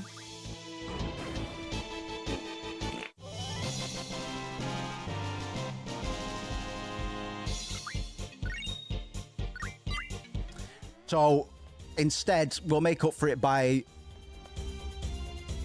doing some exams.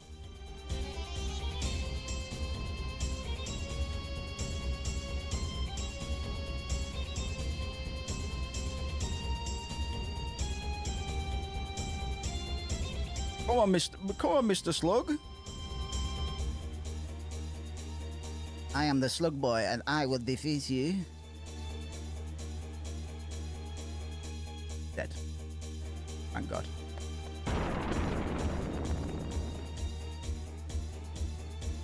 Wait a minute, it'd be pointless to go out now.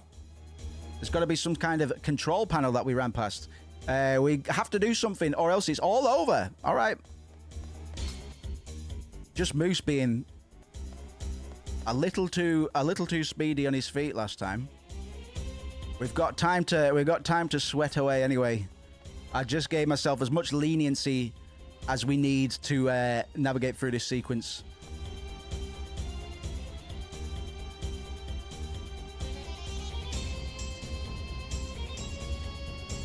We can't just escape knowing the missiles will be fired. There's no way. Not a chance. Yeah, why is that? That's because I'm doing it for everyone. I'm going to do this for my friends. I'm going to accomplish this mission as a proud member of SEED. Understood. I admire you. Listen, let me help you. You can adjust the missile coordinates on that control panel. Use my ID card to log in. The password is Adair.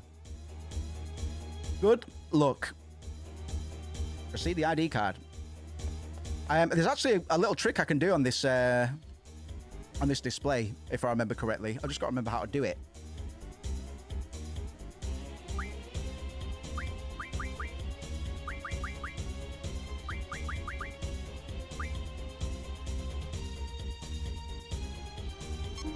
So, if I go on, I think it's the equipment tab.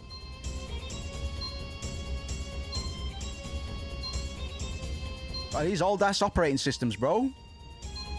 Windows 95. You need to upgrade your tech, boys. Right, if I go to equipment, and then if I hold down square and triangle, press up, down, up, down, up, down, up, down, up, down.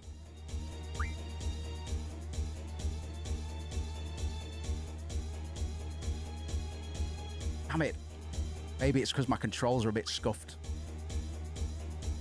There's a way to get a little dancing Galbadian soldier. But alas. We'll worry about that. We've got bigger fish to fry at the moment. In another life, perhaps. Oh no. Got to set the error ratio to 100%.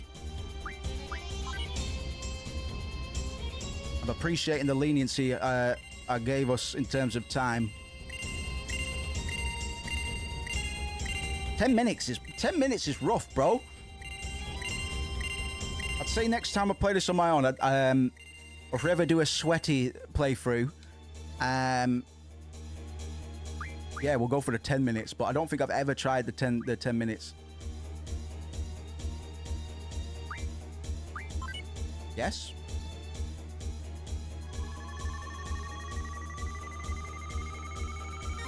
I love this goofy, low-tech heads-up display, man.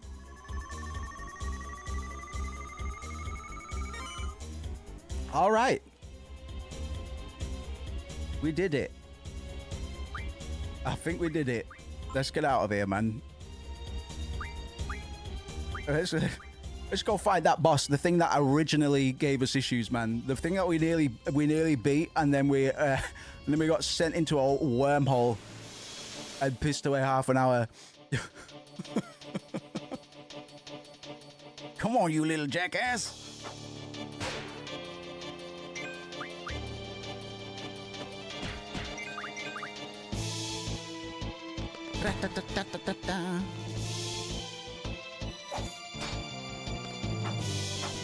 Very cinematic camera angle. Well done, Squaresoft.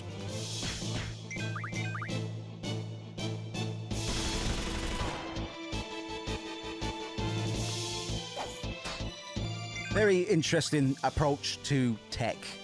And probably, to be honest, I was saying I didn't really have many notes on economic parallels. At least not quite to the level that we had for Final Fantasy VII, which is pretty heavy on its themes of capitalism and all of that cool business. But the 90s were kind of a very transformative time for Japan, and this game came out at the advent of the millennium, came out in 1999. So this would be a decade after the lost decades begin in Japan. The lost decades came following the burst of the economic bubble in 1989, and the Japanese economy has kind of been in the shit ever since. Right, make sure I'm healthy. Selfie, healthy. Healthy selfie, healthy mind. Healthy me, healthy selfie. Yeah, the burst of the economic bubble gave Japan a bit of an identity crisis, you could say.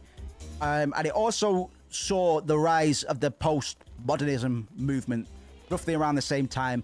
Final Fantasy VIII actually does a pretty good job of reflecting a lot of those cultural undercurrents in its weird fusions of Eastern and Western motifs, which we talked about at length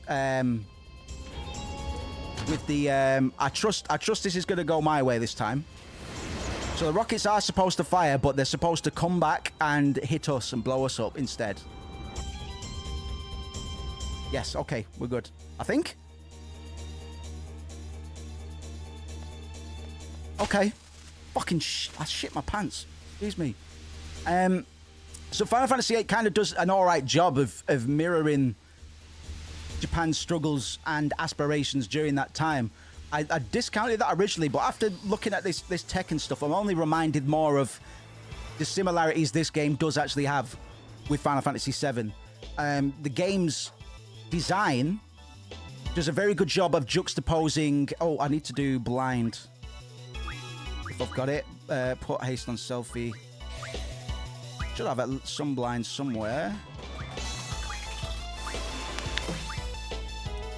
Might be selfie. There we go.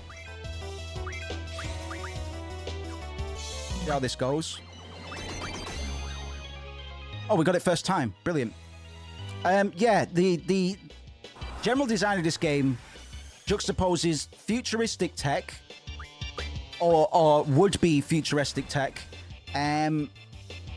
with mythical sorcery again. Very similar to Final Fantasy VII, so it's kind of a point we can't ignore.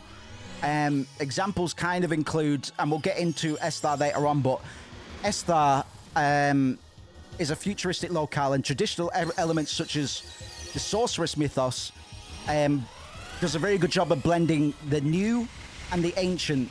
I was talking about the dynamics and the kind of the undertones of using a sniper rifle to take out the sorceress, and I think it's just kind of clicked for me. In terms of the postmodern themes in Final Fantasy VIII, I've already said it does a very good job of epitomizing postmodern storytelling with its fragmented narrative, some other things that we'll come up against later on, and a rejection of clear archetypical moral dichotomies, which pretty closely align with Japan's postmodern identity, where traditional cultural values increasingly intersected with became increasingly intersected with Western globalized ideals, forcibly, I will say. But there is something to be said in the latter parts of this story about when we learn a little bit more about. Oh, there she goes. He's still blind, right? Yeah, he's still blind. We'll learn a little bit more about the sorceresses, and because at the moment they are pretty much explicitly viewed through a antagonistic lens.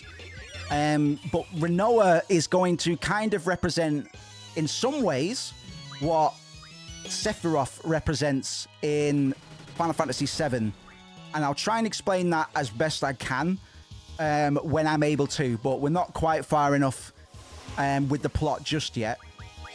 But the struggle against the sorceresses from a citizenry point of view can probably be interpreted as Japan's own struggle with it and sense of self under the pressure of globalization, i.e.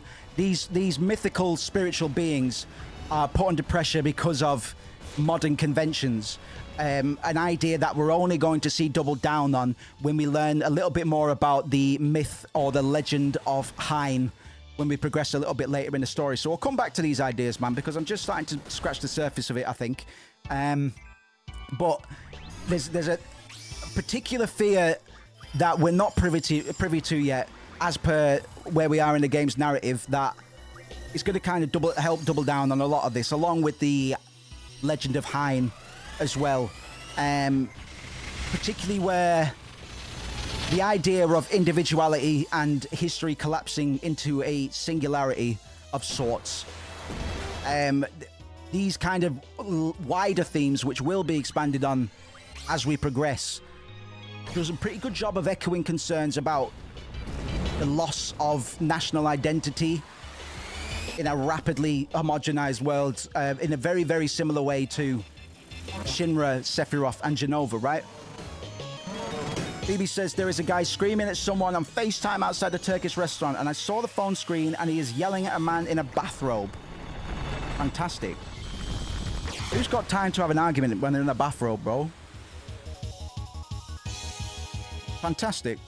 Do you know what it's over, or are you not able to translate? It's understandable if they're not arguing in English. That is their prerogative. You don't have to argue in English for my benefit. It would just be nice, that's all.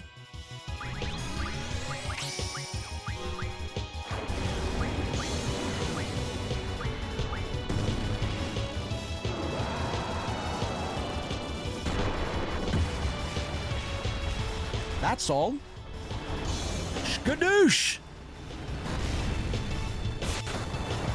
Yeah, man. Who's having an argument on FaceTime? Who's arguing on the phone? Unless it's with customer service, even though it's not their fault. Some people, man. Yeah, get a grip. Get a grip, chaps. You're fully grown adult men. And you're screaming at each other on a smartphone. Are they using Snapchat? Probably. That's a shame. But alas, can't always have it my way.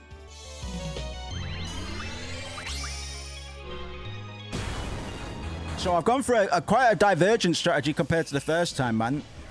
I've decided, since I've already besmirched my seed rank a little bit already, we might as well go with the whole hog and just blow this thing up as quick as we can.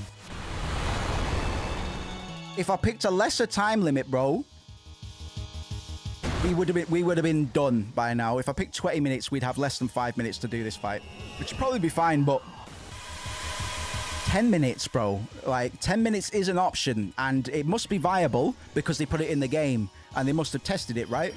I've never done the 10-minute time limit.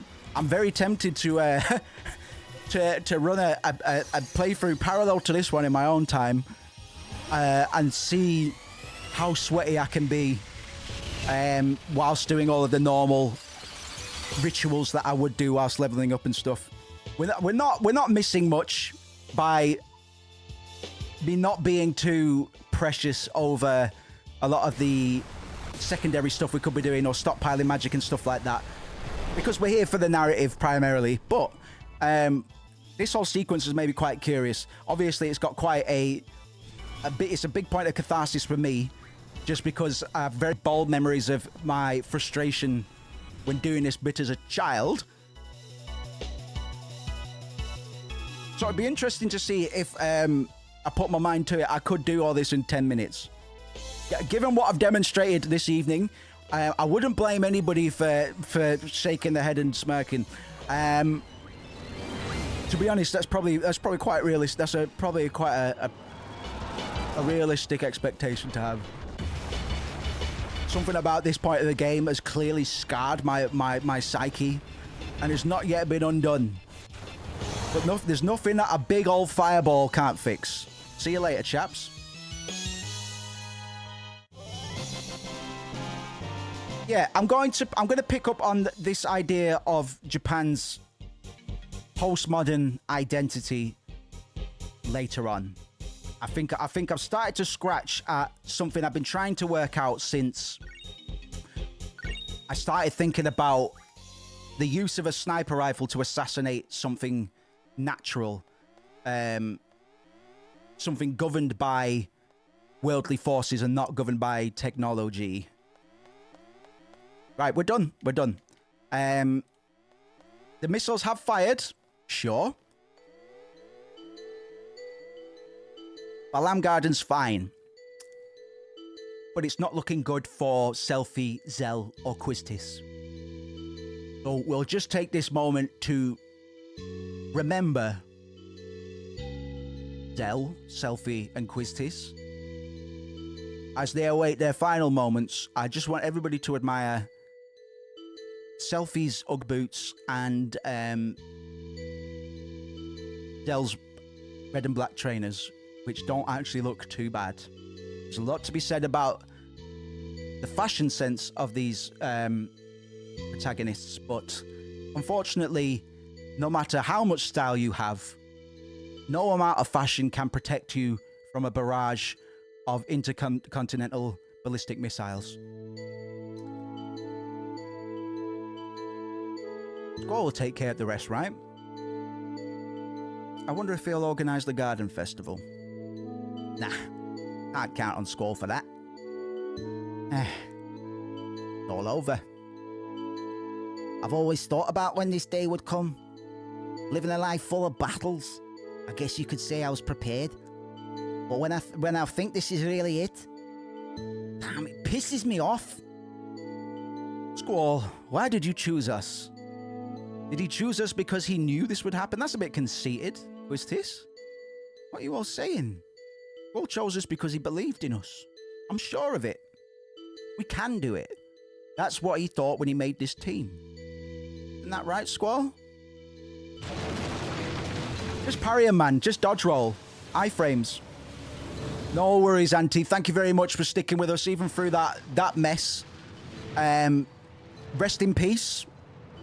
Zell, Selfie, and Quiztis, I guess. Good to have you, Auntie. I will be back here tomorrow, bro. And I will get some schedule polls going on the Discord tomorrow, I figure. I probably won't do it. I'd say I'd do it tonight, but I probably wouldn't. Yeah, take care, man. Enjoy. Still, the missiles could be on their way. We have to report to the headmaster. Come on. This is one of my favorite tension themes in the game, I think. I love these like a train. Like a train on the tracks. Like you just can't stop. Oh, that train's coming.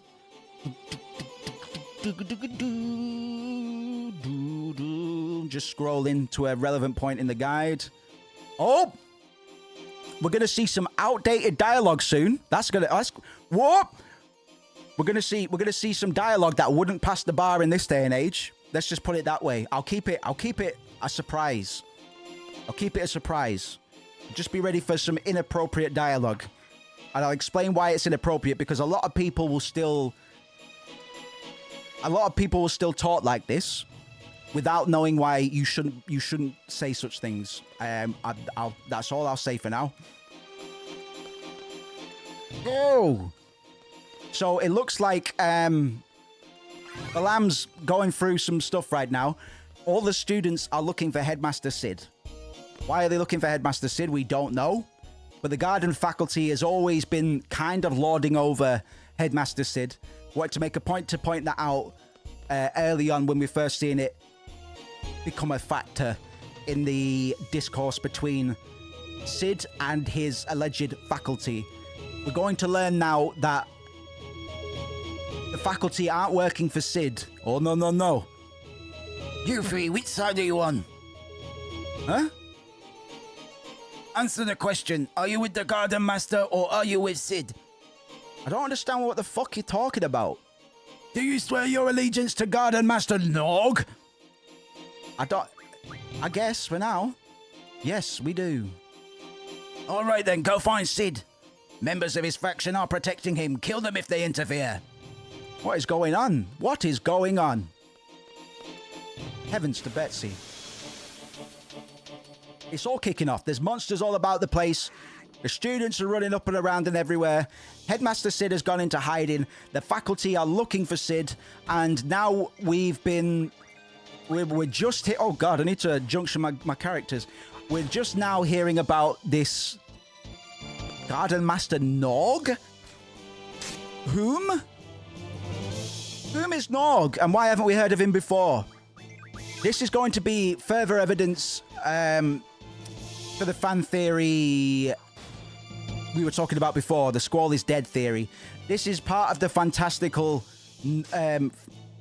quote-unquote, farcical parts of the story that are just a little bit more bombastic and ramped up than we have been privy to so far, I guess, is the cleanest way to put it.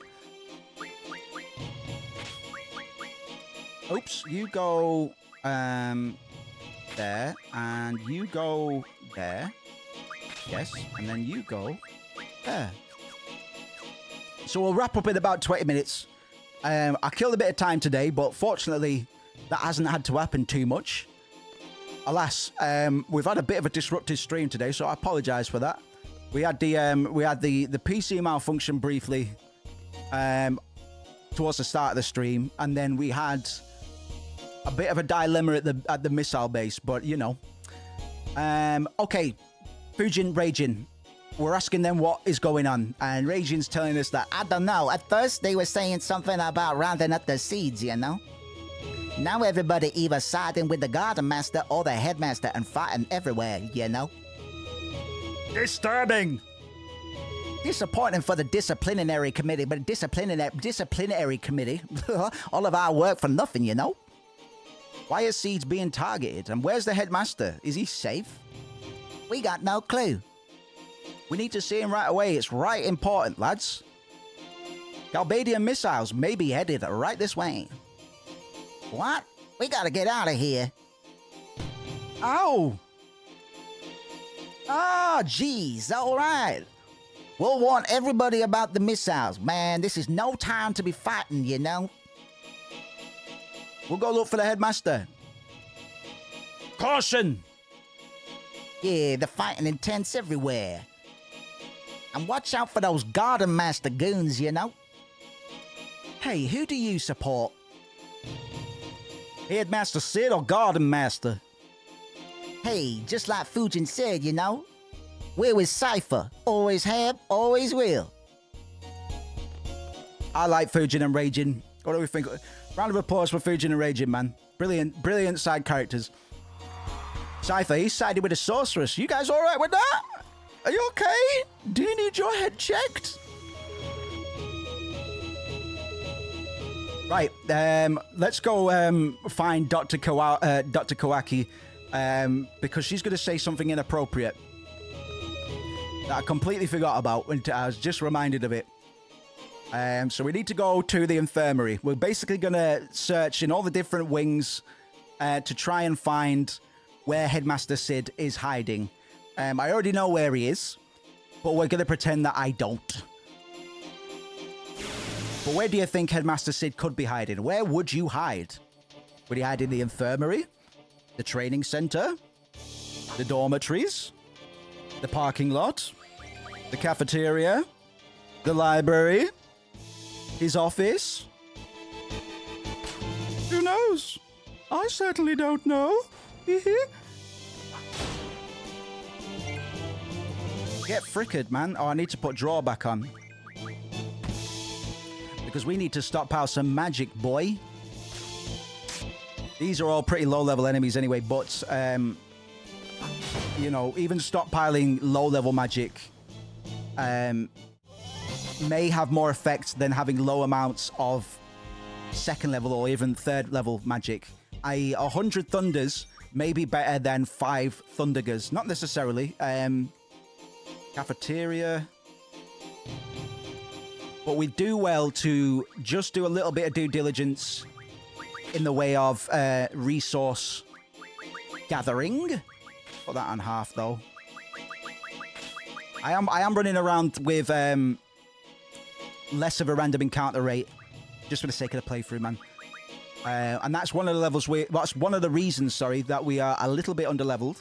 I mean, look at Squall, man. He's powering out in front of people. He's nearly 10 levels ahead of Renoa, which is pretty savage, man.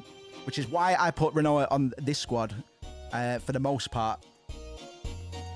But as I say, the stronger Squall gets... Infirmary.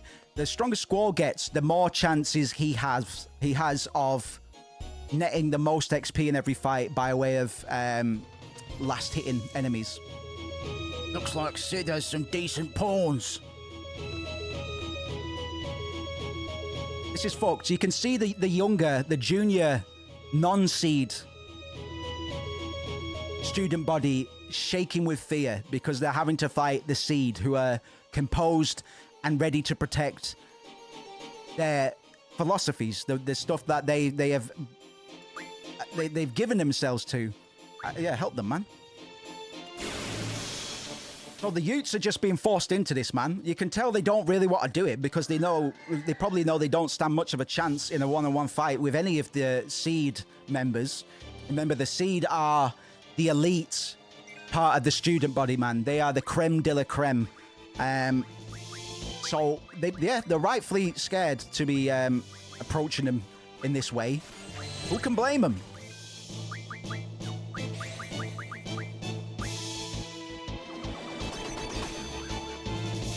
Stop missing. Start kissing.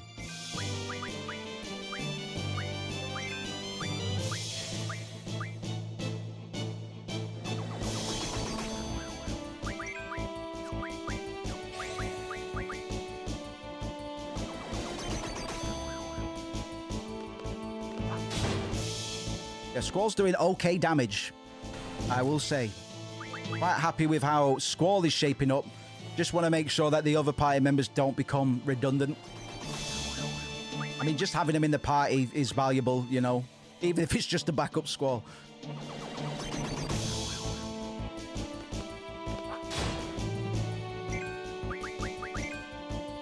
And I might as well stop trying to cast blind on him now. I don't think it's going to stick. To be honest, we're very lucky that we got it first time on that last boss battle. I'm going to try and let Renoa get the final hit here. So if anybody else has got a scan, just to see how much HP he's got.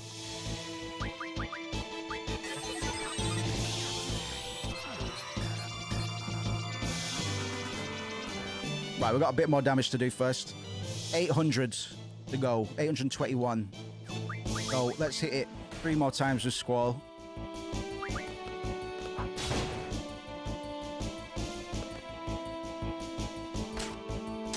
And then we'll let Selfie or, Renoa or Irvin take care of it.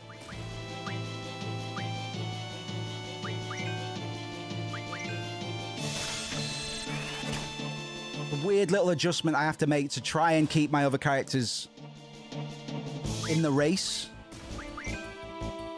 There are some weird mechanical things like that in Final Fantasy VIII that just haven't been present in Final Fantasy. Haven't been present in Final Fantasies up to this point. Oh, what a fucking hit! And probably won't be seen again, by my reckoning. Had a girl.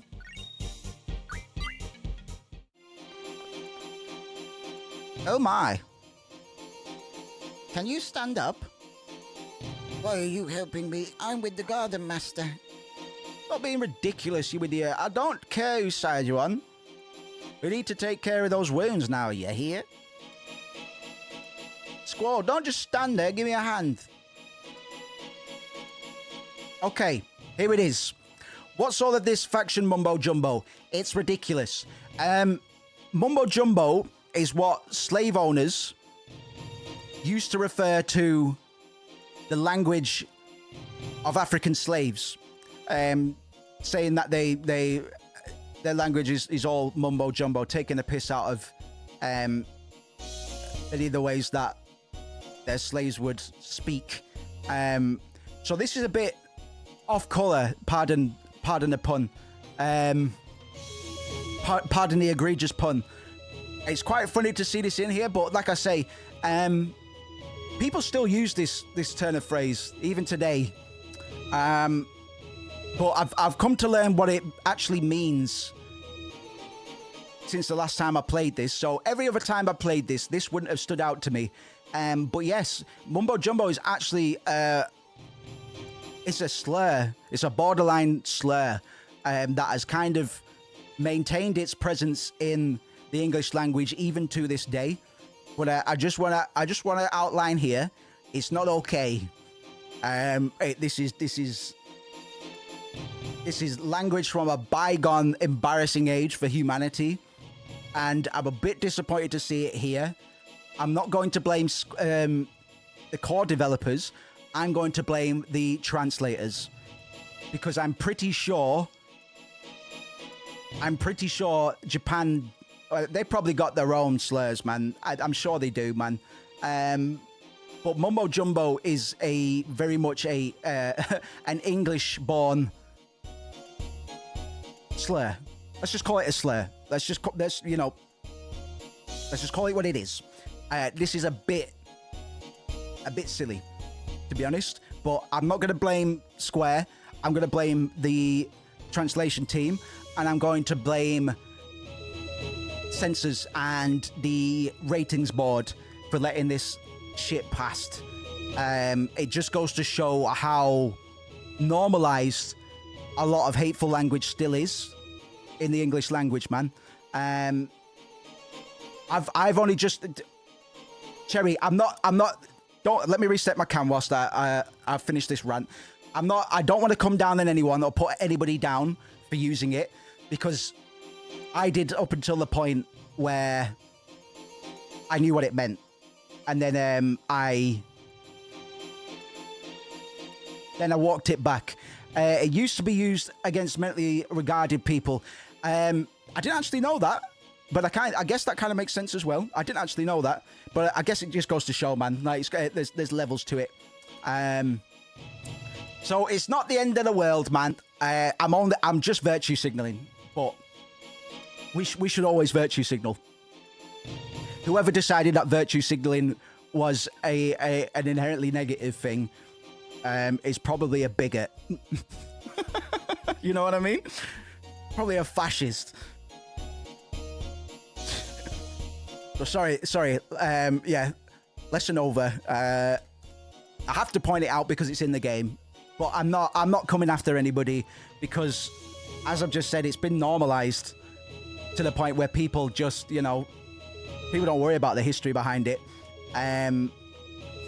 So it'd be silly of me to try and go after people for saying that they've used it, man. It's completely innocent, but it all comes from some systemic flaws in our culture, particularly white culture and white language. White English is a bit sus at times. So I'm just doing my part as a white cis male to virtue signal during this playthrough of Final Fantasy VIII. Just doing my bit. I'll jump after house girl. I'll jump out of house girl tomorrow. How dare you!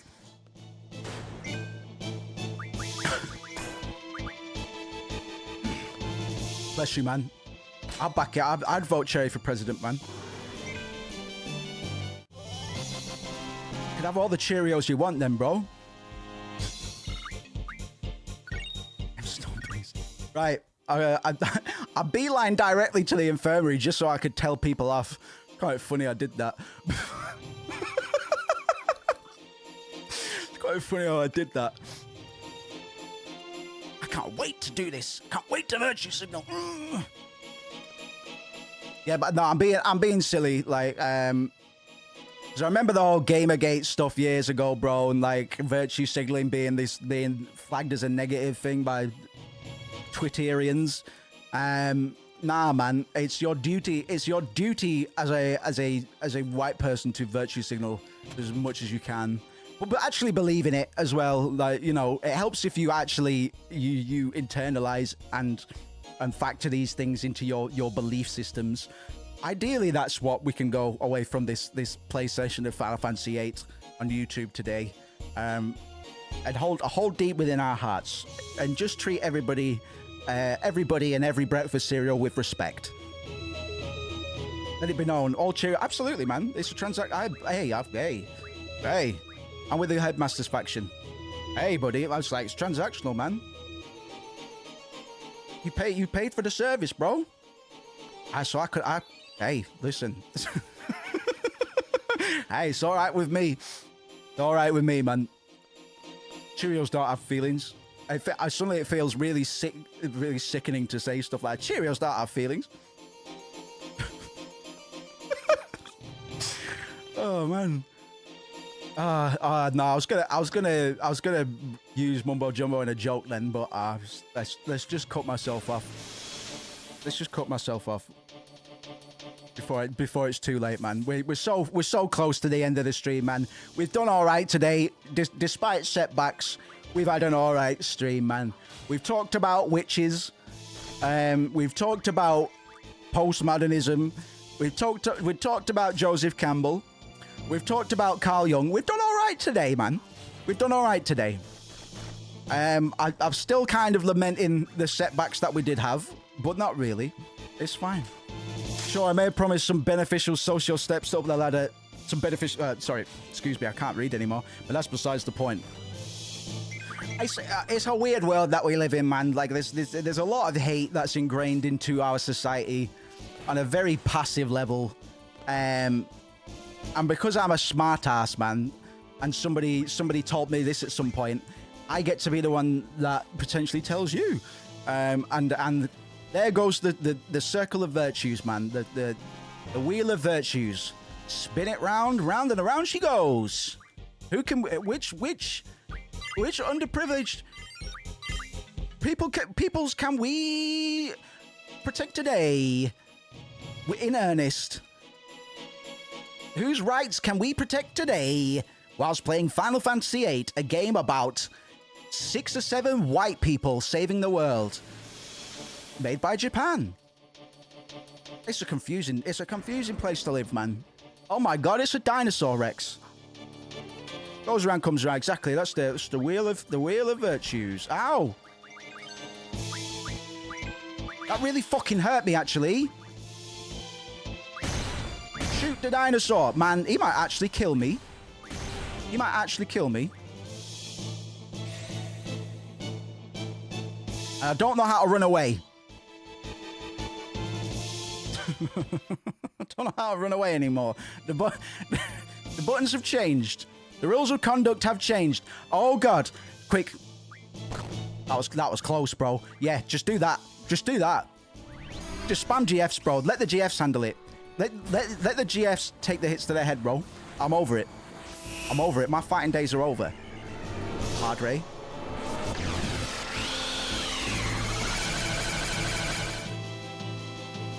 I love everyone, so I'll let my demons do the fighting for me.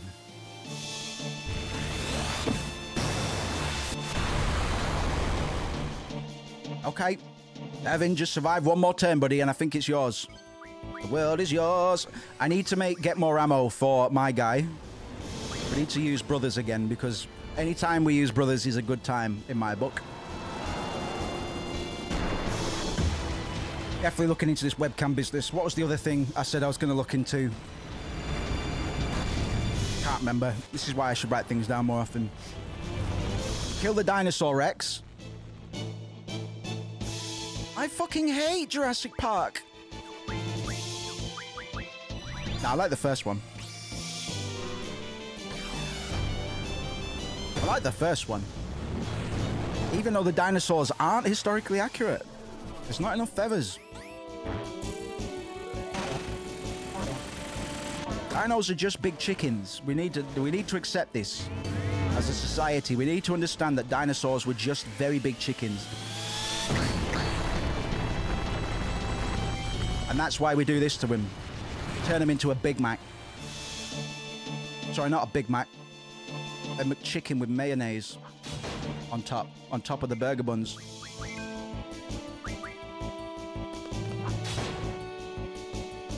Kill it. Kill it with rage. The angrier you are, the quicker you can kill dinosaurs, man. Get mad. Throw them into the sky. Rock, paper, scissors, boys. It'd be good if I tell you what. It'd be cool if there was some RNG and they actually legitimately played a round of rock, paper, scissors every time. And it wasn't always the little brother that lost. However, there was a straight up hentai and JV corn on the show. And I thought I was having a schizophrenic episode. Turns out they allow that. Not trying to put them down, because I love the fuck out of JP. Crazy how you could just pull something like that off the shelf while kids... Yeah, man. Well, there's a lot to love about Japan, and then there's some other unsavory things, man.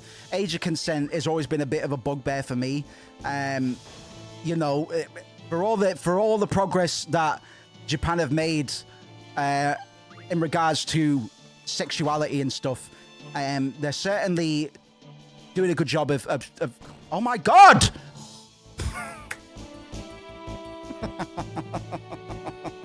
Well, I just got eaten by a fucking dino. It's 11 o'clock, bro. I think this is going to load up. I don't know when I saved. I might have saved before the boss. So, in that case, I'll catch you tomorrow. I'll catch you tomorrow. That's a damn shame. Christ. Right. I'm gonna go do this immediately.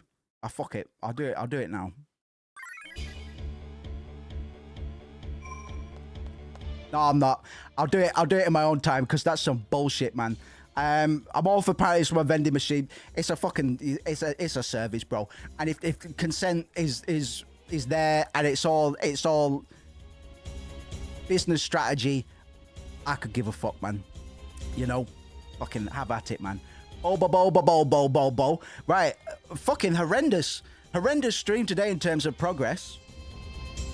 My cat's just started shouting at me as well. Right, I'm gonna go offline for tonight, boys and girls. And I'll do this before I go live tomorrow, because that was some bullshit, man. And I am absolutely not putting any of you guys through that again. This is the last you'll ever see of the Galbadia missile base until you decide to play it for yourself. Different culture, absolutely, bro. Like, you know, as much as we can judge other cultures and call things, we've been having discussions about morality as relativism already in Final Fantasy VIII. You know, like everybody's doing the right thing as per the conditions and culture and the environment through which they were conditioned to their belief systems were forged, and you know, there's all these different, and it's all kind of, but ultimately, as long as we're not impeding on anybody's rights, as long as consent is a factor, as long as we're not discriminating, as long as it's fair trade and everybody is paid and yada yada yada, fucking do whatever you want. Do whatever you want. Just make sure those boxes are ticked first. That should be our only requirement, is make sure everybody is happy and looked after. And if everybody is happy, looked after, and you know, I'm coming. Sorry, my cat wants me to go. So I will see you guys tomorrow. But thank you. Ah, you bastard! Try to climb up my leg, fair. Ow! Thank you very much. Well done for grinding through your emails as well, brother. We'll have less setbacks tomorrow. I don't think we're going to come up against the gatekeeper quite like that for the remainder of our playthrough, except for perhaps in the final dungeon, which is going to make me pull the rest of my hair out, no doubt. Thank you very much. I'll give you this scene of peril to send you off. And Mr. Feng, do you want to say words?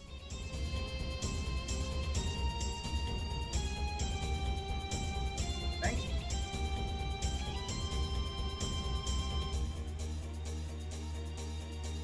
What?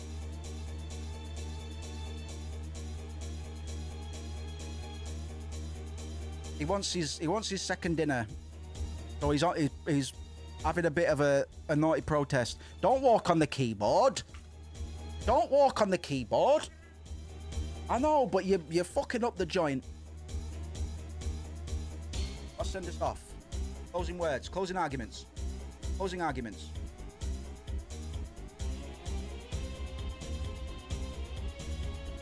Amazing how much you want to talk every other moment of the day, except for when I want you to talk. You're the most talkative cat I've ever owned, and yet you refuse to be talkative when I want you to be. You're a poor showman and a worse friend. Right. Webcam shenanigans I'll look at before stream tomorrow as well. Thank you very much. I'll leave you with these distressing scenes, just to really etch them into your mind, scar your psyche, before we skip over the hills tomorrow and continue with this whole big mess. But I'll make sure I do this before I go live tomorrow. Normal time. Thank you very much for putting up with the setbacks, be it tech or gameplay. I'm gonna go eat a sausage or something. Take care. What does it mean then, Randy? Huh? What the fuck does it mean? I understand. Oh, you do, you? No, you don't, because it's fucked.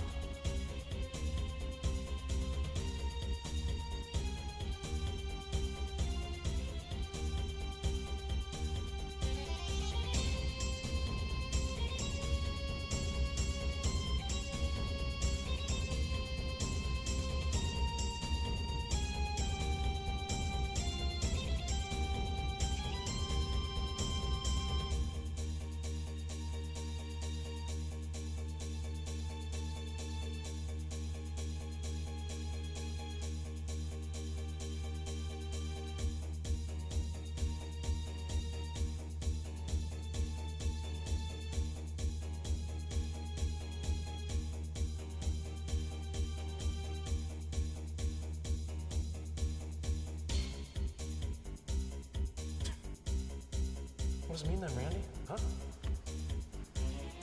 the fuck does it mean? I understand it. Oh, you do, you? No, you don't, because it's fucked. What does it mean then, Randy? Huh? What the fuck does it mean? I understand it.